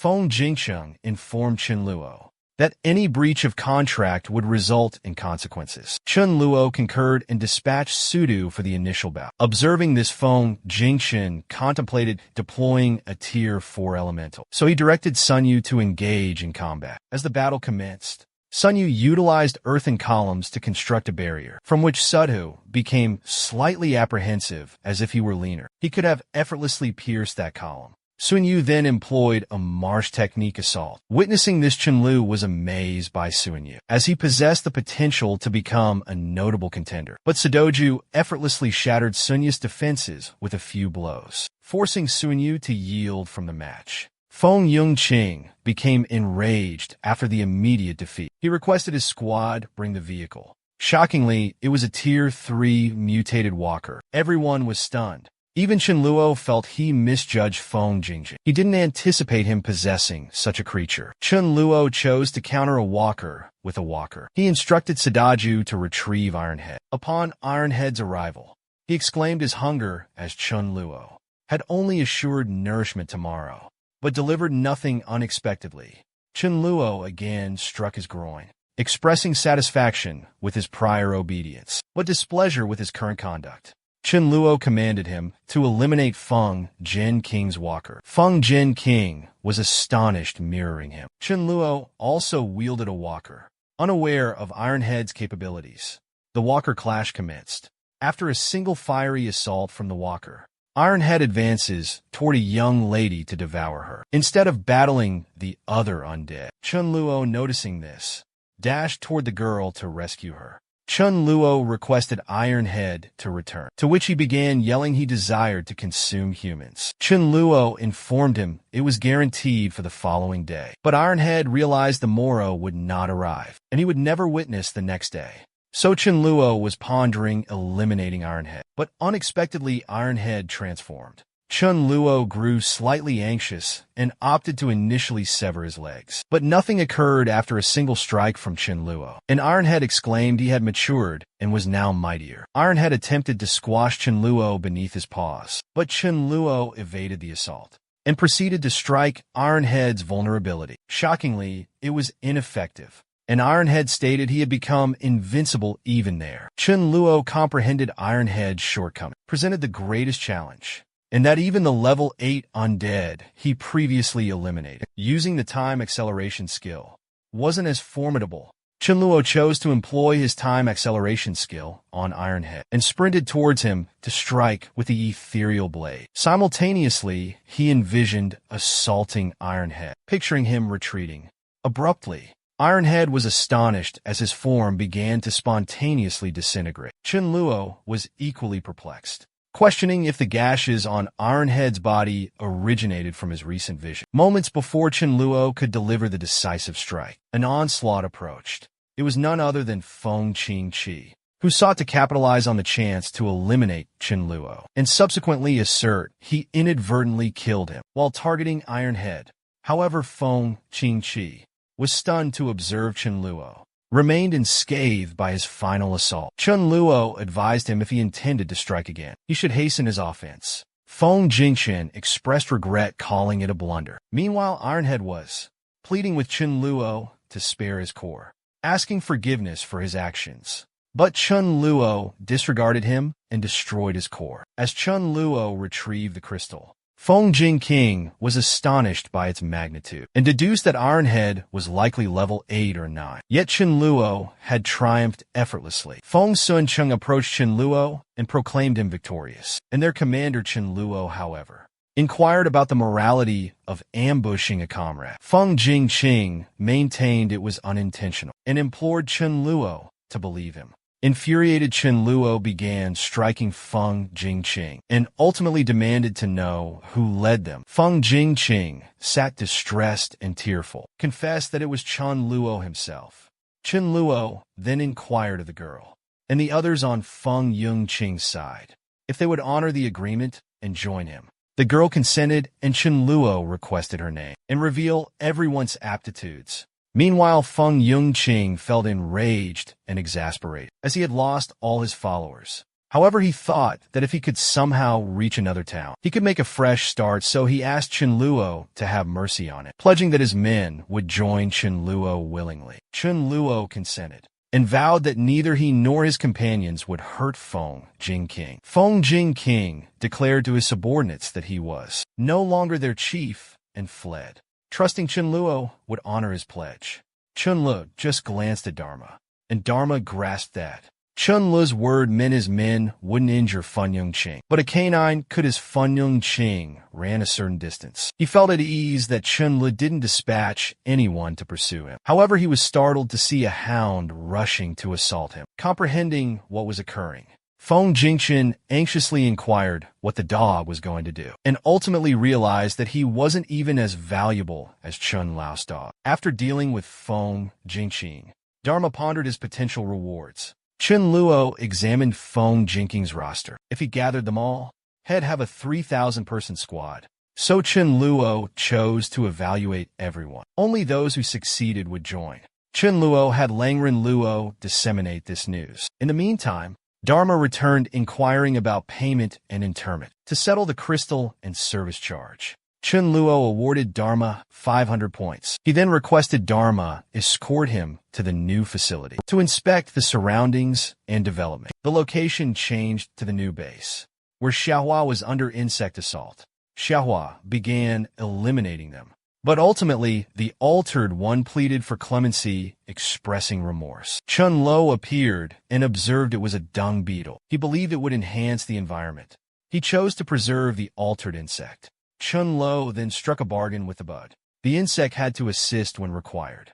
In exchange, it could consume manure at will. The bug consented and accepted 200 units of dung daily. The setting changed to Zhao Hai and Song Ling Hai, who were conversing about Chun Luo's new outpost beyond the city. Their dialogue concluded with the choice to dissolve their alliance and unite with Chun Lo entirely. When Xiao Hai and his companions arrived at Chun Lo's new headquarters, they were astonished by its magnitude and grand facade. Observing them, Chun Lo inquired why Xiao had come. Zhao Yi replied they came to enlist in his company and questioned if their enrollment was permissible. Chun Luo concurred because he believed Zhao Yi would be a capable commander and would aid in locating and acquiring individuals' intelligence. So Chun Luo informed Zhao Yi he coincidentally had two squads, one forsaken by Yung Feng and the second unit lacked a chief, so it was designated to him. The scene transitioned to outside Chun Luo's new headquarters. Two lads were chatting. One was named Lin Tian. Lin Tian's pal told him about Chun Luo's headquarters. It was cutting edge and enlisting level 4 and higher. Lin Tian asked his buddy to inspect the provisions, had approached the boss with a nice present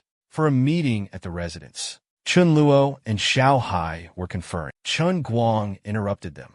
He said Lin Tian wanted to see Chun Luo. Chun Luo told Chun Guang to bring the visitor in. Upon arrival, Lin Tian presented himself and offered the gifts. Shockingly, Chun Luo was enraged. He recalled his past life. Lin Tian and his crew had obstructed him. In Big Sadaju, the next scene flashback. There, Lin Tian and his men encircled Chun Luo and Sadaju. They chased them for a murder. Sadaju urged Chun Lo to flee and sacrificed himself, saving Chun Lo. Upon seeing Lin Tian, Chun Lo was enraged and resolved, even if Lin Tian didn't harm them currently, he must perish for his past deeds. Only then would Chun Luo find solace. Chun Luo had to await Lin Tian to assemble everyone who had cornered them before. Chun Luo expressed his fondness for Lin Tian's presence. Lin Tian was delighted and admitted his newness to the region. He requested Chun Luo's protection. Chun Luo consented and instructed Chun Guang to declare that opposing Lin Tian meant opposing him. Lin Tian expressed gratitude and revealed another gift. He summoned his men to present it, explaining that numerous massive sea turtles had arrived on shore. He seized the chance to hunt them. Lin Tian offered the turtle shells, claiming even level 4 evolvers would struggle to penetrate them. Observing this, Chun Luo considered a seaside excursion. En route, he encountered a mutated walker. The walker proposed a collaboration with Chun Luo. Chun Luo was intrigued. Then the mutated walker requested Chun Luo to attract humans toward him. Chun Luo inquired about compensation, as he wouldn't assist without recompense.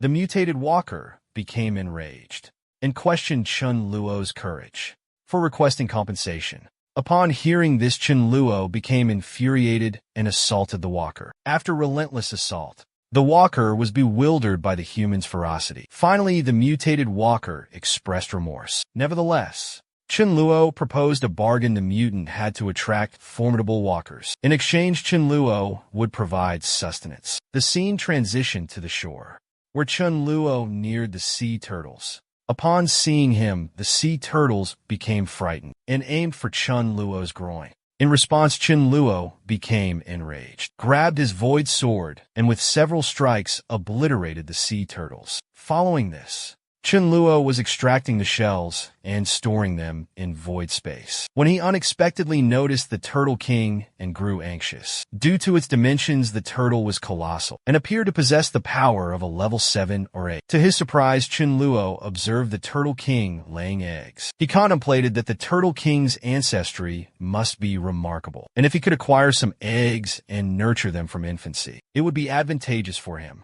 But as Chen Luo was pondering, he was detected by the Turtle King, so he was forced to attempt eliminating the turtle and seizing the eggs. Prior to Chen Luo's attack, the Turtle King initiated the assault, extending its neck up to 5 meters. Chen Luo evaded it barely and was astonished by this capability, but he felt slightly comforted because he knew turtles possessed robust shells. Much to his astonishment, a water blast hurtled toward him, stunning him momentarily. Now Chen Luo understood this turtle was explosive. He contemplated unleashing his full power, but decided it would deplete his energy. Chen Luo observed that even traversing the void proved challenging in this setting. He realized confronting the Turtle King directly was unwise. He opted to lure the Turtle King to secure the eggs. Chen Luo retreated from the eggs to entice the Turtle King to pursue him. The strategy succeeded. The Turtle King was decoyed, and Chen Luo easily claimed the eggs. Upon witnessing this, the Turtle King became enraged and bewildered, baffled by how Chen Luo obtained the eggs. It was too late, as the Turtle King launched an attack. Chen Luo utilized his void realm to escape. The Turtle King was astonished and looked everywhere for Chen Luo, puzzled about his whereabouts. Meanwhile, Chen Luo nearby was chuckling, believing the Void King was unstoppable. 2 days passed. Chen Luo remembered his appointment with the altered zombie. He asked Rice if she sensed anything. Rice replied it was safe and his luck was extraordinary. Chen Luo departed for the meeting. After his exit, Rice became perplexed, baffled why she could no longer feel Chen Luo, while still sensing Millie and Mealing at the meeting location for Chen Luo and the changed zombie. The modified zombie brought his superior and informed him of Chen Luo. Immediately, the leader zombie used a spatial slash on Chen Luo. Chen Luo was shocked. The undead brought an evolved undead with cosmos-based powers. Seeing the evolved undead's velocity, Chen Luo grew more stressed. It was incredibly swift. He felt anxious. He was sure of handling a level 8 undead solo, but unsure about managing a level 9 or 10. Meanwhile, the evolved undead was stunned seeing the skill Chen Luo used to evade the strike. It inquired if Chen Luo also wielded spatial talents. Upon hearing this, Chen Luo was amazed the evolved undead knew of it. The evolved undead assaulted Chen Luo once more. This time, Chen Luo utilized his void blade. Shockingly, the evolved undead remained unscathed. Chen Luo pondered his next move. He couldn't pierce a level 9 safeguard. He even received a wound from the evolved undead's assault. His only recourse was using his time acceleration power. Despite the hazard of crystal shattering, trusting Rice's words, he chose to use it, evading the assault. Chen Luo struck from the rear and hastened time with his ability. To Chen Luo's astonishment, the strike proved effective, as the undead creature's life force was swiftly depleted, but it was still consuming time. And Chen Luo continuously yearned for the monster's demise. However, the reanimated corpse still sought vengeance against Chen Luo, seek retribution upon Chen Luo. Mere moments before the mutated walker could reach Chen Luo, it collapsed, pondering its predicament. Ultimately, Chen Luo triumphed over the transformed monstrosity. The creature witnessing this fled for survival. However, Chen Luo effortlessly pursued it and inquired if the abomination didn't desire to play with its entrails. The Walking Dead wept, imploring Chen Luo to spare its life. Chen Luo chuckled and stated he would not slay it, as it was advantageous to attract high-level undead weekly. When Chen Luo went back to headquarters, Wang Hao informed him about 2 new discoveries. Mutated beings were present near the facility. Furthermore, the Western base leader possessed a 7th-tier crystal. Song Linghai arrived with a roster of gathered evolved individuals. Chun Lo stated no concern was necessary regarding the intel, but was stunned to see Jin Yuanyang's name, believing him a potential future sovereign-level evolved. Despite his current intermediate level, Chen Luo inquired of Wang Hao and Song Linghai to gather all available data on Jin Yu and Jiang.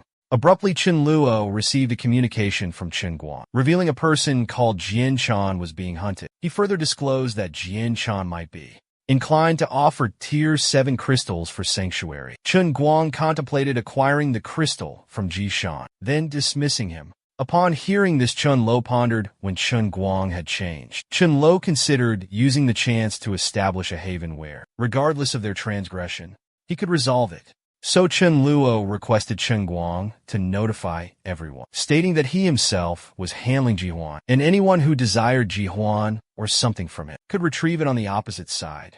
At the west base, a youth sprinted toward Jing, informing him that Jihuan had fled to Chen Luo's stronghold, and that Chen Luo was now providing him sanctuary. They became anxious as they couldn't confront Chen Luo directly, so they summoned a mutated zombie called Ironhead, informing him it was his opportunity. Ironhead inquired why he should assist them, as if otherwise he wouldn't get sustenance. Before John could utter a word, his subordinate came rushing, reporting that someone had breached their base, and they were powerless. Before he could utter another word, the enemy eliminated him. Jung anxiously inquired who it was. A figure named Moaning materialized and asked if Jung was in charge, and if he wanted to handle the conflict. Or should Moaning initiate the battle?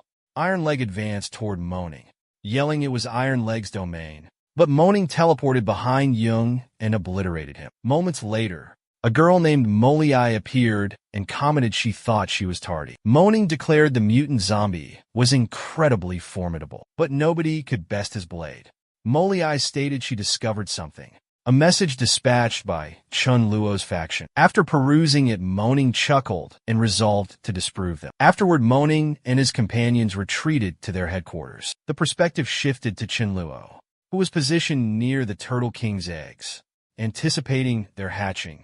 Upon their emergence, when Chen Luo attempted to greet the newborn turtles, one launched a water sphere at his face. Chen Luo was astonished, but delighted to observe the infant turtle possessed a Tier 2 skill. He later contemplated utilizing temporal acceleration to hasten the hatchling's growth. As Chen Luo engaged in play and training with the little turtles, he received a communication that 10 patrol members were assaulted by a level 4 individual. There were 2 who lived, one was dispatched to relay information, and one remained captive at the adversary's stronghold. Chen Wang also divulged that the ringleader's moniker was Mo Ning, and that Mo Ning declared if they desired to retrieve the captive, they must proceed to the summit of Mount Wuyun, and a maximum of 3 individuals were permitted, or else they would eliminate the hostage. Upon hearing the appellation, Chen Luo pondered if he had previously encountered someone bearing that name, and if not, why Moaning was undertaking such actions. Chen Guang further added that the survivor recounted. The opponent possessed an enigmatic blade. One strike bisected the leader. Hearing this, Chen Luo was astonished, and pondered if Mo Ning also wielded the void weapon. The setting changed to nighttime at Wuyun Mount, where Molly stated he didn't anticipate any arrivals. They should depart sooner. But Moaning refuted this, certain they would appear, since the foe intended to overwhelm them with sheer numbers. In that scenario, it would undoubtedly be engaging. Abruptly, someone remarked after a few drinks. Such notions materialized. Moaning was startled to spot Chen Luo nearby, and questioned when he had reached their location. Observing Chen Luo, the captive was elated. Realizing Chen Luo arrived solo, Moaning commended his valor. Chen Luo inquired why Moaning was focusing on it. Moaning clarified it was due to Chen Luo's hubris, entertaining, and he desired amusement. Chen Luo grinned, reflecting it mirrored his past life. Whenever tedium struck, he pursued similar thrills. Groaning then retrieved the ethereal blade. Chen Luo commended Groaning for possessing such a dimensional gift, and observed it was unfortunate Groaning was courting his own demise. When Chen Luo drew his personal ethereal blade, both Groaning and Molly were astounded, incredulous that another could wield it. Chen Luo chuckled, deeming them quite naive. Abruptly afraid, Molly conjured some entities.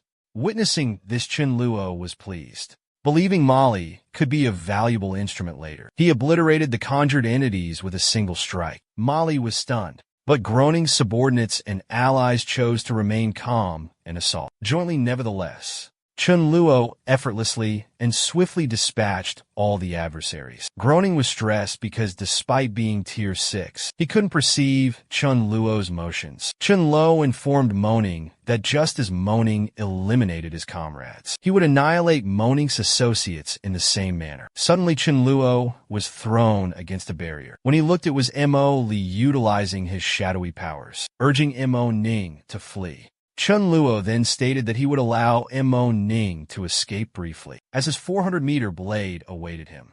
Observing the magnitude of the weapon, both Mo Li and Mo Ning became terrified and began pleading. Chun Luo then revealed he possessed the power of teleportation, which he could impart to Mo Ning.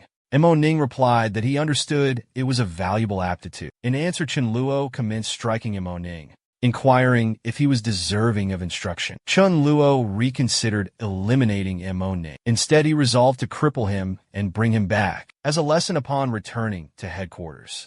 Molly implored for pardon and begged Chun Luo to release her sibling.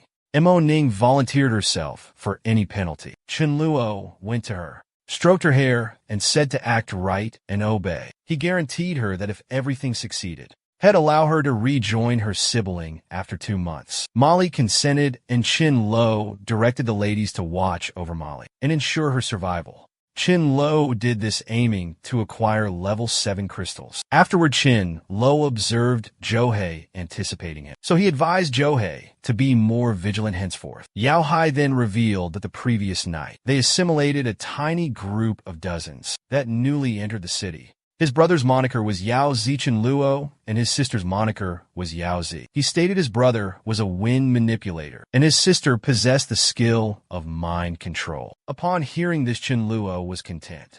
Johai also divulged that song. Linghai delivered intel about Jin Yuanjian, who was prepared to yield, but asked for 30 tins of powdered milk, and planned produced deliveries. Chun Lu consented to the terms and requested Zhao Hai dispatch Sadaju and Siwa with 3 high-end vehicles, as Chun Lu personally wanted to inspect and safeguard the location. The setting changed to Chun Luo, informing Jin Yuanjiang about the provision site, and then inquiring about his participation. Jin Yuanjiang replied he would participate, but with a prerequisite. He understood no facility housed inactive individuals, but his spouse was expecting, so he desired her to reside peacefully at the facility, performing logistical tasks. Chun Luo concurred, but informed Jin Yuanjiang that earning credits required eliminating zombies. The location then moved to the ocean, where the Turtle King was weeping and requesting assistance because his offspring were abducted. As the clamshell parted, a stunning woman named Haji materialized. Upon seeing her, the Turtle King was astonished and inquired about her presence. She informed him she had advanced and could now effortlessly shift between human and clam forms. The Turtle King said he could detect his offspring's location and requested her aid in retrieving them. She consented, but asked the Turtle King to ensure her clamshell was protected by his turtle warriors. The scene transitioned to Chin Luo journeying home. En route, he began hearing a young girl's voice, who proclaimed herself his newest subordinate. Xiaozi informed him Millie requested his swift return, or she and Millie would perish. Upon hearing this news, he grew anxious and pondered the potential threat to Millie and Millie, considering the base Dharma King was level 7 and all 3 Millie and Sadoju were level 6. In a stressful predicament, he informed Sudajo of his immediate return to base and urged their prompt arrival. Upon arriving home, he was enraged by the calmness of Millie and the others. He inquired about their composure. When Millie had mentioned a perilous predicament, Reese replied that Chun Luo's return eliminated any immediate threat. Jiaozi recounted an encounter with a 26-foot creature resembling a sea turtle near the outpost. Upon hearing this, Chun Luo recognized the turtle whose eggs he pilfered. Chun Luo rushed out to confront the turtle, confident due to his new level 7 status and the backing of the base personnel. He was certain of victory as he emerged. He yelled at the turtle, calling it a monster and questioning its audacity to approach. But Heiji inquired whom he was referring to as a monster. Chun Luo was stunned to see the prospective ruler, a high-level expert and the legendary executioner. Observing Heiji soaring above, Chunluo was astonished realizing she was level 10. He felt a sense of relief remembering his past life. Had eliminated her and knew her vulnerability was darkness. Abruptly, Haji conjured a barrier, and Chunluo questioned if she truly believed she could hinder him with her fractured boundaries. While contemplating an escape route, Chunluo was assaulted by Haji with obliterating light, which he evaded. Chunluo launched a surprise assault, but shockingly she parried it, complicating his pursuit. The Turtle King seized the opportunity and attempted to devour Chunluo, but Chunluo utilized Void Walk to flee. Haji chuckled and inquired if Chunluo believed he could injure her with his trivial abilities. Simultaneously, she endeavored to seize Chunluo with enormous hands, but Chunluo was evading her assaults with Void Walk. He was pondering his next move, as he couldn't execute any other attack mid-air, and common abilities had no effect on her. Furthermore, Void Traversing could only be utilized 100 times. Witnessing Chunluo employ Void Walk repeatedly, Heiji curiously inquired if he possessed limitless usage. Meanwhile, Chunluo contemplated utilizing his temporal powers, but his attempts yielded no results, exacerbating his predicament. The Turtle King resolved to annihilate Chunluo's subordinates. Thus, Millie arrived and commenced directing everyone, pondering how Chunluo became associated with such deviance. Abruptly, the Turtle King observed a canine carrying his offspring. The Turtle King felt a surge of emotion upon seeing the youngster, but recognized the dog's might. Dharma questioned the Turtle King about the potential outcome if his paw struck the baby turtle. He couldn't ensure the consequences. Did the Turtle King desire any harm to befall the baby turtles? Chunluo admired the notion. He leaped toward the law ruler and grabbed the baby tortoise. He then yelled to the tortoise sovereign and Heiji. If they challenged him, they would know whose demise would come first. Even the infant tortoise cried if they wanted its mother's death. They would need to slay it first.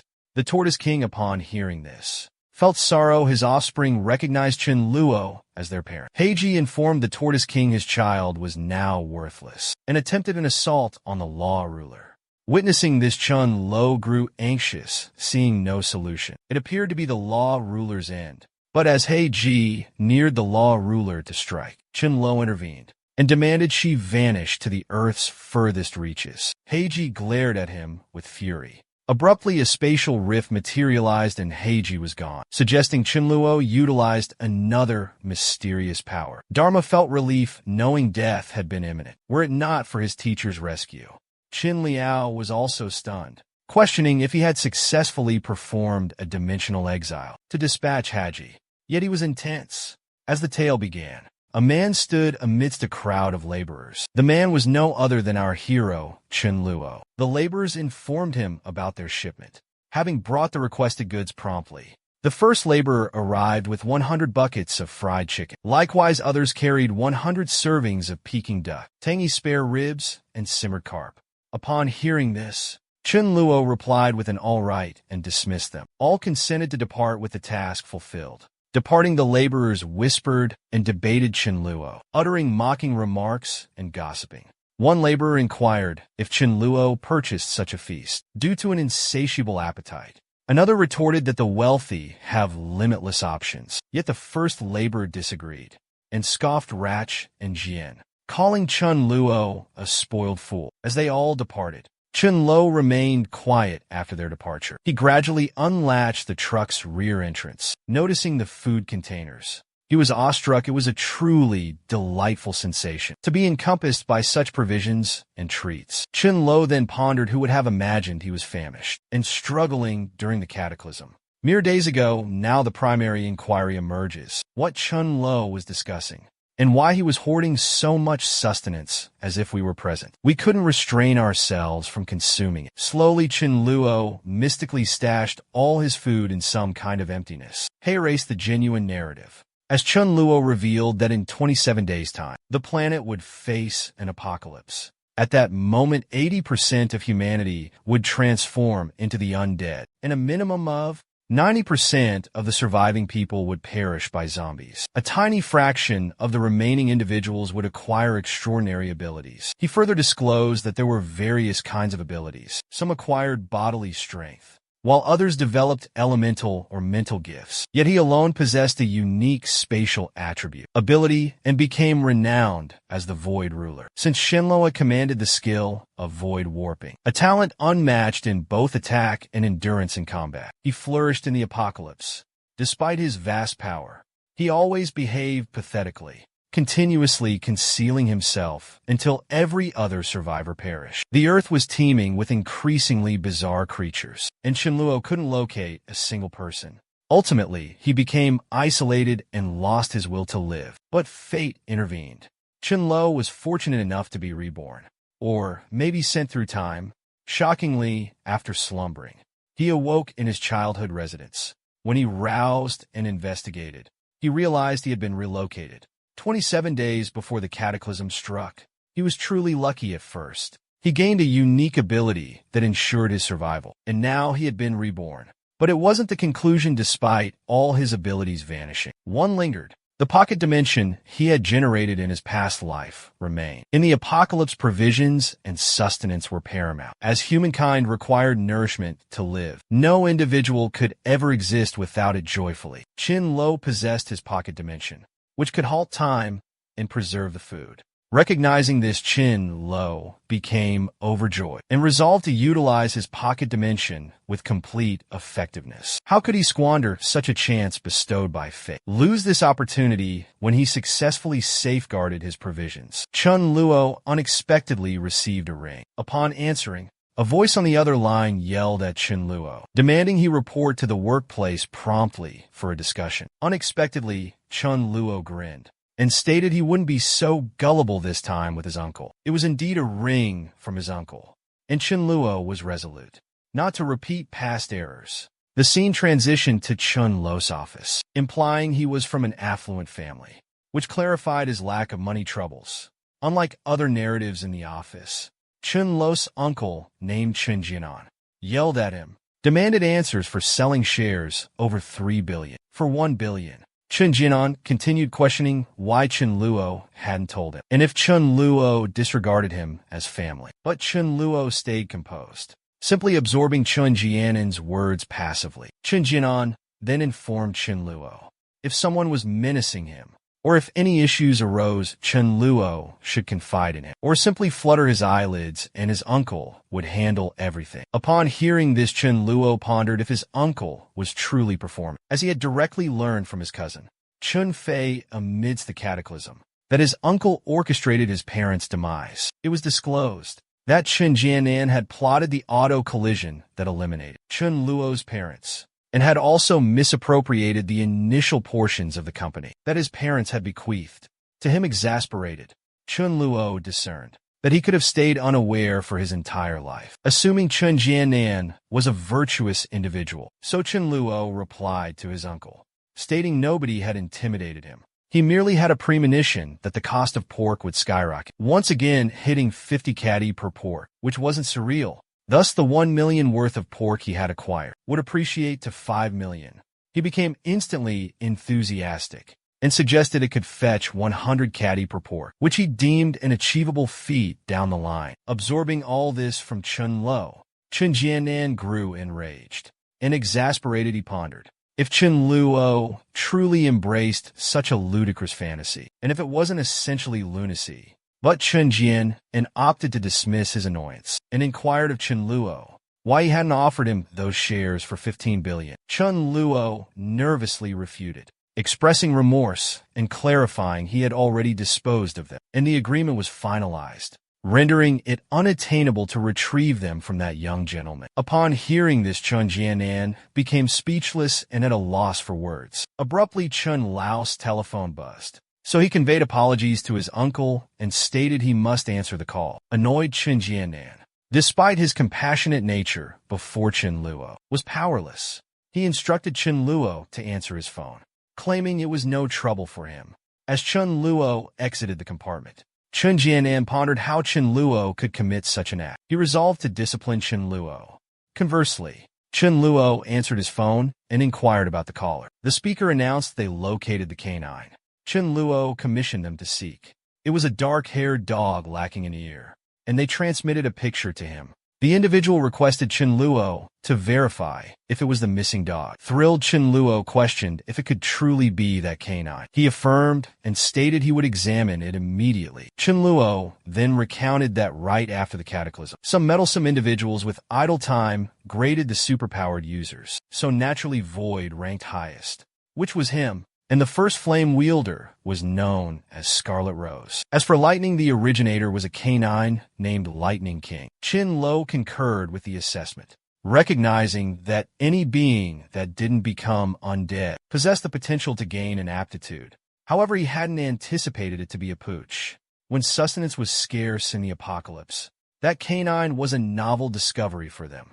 Numerous individuals desired the dog, but all endeavors failed except for Chen Luo, who was the sole person shrewd enough to consume it. He abruptly understood everything. While reliving the experience, Chen Luo's appetite surged, recalling its flavor. When Chen Luo examined the image, he became certain it was indeed the identical canine, as the nicked left ear served as verification. Chen Luo believed he now possessed endless sustenance. So, why didn't he make the dog his partner? He would care for the dog admirably. The canine wore a pathetic expression. Upon observing this, Chen Luo pondered if the pooch was aware of its own visage. Amidst the cataclysm, Chen Luo advanced towards the dog and grinned, assuring the dog it needn't fret, since his sibling had arrived to rescue it. He abruptly spun around and inquired about the store's proprietor. Chen Luo hollered for the manager to emerge immediately. The establishment's owner, Pasha, appeared and courteously questioned Chen Luo's purpose. Chen Luo gestured towards the canine and asked if Pasha dared inquire why he was there, alleging Pasha pilfered his dog. Chen Luo stated that if he hadn't intervened, his black dog would be sustenance. Chen Luo added that originally he recalled the black dog was a vagrant without a master, so he took it in. He then questioned Pasha again if the dog deliberately sought him out for trouble. Regarding this, Pasha replied he acquired them all through legitimate avenues, and that canines often appear similar. So he assumed Chen Luo was incorrect. Upon hearing this, Chen Luo grinned and inquired if Pasha truly mentioned authorized sources. Chen Luo cautioned Pasha once more, questioning why he didn't contact the authorities to confirm if Pasha obtained the dogs from lawful means. Chen Luo stated this because he felt all commerce involved deceit, and was certain Pasha wouldn't permit a police inspection of the establishment, and as Chen Luo predicted, events unfolded precisely as anticipated. Pasha angrily advanced towards Chen Luo, yelling that such actions were unacceptable. Chen Luo chuckled and asked if Pasha desired a confrontation, adding that since Pasha exhibited courage, had provided him with a learning experience. With that declaration, Chen Luo seized Pasha's hand and delivered a kick, sending Pasha tumbling to the earth. Chen Luo grinned, thinking to himself that his rigorous apocalyptic training made him fearless against Pasha. Pasha yelped in agony from Chen Luo's blow. Chen Luo inquired about Pasha's current state and his desire to continue the brawl. Unexpectedly, Pasha started pleading for Chen Luo to cease the assault, claiming it was a huge mistake, and he genuinely didn't recognize Chen Luo's canine. Pasha began retrieving the pooch, declaring his departure to discipline the individual who sold him the dark pup. He offered Chen Luo his dog back gratis. Without compensation, Chen Luo agreed, recognizing Pasha's positive demeanor, and chose to release him. Inwardly, Chen Luo felt joyful. Had even sacrificed his entire fortune for the black dog. Yet, as is common knowledge, everybody enjoys complimentary items. Why would Chen Luo decline such a proposition? Chen Luo acquired the canine. Pasha requested Chen Luo depart his establishment with the pooch. Effortlessly, Chen Luo christened the dog Blackit. He beckoned him homeward. Inside, Chen Luo pondered if the dog's demeanor suggested it possessed a spirit and comprehended human speech. Chen Luo was indeed correct. Blackie discerned his utterances. Blackie was astonished who was Chen Luo calling Blackie, since Chen Luo rescued him. Should he accompany Chen Luo? Chen Luo was delighted the dog was truly spiritual. He obtained a Lightning King effortlessly. Chen Luo settled in the vehicle. Chen Luo informed Blackie henceforth he would be Dharma King and reside with him. Dharma King barked joyfully. As they journeyed home, Chen Luo pondered developing their bond. He informed the Dharma King he would fetch some provisions first, En route, Chin Lu spotted a guard and halted. Standing there, Chin Lu contemplated the guard's Sudhaju. He was delighted to re-encounter Sudhaju. Chin Loi recounted that previously, before attaining voidability, Sudhaju shielded him from the mutant, allowing Chin Loi's escape. Sudhaju perished safeguarding him. Chin Lo gazed at Sudhaju and grinned, resolved that now he would guarantee Sudhaju a prosperous life. Chin Lo invited Sudhaju out after work. After his shift ended, Sudhaju declined, explaining his mother warned against boys straying and becoming wayward. Upon hearing this, Chin Lo inquired about Sudhaju's mother's further remarks. Sudhaju replied that his mother said there was no need for pleasantries, as it involved nefarious activities like thievery. Chin Lo was astonished by Sudhaju's statement, as Sudhaju was equating a night-out celebration with stealing. Chin Lo was speechless, and internally, he was pondering that based on their history, he and Sudhaju weren't well acquainted. However, it was insignificant, as Sudhaju would be working when the catastrophe struck. So when the disaster reoccurred, they would undoubtedly become close friends. The scene then transitioned to a later moment, where Dharma appeared utterly astounded. In reality, Dharma was amazed by Chun Lu's personal swimming area. Chinua guided Dharma to the pool and informed him that temporarily it was his residence, and firstly they would cleanse themselves in the pool.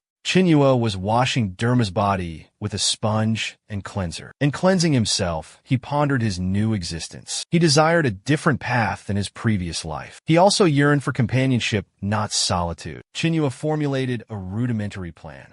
Since supernatural individuals could exhibit their gifts, he envisioned a sanctuary for them, mirroring his haven for Dharma King. He would extend this to others. Chinua employed a device to dry Dharma's fur, and Dharma was astonished. He found it agreeable. It compensated for his lack of combat prowess, unskilled in direct confrontation. If Chinua aimed to establish a sanctuary, he required provisions sustenance produce, sodium chloride greens plant embryos, power sources pharmaceuticals, instruments, and crucially, aqua, as all hydration sources, were contaminated following the cataclysm, and the infections within are incurable by any method. Chinlo added that for uncontaminated water, one must await rainfall. Abruptly, he struck his forehead, grimacing strangely, which startled Dharma, who questioned his behavior. Chinluo exclaimed he had forgotten something. He first needed to acquire high-voltage electric rods. Upon hearing this, Dharma became afraid and gazed intensely at Chinluo. Chinluo reassured Dharma, telling him not to worry, as it was intended for the undead, not him. Chun-Lo reminisced that at the onset of the apocalypse, electric batons were incredibly potent weapons. Thrilled by this notion, Chun-Lo decided to purchase some metal suits. Quickly, he browsed his phone to place an order, carefully considering his selection before confirming. The scene transitioned to a later moment, where Chin-Luo and Dharma were dining. But Dharma was devouring his meal so rapidly Chin-Luo urged him to eat slower, or he might suffocate after consuming their food. Chin-Lo informed Dharma they possessed ample provisions. Thus, Chin-Lo assured him they would dine on exquisite cuisine later. While speaking, Chin-Lo nonchalantly discarded the remaining poultry bone. Observing Dharma mimicking him, Chin-Lo was delighted as Dharma was emulating him. Nevertheless, Chun-Lo remained preoccupied and contemplated something when abruptly, unexpectedly, a visitor arrived at his residence and commenced knocking. When Chun-Lo answered the door, a lovely woman stood outside his dwelling. Upon seeing her, Chun-Lo inquired about her identity. The young lady presented herself as Lady Mayu. Hearing the appellation, Chun-Loa was astonished, since she was the culinary instructor he had engaged. Chun-Loa expressed regrets to Mayu for neglecting the cooking course session, and cheerfully invited her in. Meanwhile, observing Chun-Loa in that state, Mayu pondered why Chun-Loa offered her 50,000 simply for culinary instruction. He must be wealthy. She felt glad it appeared she needn't fret about employer deception. However, after observing Chun-Luo, she felt at ease. She also contemplated, considering Chun-Luo's circumstances, how many attractive women could resist his charm, and if Chun-Luo harbored feelings for her. Within the culinary space, Chin Liao displayed to Mayu the requested tools and components were prepared beforehand, but inwardly he contemplated. To avert apocalyptic uncertainties, he couldn't solely possess provisions, but required culinary expertise. Thus, he needed to expend significantly to employ Mayu as a chef. Mayu prepared herself and announced first. She would show him how to prepare tangy pork ribs. Chin-lo replied with an all right. But secretly, he was delighted, because he realized he only needed to cover Mayu's wages for a single month, a period that would certainly not arrive in the post-apocalyptic future. Chin-lo was cooking the meal, and Mayu was guiding him on what to do. Mayu requested he chop the ribs into smaller bits and briefly blanch them in a pot of cool water. Then she instructed Chin-lo to add oil, but shockingly, he was using too much.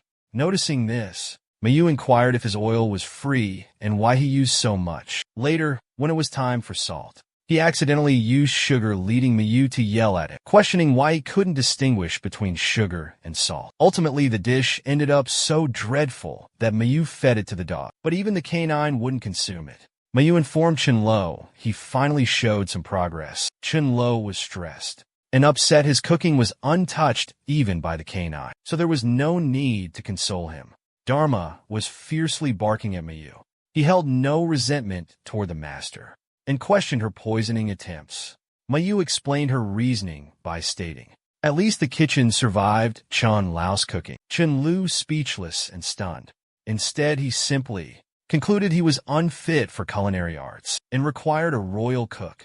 Mayu bid Chin-luo farewell and departed. After Mayu's exit, Chin-luo pondered her abilities, recognizing their merit, regretting their past unfamiliarity. He also contemplated her post-apocalyptic fate. Chin-luo contemplated her, considering employing her culinary talents. Ultimately, he wished her well. The locale changed to a later moment, where Chin-luo was strolling. He spotted someone and pondered their identity. It revealed he encountered siblings Millie and Mylan. Chin-lo stated the sisters possessed extraordinary qualities. After Milling unlocked her fire powers, she became the sole possessor of such an aptitude and earned the title Scarlet Rose Spirit Flame Princess. Even more remarkable was her younger sibling Millie, a wielder of light element talents. Despite her limited combat prowess, she was a potent support healer. Chun-lo mentioned hearing of her resurrection skill. Later, Chun-lo contemplated them seriously. He felt despite their youth making decisions, he would acquire them at any cost. He contacted an individual named Raka, who previously located the canine. Chun-alt informed Raka he was granting him a 72-hour deadline to gather intel on two siblings, including their culinary preferences. He stressed this was crucial because he held a firm belief in the adage, "To win a woman's affection, cuisine is paramount." Thus, he resolved to acquire their favorite foods. He would amass them as time progressed. The setting shifted to 5 days prior to the cataclysm. Chin-lo observed Myling enjoyed Sichuan fare, and her preferred fruit was grapes. Meanwhile, Millie favored braised pork, hocks, and her fruit of choice was watermelon. This brought to mind the delectable nature of traditional dishes, so he should acquire some too. The following day, Chin-lo inspected armor he commissioned for himself and Sadaju. After donning it, Chin-lo remarked it was satisfactory. Despite its weight, it ensured his protection. Chin-lo contemplated delivering the second suit he acquired to Sadaju.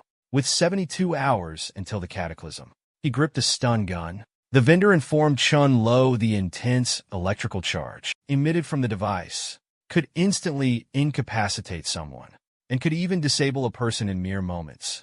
So Chin-lo needed to exercise caution. Chin-lo felt confident wielding the weapon in vision, easily eliminating countless undead with it. The following day arrived. Chin-lo inquired about a lorry, seeking to purchase it. The proprietor agreed, and would shortly disclose the cost. Night descended.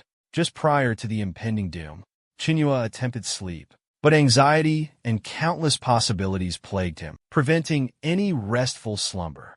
He pondered if he had been reincarnated. Would the end of the world still happen? If not, the stored supplies would be a major waste. But he soon wished for the apocalypse to not transpire, so he could give himself up for the nation's well-being. This displayed Chun-luo's kind and selfless nature. Afterwards, he figured even with the deficit, he'd still have wealth. Wasn't it preferable to relish life in tranquility? Why face a brutal and savage end times? The following day, just 80 minutes before the catastrophe, Chin-luo phoned his uncle, Chun Jianan, and excused himself for the early wake-up call. But he required Chun Jianan's assistance. Chun Jianan readily agreed. and inquired about Chun Luo's issue, as he would undoubtedly aid him. Regardless, Chun Luo then elaborated. He believes the digital currency will appreciate, perhaps multiplying 8 to 10-fold. Chin Law informs Chun Ainen that as he knows, he purchased pork with the funds. He desires to collateralize his entire savings, valued at 1 billion for him. He only wishes to obtain 500 million. He guarantees Chang Yin when his 500 million becomes 5 billion. He'll repay with interest. Chun Lo inquires why Chen Jianan didn't await him at his residence. He'd personally seek him out to discuss it. It would be pleasant if his brother Chun Lo, Chun Fei, could also accompany them. Chun Jianan replies affirmatively and requests Chun Lo to arrive promptly.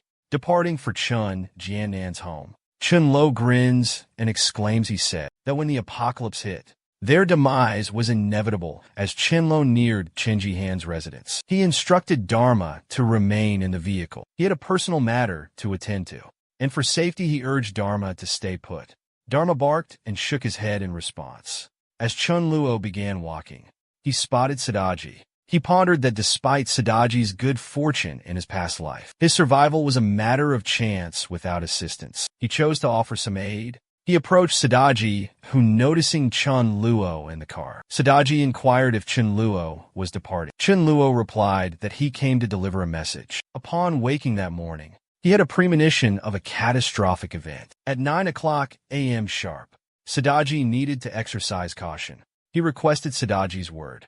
Sadaji simply said okay, urging him to exercise caution. The setting then changed to a later time at Chun Jianan's residence, where Chun Fei and Chun Jianan were talking about Chun Luo. Chun Jianan informed Chun Fei that Chun Luo desires to put money into digital currency, demonstrating Chun Luo's fearlessness. Chun Jianan then revealed to Chun Fei his astonishment at Chun Luo's choice, because he sensed that despite its rapid growth, it lacked genuine worth. Upon hearing this, Chun Fei was perplexed and inquired of Chun Jianan, how could anyone refuse such a lucrative opportunity presented directly to them? Chun Jianan replied that Chun Luo is aware of his deception and questioned Chun Fei. Would Chun Luo engage in a deal beneficial for them, but detrimental to himself? Chun Jianan ponders if it's a trick devised by Chun Lu against them.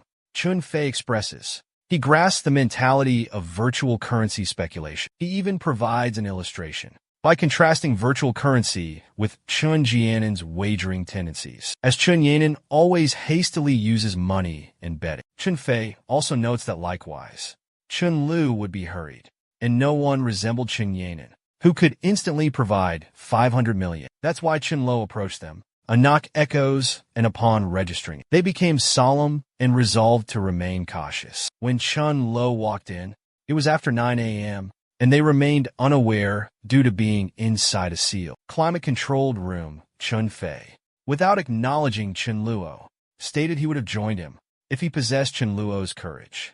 Chun Fei also quipped to Chun Luo to remember him if he profited. Chun Luo replies with an all right, adding that naturally if he obtains the 5 billion, had for sure present Chun Fei with a fancy sports car. Upon hearing this, Chun Fei embraces Chun Luo, remarking that he would recall Chun Luo's promise. Chun Fei further tells Chun Luo to honor his commitment of the sports car, and mentions supper is served, suggesting they chat while dining. Chun Luo feels annoyed as he holds Chun Fei, yet he's eager to eat heartily. At 9:15 a.m., he's devouring food ravenously, implying he hasn't tasted such cuisine. Both Chun Jianan and Chun Fei are puzzled by Chun Luo's behavior, but unexpectedly, they detect an unfamiliar noise outside their quarters. Chun Jianan inquires about the sound's origin, as it appears to emanate from the servant's room. He requests Chun Fei to investigate. Chun Fei consents and goes to examine. Meanwhile, Chun Lo becomes solemn because he understands it's nothing but a harbinger of the impending doom. Chun Lo rises and informs his uncle, Chun Yanan, that he'll also go and look in case the servant was harmed, so he could assist Chun Fei in taking her to the clinic. But secretly, Chun Lo is pleased because he believes his uncle, Chun Jianan, and Chun Fei will perish agonizingly. When Chun Fei enters the chamber, he's stunned to find a zombie inside, and the servant is deceased. The area is filled with gore. He becomes frightened and collapses, but soon noticing the zombie advancing, he desperately attempts to shut the entrance. But there's a surprise. Or perhaps Chun Fei's worst fear materialized, as Chun Luo prevented Chun Fei from shutting the door, claiming they came to investigate the commotion and to assess the circumstances. Why was Chun Fei sealing the entrance? Chun Fei, bewildered and stunned, incredulously asked Chun Luo what he was up to and why he was obstructing him. Before he could finish his inquiry, Chun Luo assaulted Chun Fei with the electric rod, shocking him and sending him crashing down. Chun Luo chuckled and declared he wouldn't let them perish so readily. He directed that remark at Chun Fei because he desired Chun Fei to be devoured by the undead, suffering an agonizing demise. With that objective, he unsealed the door, unleashing the zombie horde upon Chun Fei. Chun Jinan witnessed Chun Luo's actions. An enraged Chun Jinan charged towards Chun Luo, inquiring about his actions, and swearing Chun Luo would perish by his hand. But as usual for protagonists, Chun Luo was prepared to strike with his staff. Chun Luo cheerfully invites Chun Jianan closer, and the instant Chun Jianan steps forward, Chun Luo assaults Chun Jianan with the rod. Observing this, Chun Jianan attempts to deflect the blow, to which Chun Luo chuckles and questions if Chun Jianan believed he possessed lightning immunity, which explains his barehanded block. After receiving a jolt from the electric stick, Chun Jingan loses consciousness. Chun Luo then nears Chun Fei and mocks him, remarking that he understands the intense pain, as he can sense it simply by observing Chun Fei. Chun Fei is in severe agony as the undead creature devours him, forcing him to cry out in anguish. Chun Fei pleads for assistance from Chun Luo and his dad, but Chun Luo instructs him to hush and cease yelling, declaring he has no useless offspring like Chun Fei. Despite the agony, Chun Fei crawls towards Chun Luo to atone by grasping his feet, desiring Chun Luo will aid him after. Chun Luo, unfeeling due to prior events, firmly commands Chun Fei to stay away, as his father rests on the earth, despite Chun Fei's yells, and berates Chun Luo with harsh language. He's overwhelmed by another surge of anguish, showing his failing health. Observing Chun Fei's worsening state, Chun Luo's expression softens a bit, and he remarks to Chun Fei that he can't endure watching the spectacle alone and requires a companion. Chun Luo applies the baton to Chun Jianan once more, making him awaken from the jolt. As Chun Jianan recovers and notices Chun Fei's plight, he grows anxious and nears Chun Luo, grasping his feet begging for Chun Fei's rescue, as Chun Fei is Chun Lao's relative. However, Chun Lu shows no reaction. Without any recourse, Chun Jianan begins confessing to secretly manipulating, deceiving with his holdings. But neither Chun Luo nor Chun Fei were aware. Chun Fei was blameless. Chun Luo then inquires of Chun Jianan if a greater apology wasn't due.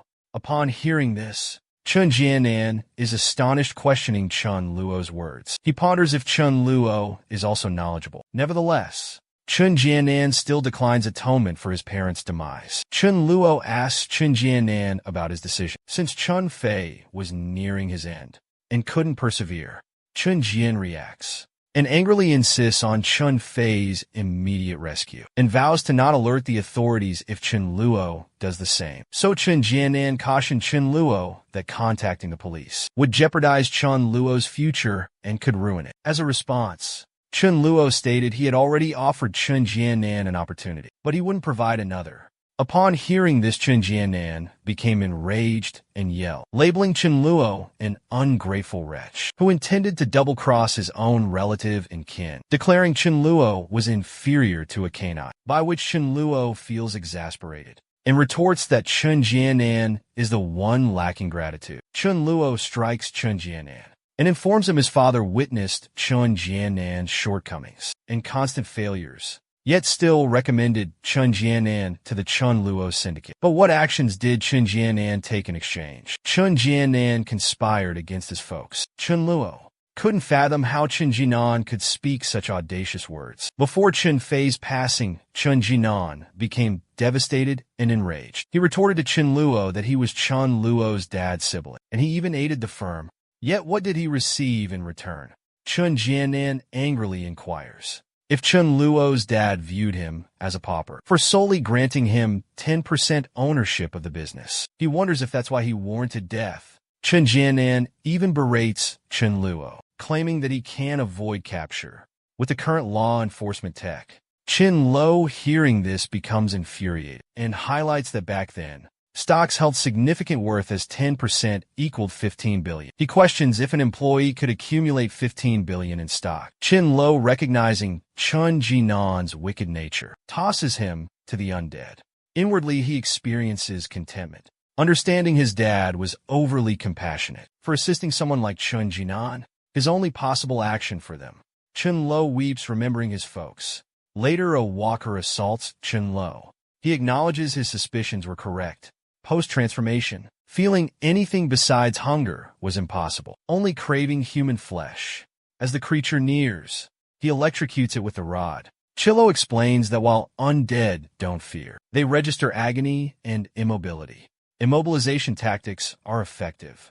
Having incapacitated the ghoul, he unsheathes his blade and strikes its forehead. Dispatching the reanimated isn't difficult. Simply puncture the area between their brows. Chinloy grins, contemplating that despite the gruesomeness of killing, that specific spot was remarkable. It unveiled a concealed prize called the core crystal. Upon retrieving the crystal, he secures it within his dimension. Reagan Jianan affirms it unfolded precisely as he predicted. At the onset of the cataclysm, the crystal possessed a low grade. Shenloa then ponders at the commencement of the undead epidemic. Whether it's a powered individual or a reanimated corpse, a crystal will materialize between the brows. The energy held within the core crystal could not only aid the awakened, accelerate their healing, but also bolster the awakener in gaining strength. In essence, it was a priceless artifact for Chin Lo, and he resolved to amass as many as feasible. Chin Lo conveys that the crystal dimensions and hue would shift based on the target's capabilities and combat skills. For instance, the crystal of a fire-type powered individual or reanimated corpse would be crimson in color, while that of a wind-type powered individual or reanimated corpse would be emerald. Finally, he states that the crystal of a space-type powered individual or undead would be see-through.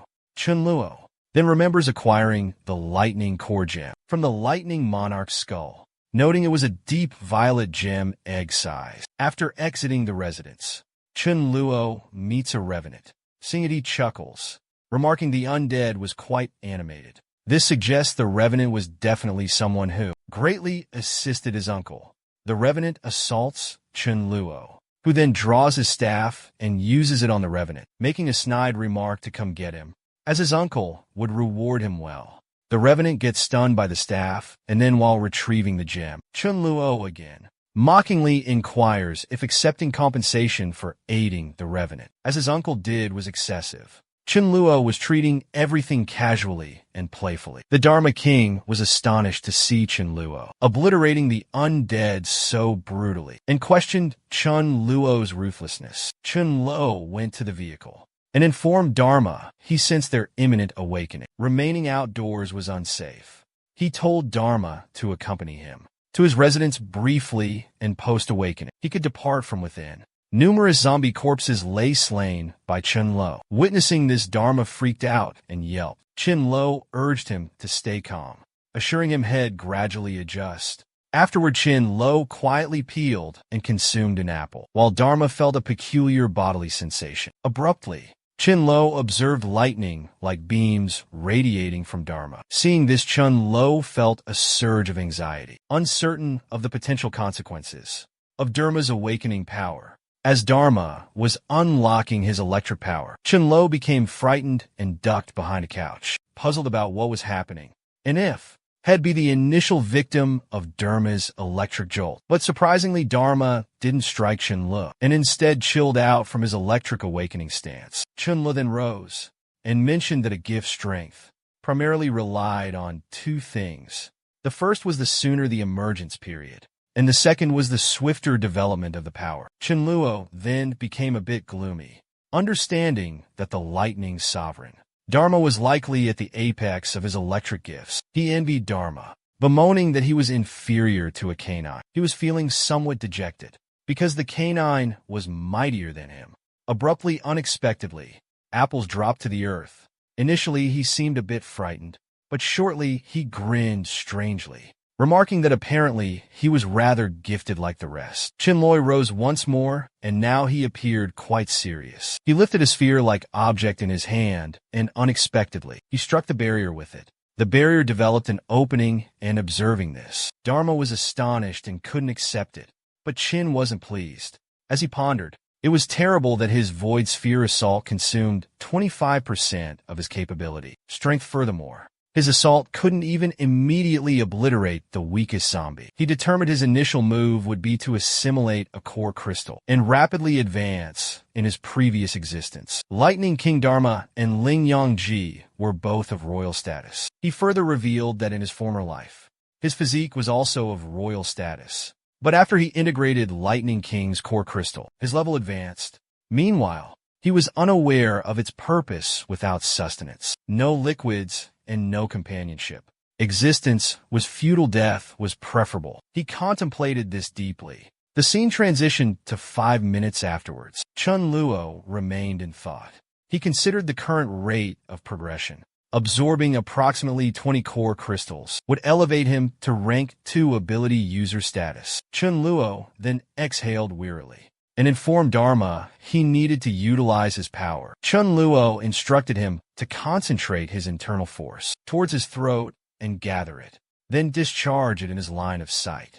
Dharma obeyed the directive. The lightning bolt emitted from his jaws was immense. Chun Luo beamed and stroked Dharma's head, praising him as a brilliant and obedient canine. Chun Luo requested Dharma join him at the freezer first. Priority 1 was storing their acquired supplies. Dharma readily consented to accompany Chun Luo. Following that, Chun Luo approached the massive Chun Jianan structure. He cheerfully urged Dharma to observe its scale, the Super Chun Jianan's sheer magnitude, suggesting abundant resources within. He quipped, "Nobody leaves empty-handed, they say," implying plentiful treasures inside. They couldn't let the undead claim them. Chun Luo proposed to Dharma, "Confront the zombies and seize everything." Dharma replied with affirmation, eagerly requesting to commence. Chun Luo retrieved his gear, advised Dharma to strike opportunistically, avoid direct combat, utilize his agility to evade assaults. Dharma confirmed his comprehension, so they joined forces and effortlessly overwhelmed them. But abruptly, when Dharma zapped a girl with his electric power, he was astonished to find she was unscathed.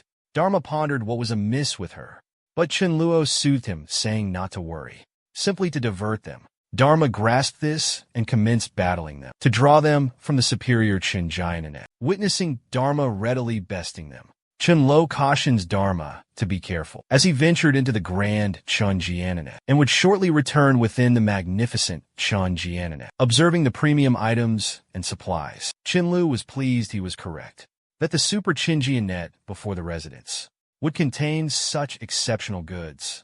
Chun Luo then unsealed his void and commenced absorbing all useful items within, exclaiming gleefully it was all his. Gradually, Chun Luo consumed everything, removing the crystals from the zombie skulls, doing all the tasks and consuming the nourishment and crystals. He emerged yawning contentedly as the ability area was expansive, and it was wonderful with everything complementary. He informed Dharma it was time for their departure, but when he glanced upward, he noticed Dharma fleeing a zombie for survival. Well, Chun Luo effortlessly rescued Dharma by vanquishing the creature. Afterward, Dharma was weeping, questioning why his teacher could slay zombies so readily, while he was unable. So Chun Luo caressed his head and told Dharma not to fret, assuring him he was already exceptional. He simply needed to persevere, and eventually, he would be the finest and most impressive canine. Upon hearing this, Dharma became joyful and grinned as if he had obtained a treasure. Chun Luo then suggested they proceed to the freezer. As they headed toward the cold storage,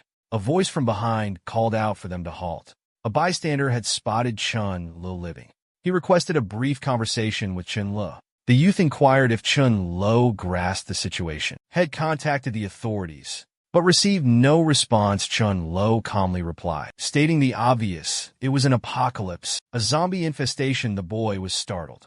He contemplated the circumstances, then cheerfully proposed a partnership with Chinlo. They could look out for one another in this end of the world. Chinlo flatly refused the proposition, declaring he had no need and continued onward. The boy pleaded for Chin Lu to stay, but Chin Lu didn't pause.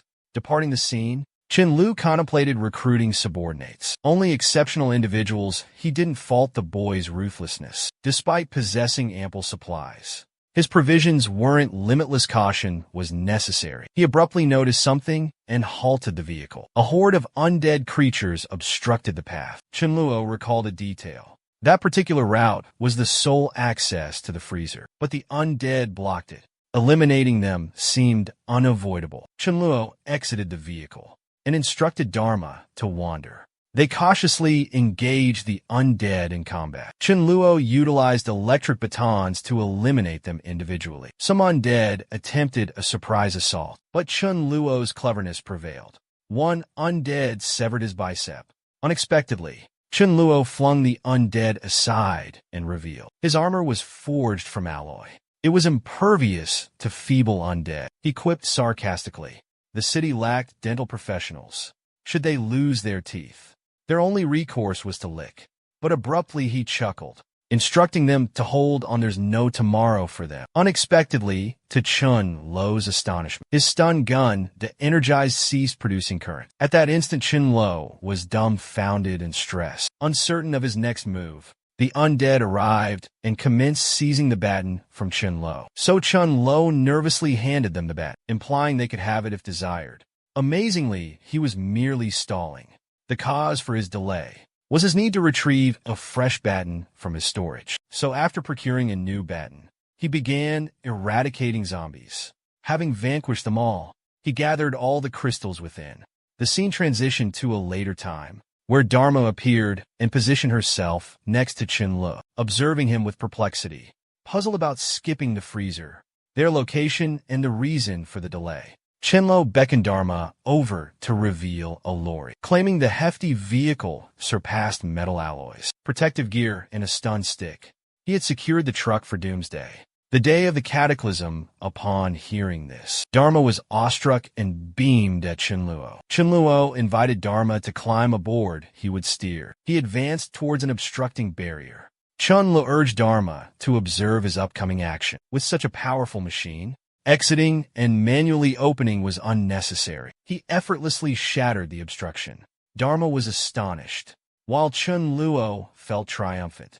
It seemed like a valiant feat. They encountered a horde of undead creatures. Chinluo then revealed his prior knowledge of the multitude of zombies would require significant time to eliminate. With the stun baton depleting his power, Chinluo swiftly acted, struck zombies with the truck, and cleared them. Witnessing such actions, Dharma was stunned and wept, believing his teacher was merciless. Meanwhile, two youths named Fong and Lung and a girl named Mia were on the second level of the freezer, observing Chinluo from above. They were amazed. Lung commented that Chun Lo's truck was far superior to other automobiles. Inside their cold storage, Mia proposed to Fong and Lung that they should request Chinluo to rescue them from the freezer. Fong inquired if Chinluo was alone. So, why would he endanger himself for them? Was he their parent? Fong also stated that he believed Chinluo was a heartless individual. Otherwise, he couldn't have performed those actions. And Chinluo likely knows their cold storage contained supplies. Chinluo arrived to seize the supplies, and upon acquiring these provisions, he would depart and abandon them. Fong proposed that rather than seeking assistance, they should rely on themselves, and they could commandeer Chinluo's vehicle, as it was the most dependable mode of transport. With the vehicle in their possession, Lang urged them to observe that Chinluo appeared to be donned in armor. Fong reiterated that they simply needed to seize the truck, and they would be secure. What were their thoughts on the matter? Lang vehemently concurred with Fong, as Chinluo came to pilfer resources from the cold storage, which was unpardonable. So, after a few moments, when Chinluo was extracting the crystals from the undead, Mia approached him and expressed gratitude for rescuing them by eliminating the zombies. Upon hearing this, Chinluo pondered why they were expressing gratitude, as it appeared they would request him to escort them out of the cold storage unharmed.